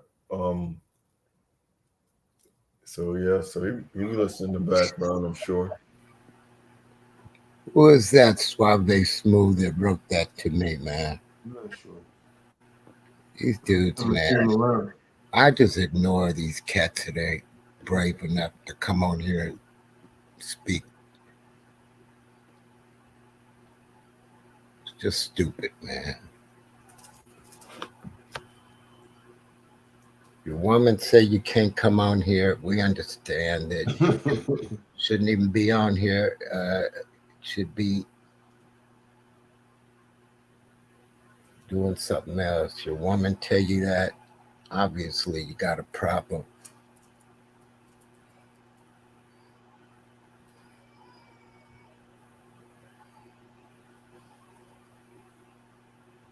Is there an age limit that people can't talk to you, Khan? These dudes are scared to talk to you, man. I don't get that. They are petrified of you, man. It's just weird, man. Yeah, man. Scared to talk. Where's Romeo, man? Romeo fell out, didn't he? Scared of you, man. So scared, man. Yeah. And Salakia, they definitely afraid of the truth for real. You know what I'm saying? Because that's all he doing is giving you the truth. You know what I'm saying? All he doing is just awakening us to the realization of who we are, that this whole system is fraud, imposed upon our nation for years and years, for centuries. And now that we are awakening to it, all the lower vibration just want to try to get in between. You know what I'm saying? Like the Most High said, like, many is a few, that many I go, many are chosen. Like Many are called, but few are chosen. yeah, many are called, few are chosen. And that's just what it is. I'm saying, like, we the chosen few for real. Just to be around this truth and this light. It's like so much information. Like you just be in awe, like for real. You genuinely are receptive to this truth. You be in awe, just listening to it and just soaking it in, praying that you can regurgitate it when need be. Like the Most High said, like when he speaks, it's the rock that speaks to him. You know what I'm saying? It comes out so fluent like water. You know what I'm saying? Like this world is mine. The world is mine. You know what I'm saying? It's all a thought process. And it's to get your mind around it. Like they really fighting against the truth so bad. They want to come with that lower vibration. They want to come with that negative energy rather than just repent and be humble and be silent and just receive the truth, and that's what it is. Who's Pat a P? That's right, brother. You absolutely right. Everything you just said, man. You know. Who's Pat a P? Huh? The guy named on Pat a P. It's clean. Yosef, you brothers are some powerful instruments, man, of the Most High, and these cats break down like a shotgun. They just scared as hell. Most of them scared of their woman. Then they scared of themselves. They scared of everything. I don't even know why they come around, man. You know, you brothers is the powerfulest cats on YouTube, and they should be blessed to be over here. I mean, absolutely a blessing to be in this knowledge, man. All praises due to the Father by way of his right hand man. I represent the Khan. Nothing like this, man. And they do what they do, and it's just pathetic, man. They coming around because they want to be edified, OG. They want to be edified, you know what I'm saying? Marty Mar, they just fighting with themselves. They fighting, you know what I'm saying? How the Khan said, your enemy is your enemy. Like it's their inner selves that they fighting with. Like they not mad at, you know what I'm saying, the Khan. They not mad at none of us. They mad at the Most High for real. And they need us to get it right, because all we saying, all the Khan doing, and all Yasha being doing is kicking out precept upon precept that the Most High ordained us to do. So how you can't be mad at us because we didn't write it, you know what I'm saying? We didn't, you know what I'm saying, bring these blessed words into fruition. We didn't do none of this, you know what I'm saying? So they not mad at us. They mad at themselves. They mad at the Most High. You know what I'm saying? And it's so humble. It's easy. Like life is easy. It's individuals that make it hard for themselves, for real. You're trying to save their lives, man. Look, you don't even have to be up doing this, man. Real talk. 1 o'clock in the morning. What, man? He'd have shut this down about 11. I was like, I'm still at the just over broke. I just got in here. Like, man, you still going strong, man. I'm rocking with you. You up, I'm up too. Yeah, So no. It's 4 hours. We only like 4 hours of it. Yeah, we in here. Damn, don't even seem that long. The Khan always say that, he, even though he talks shit to him and they start breaking down like little females and stuff, he love them or he wouldn't even be on here. You wouldn't be on here. You Yashipin, but now all you brothers, man, me too. You guys, nobody can do what you do, and you know it. I know it, and I know it too. There's not another format, man. True disciples of Christ. T-Dot. Shit, man. You blew it. If they blew this way, man, it's a reason why. And then they get stuck like a little, like a little bee, and you guys still keep giving, man. What happens when you guys get sick of them and stop giving, man? These brothers is the key. These brothers is the key to what you don't even realize, man. I just told you this is about some. These fools don't even get it, but they will when they everlasting life come into play. You need to know this, man. You got to know this. Are you not getting that, man? Who don't see what this is, man? I mean, it's just crazy, man. It's just. They looking for fault, OG. They looking for fault. They trying to see inconsistency in the Quran. You know what I'm saying? And it's just not there. It's just not there for real. With the truth and the light, you know what I'm saying? And with every word is supported with actual facts. And they here to be edified, but they trying to they praying on his downfall. And it's not gonna happen. It's not gonna happen. It's not in that. You know what I'm saying? This whole form is built on pure, unadulterated truth for real, and given to you in the most simplistic form. For real, you be like you want to get your life right. You want to stop living under de facto. You know what I'm saying? You want to build empires. It's right here in black and white. It's right here for you just to take the time and open up what they denied you. They, you know what I'm saying? You used to have your head beat in, bashed in for reading. You know what I'm saying? Now that brutality and that psychological warfare that was imposed upon our ancestors, and we letting you know it's your choice. It's to let it go now. Pick it up, read it. That book, that Bible, the basic instructions. You know what I'm saying? It's right there. Read it, pick it up. It's right there for you. That's it, brother. It's a lot of cats that came through here throughout the years and wanted to do battle with the Khan. He don't even do that no more, but every single one of them he took down, Some cats come on here with a scripts, where they done wrote down stuff. Look, I'm telling you. And then they get slayed and they get in their emotions and stuff.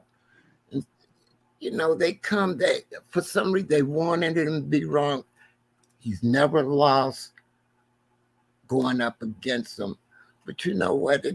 That kind of stuff takes away from the people that's learning something, man. And the kind he get tired of it, but he blow them away like with a double barrel shotgun. Them 50 calibers, man, firing on all cylinders, man. He drop them like that, and they still be wanting to do that. They just wanted him to be wrong.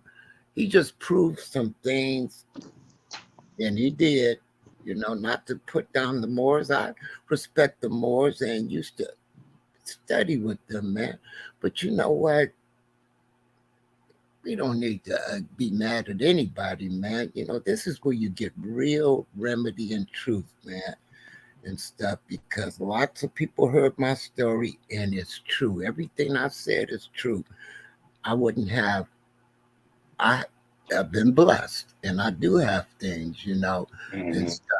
But I would not have the things I have today. No one else could have helped me. No one, brother.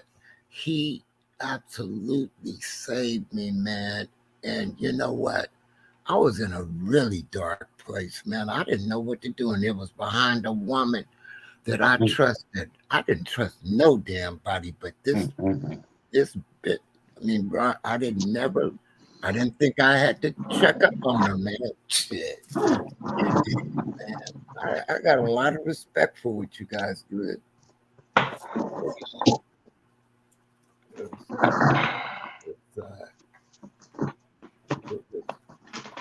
You had any idea, man? You know, this could put your life straight as an arrow. The things that it could build you up and have you the man you want to be. All the shit Brian have, you could have all the same things he had, but they think he's flossing and trying to brag and stuff. He just telling you the damn truth. You can do it. You can do it too. That's what's up, man. It's just that simple, man. It's that simple. You know, learn this stuff and from you, all you brothers, learn it from you brothers, and you on your way to winning and living like a king, a real king, man. That's what you get here. The old man got it, and I'm old, and you can't get what I got. Come on, now. It's pathetic and sorry, man.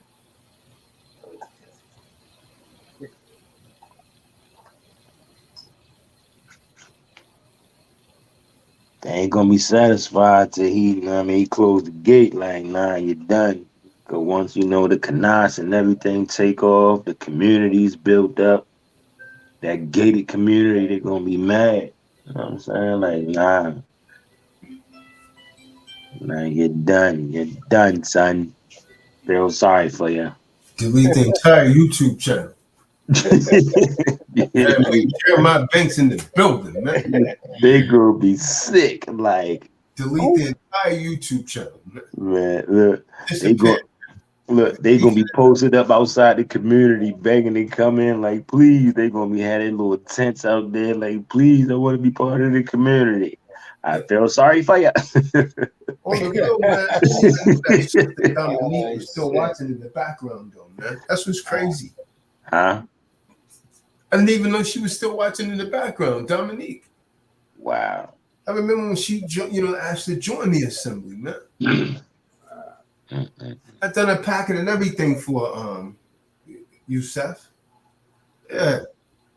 Is that the one that tried to copy your information and That was the one today that said no good man will cheat his wife like that.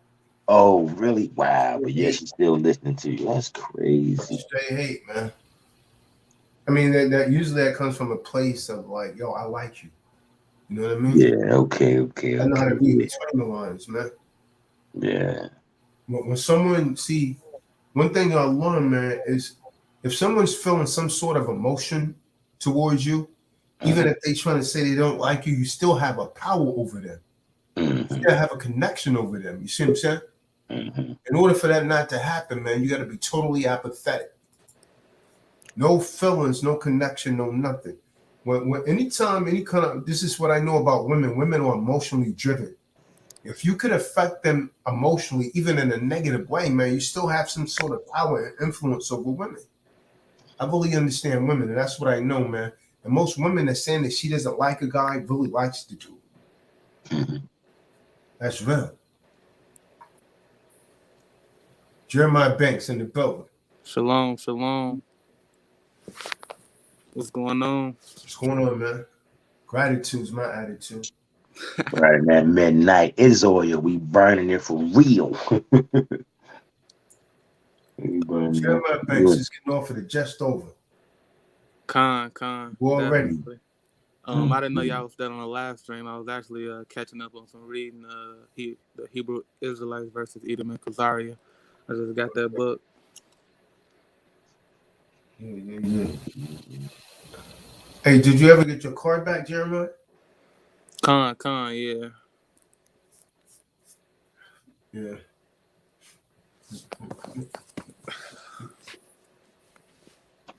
But yeah, good looking out on that video. I guess I was having a brain fart. I didn't know how to put those Jeep seats on my clothing. Thank you. Mhm. I gotta order my ZCs too. Gigging. 4 quarters of the garment, man. Yep. Hey, I put my ZZs on today, man. It sounds like I had a testosterone increase or something ever since then. Work fast. And my conditional acceptance I sent to my my new landlord, Tazadaq. They text my mom saying, "What does he want?" So now they just want to stay. They just want to pay me out to leave. They're like, we'll just pay him money. That's crazy. I'll take that. Let me get that. Yeah, No problem. Another place with that. I'll take that. Mm-hmm. If they offer me something like that, that's kind of telling me that they know that they done something that's not legitimate. Yeah. You're not gonna offer me something if you know you're gonna win. Mm-hmm. Rack up on them, care footsies. Rack up on them. Jeremiah Banks. They can't win against you when you know this stuff and you know it. There is no way for them to beat you. Mm-hmm. People just don't get it. There is no way. You know, the kind of tell you he showed me how to do. I wrote a letter to the Black Robe about a week and a half ago. Look, even the Khan probably didn't realize I got his book and stuff. You use that stuff for references. He got all the shit you need. Mm-hmm. All you got to do, if you know that what you put in there is exact and correct, you not gonna lose. There's no way. I love to deal with them, man. I love it. I love to get at them like that, man. The Black Robe. And I'm gonna tell you, look, shit, boy. I sent that off with a sworn statement, gave them 10 days. I already know what that means, what they're gonna do. And then I told them what I was gonna do if they didn't do what I wanted. Mm-hmm. Showed them the law, Title 18, Title 42. They lose their immunity. I got a fee schedule. Everything goes on there. And I'm headed down there to get my dough from them. And I can sue them for all of that in a small claims court too, man. I can get them any way I want. And you know what? It's just your right. It's just feel good, man. People that don't get it, everything that is in there, man, you can live so good when you know this. I mean, you can live so good, man. See how the Khan do it? He do it big, man.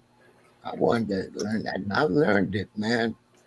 I know SPC better than I know scriptures, but I'm getting there with scripture too. I love the Bible, man. I'm starting to be better at it, man. But you can be so blessed, you brothers, man. You people listen. This is when I say it is salvation. It's part of your salvation, but it is absolutely the Most High's way of saving you, brothers and sisters, man. If you don't believe me, it is that easy to live good. You ain't got to sell dope. You ain't got to hustle. And once you learn this, you can stop going to you're just over broke. You'll learn to stop that because the Khan knows you don't have to. When you learn this, there's no reason for you to go to just over broke. It's the truth, man. That's Careford. He got 2 new Jeep. He got 2 new Jeeps out of it. It's that easy, man. So, brother. That's it. That's it. In the law. Pretty much. The teacher is supposed to, look into why these children are misbehaving. Not. I think this is the first place I met Yusuf Rahim, man. I must say, I'm almost always relieved to get On home talk from show. international. Yep. Absolutely.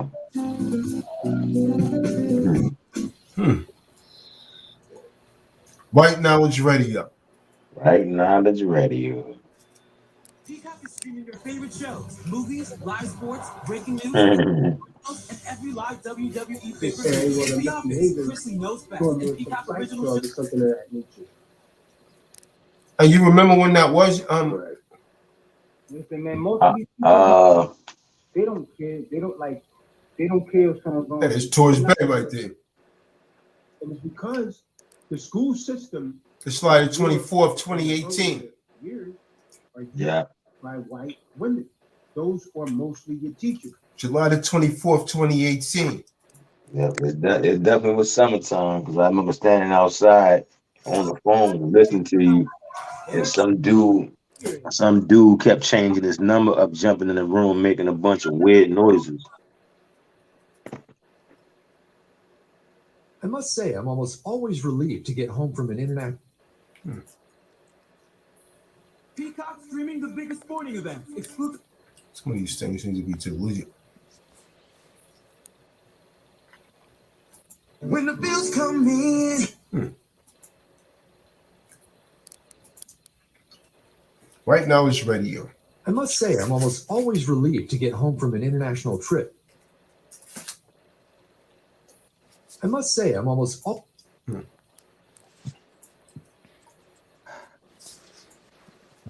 Father.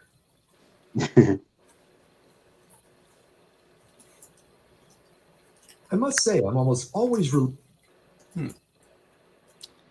I must say, I'm almost always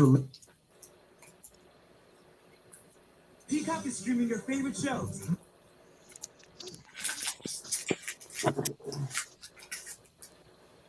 What does your child need this season? At Once Upon a Child. Yeah, a lot of these things need to be deleted. Hey King, you got that donation for the seminar? I must say, I'm almost always relieved to get home Oh, from yeah, an yeah, international yeah, yeah. trip.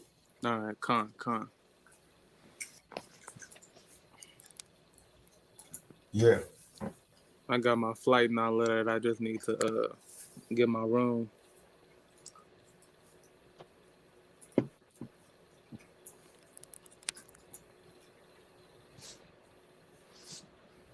Yeah, that's the one I forgot to add to my spreadsheet. Jeremiah Banks.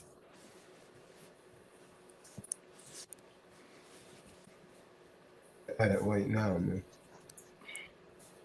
Definitely gonna be in attendance. I'm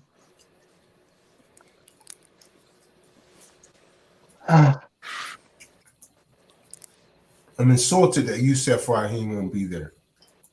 No, man. I'm insulted too that I won't be here. Get home from an international trip.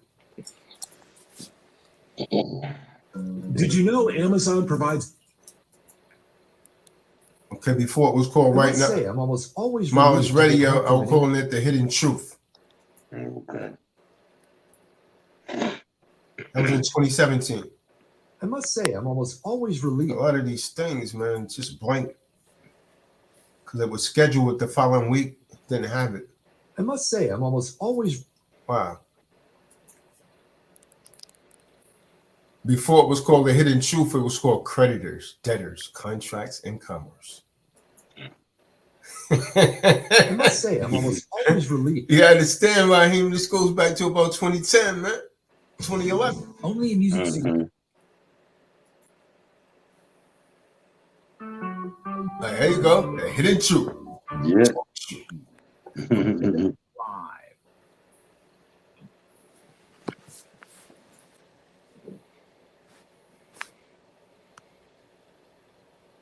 It's going in on this show.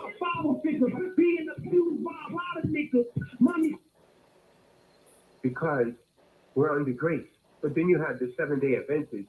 They're trying to keep the Come on, Tazadaq. This is Peacock. I love it. That Creditors Debtors contract, man, was on point. See your hard back then, man. Working as a claims adjuster took a toll on my life. Had some other people with me, they all tapped out. Yeah.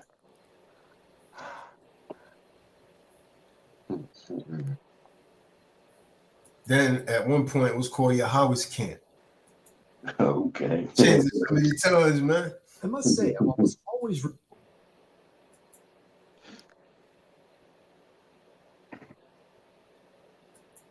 Wow.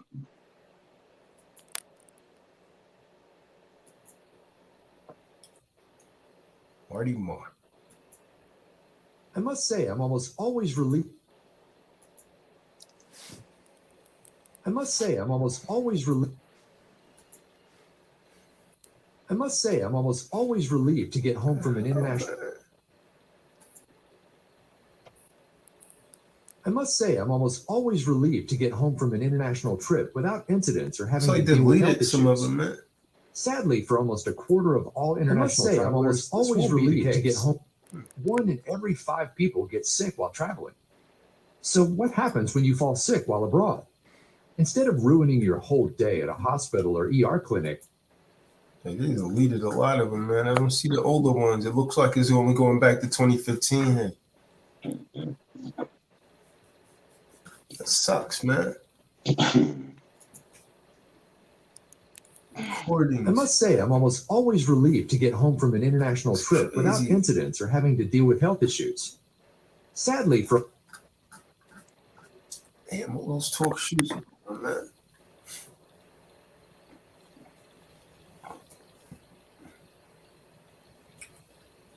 Guess so. Yeah. Take it as a badge of honor, because the way I see it, they wiped out my YouTube 4 million hits. I must have said something that they didn't like. So, no, that's good. I'd rather have my soul than all those hits, man.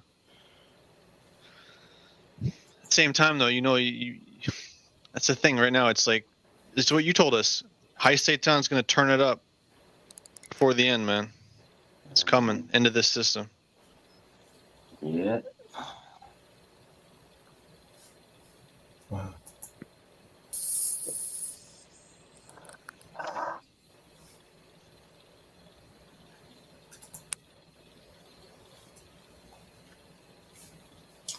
Wow. They deleted all those things, man. Only going back to 2015. It's about 3 years of that. And most of this stuff is here, blank.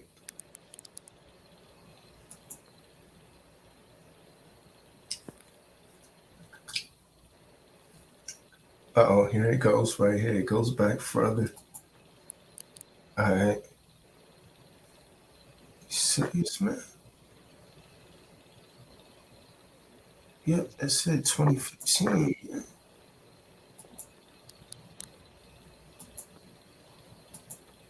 Took it like a loss, man.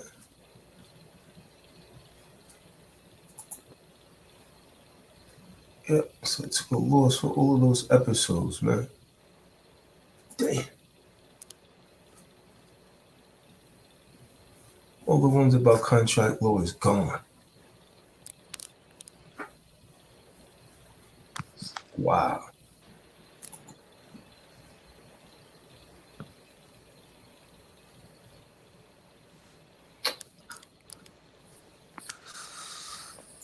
Gone. Lost.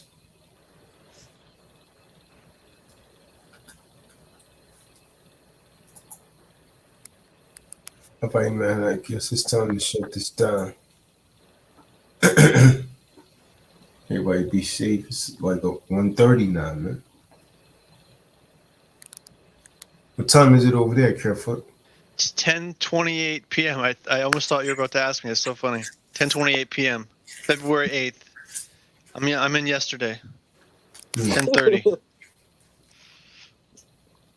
Don't worry. I'm coming. I just called 2 northern Edomites and I told them that they're going to be building the church in Georgia. One of them didn't have a passport. I said, well, you just start getting that passport because we got to build it for Passover. And these were the same brothers that made you a cabin in the woods. And then brother's mom came and shut us down, stopped us from making you a cabin. So they still, I seen how fast they work. So I know they can get it done. We cut some trees and we used an Alaskan mill. So we made the boards right where we cut the trees. So I say we could get a church done. Yeah, I don't know, 4 Passover, April 16th, but like at least get the frame up. Get the walls done, the roof, because there's some nice lots in Georgia, man. I've been looking at all these lots, and it's like, you know, for how much you're paying for a house there, it's like you could pay just about the same amount and get like, you know, a couple acres, and you know, you have trees, and those trees can be used for wood, and you know, you get a nicer property that way. So, and you also told me you don't want a monster house, right? You don't want a haunted house. You don't want something that someone else has already been living in. You want something fresh, brand new. So. All right, man. I'm gonna shut this down for now, man. Everybody be safe, man. It's 12:30. I mean 1:30. I want to say shalom. 12:30 in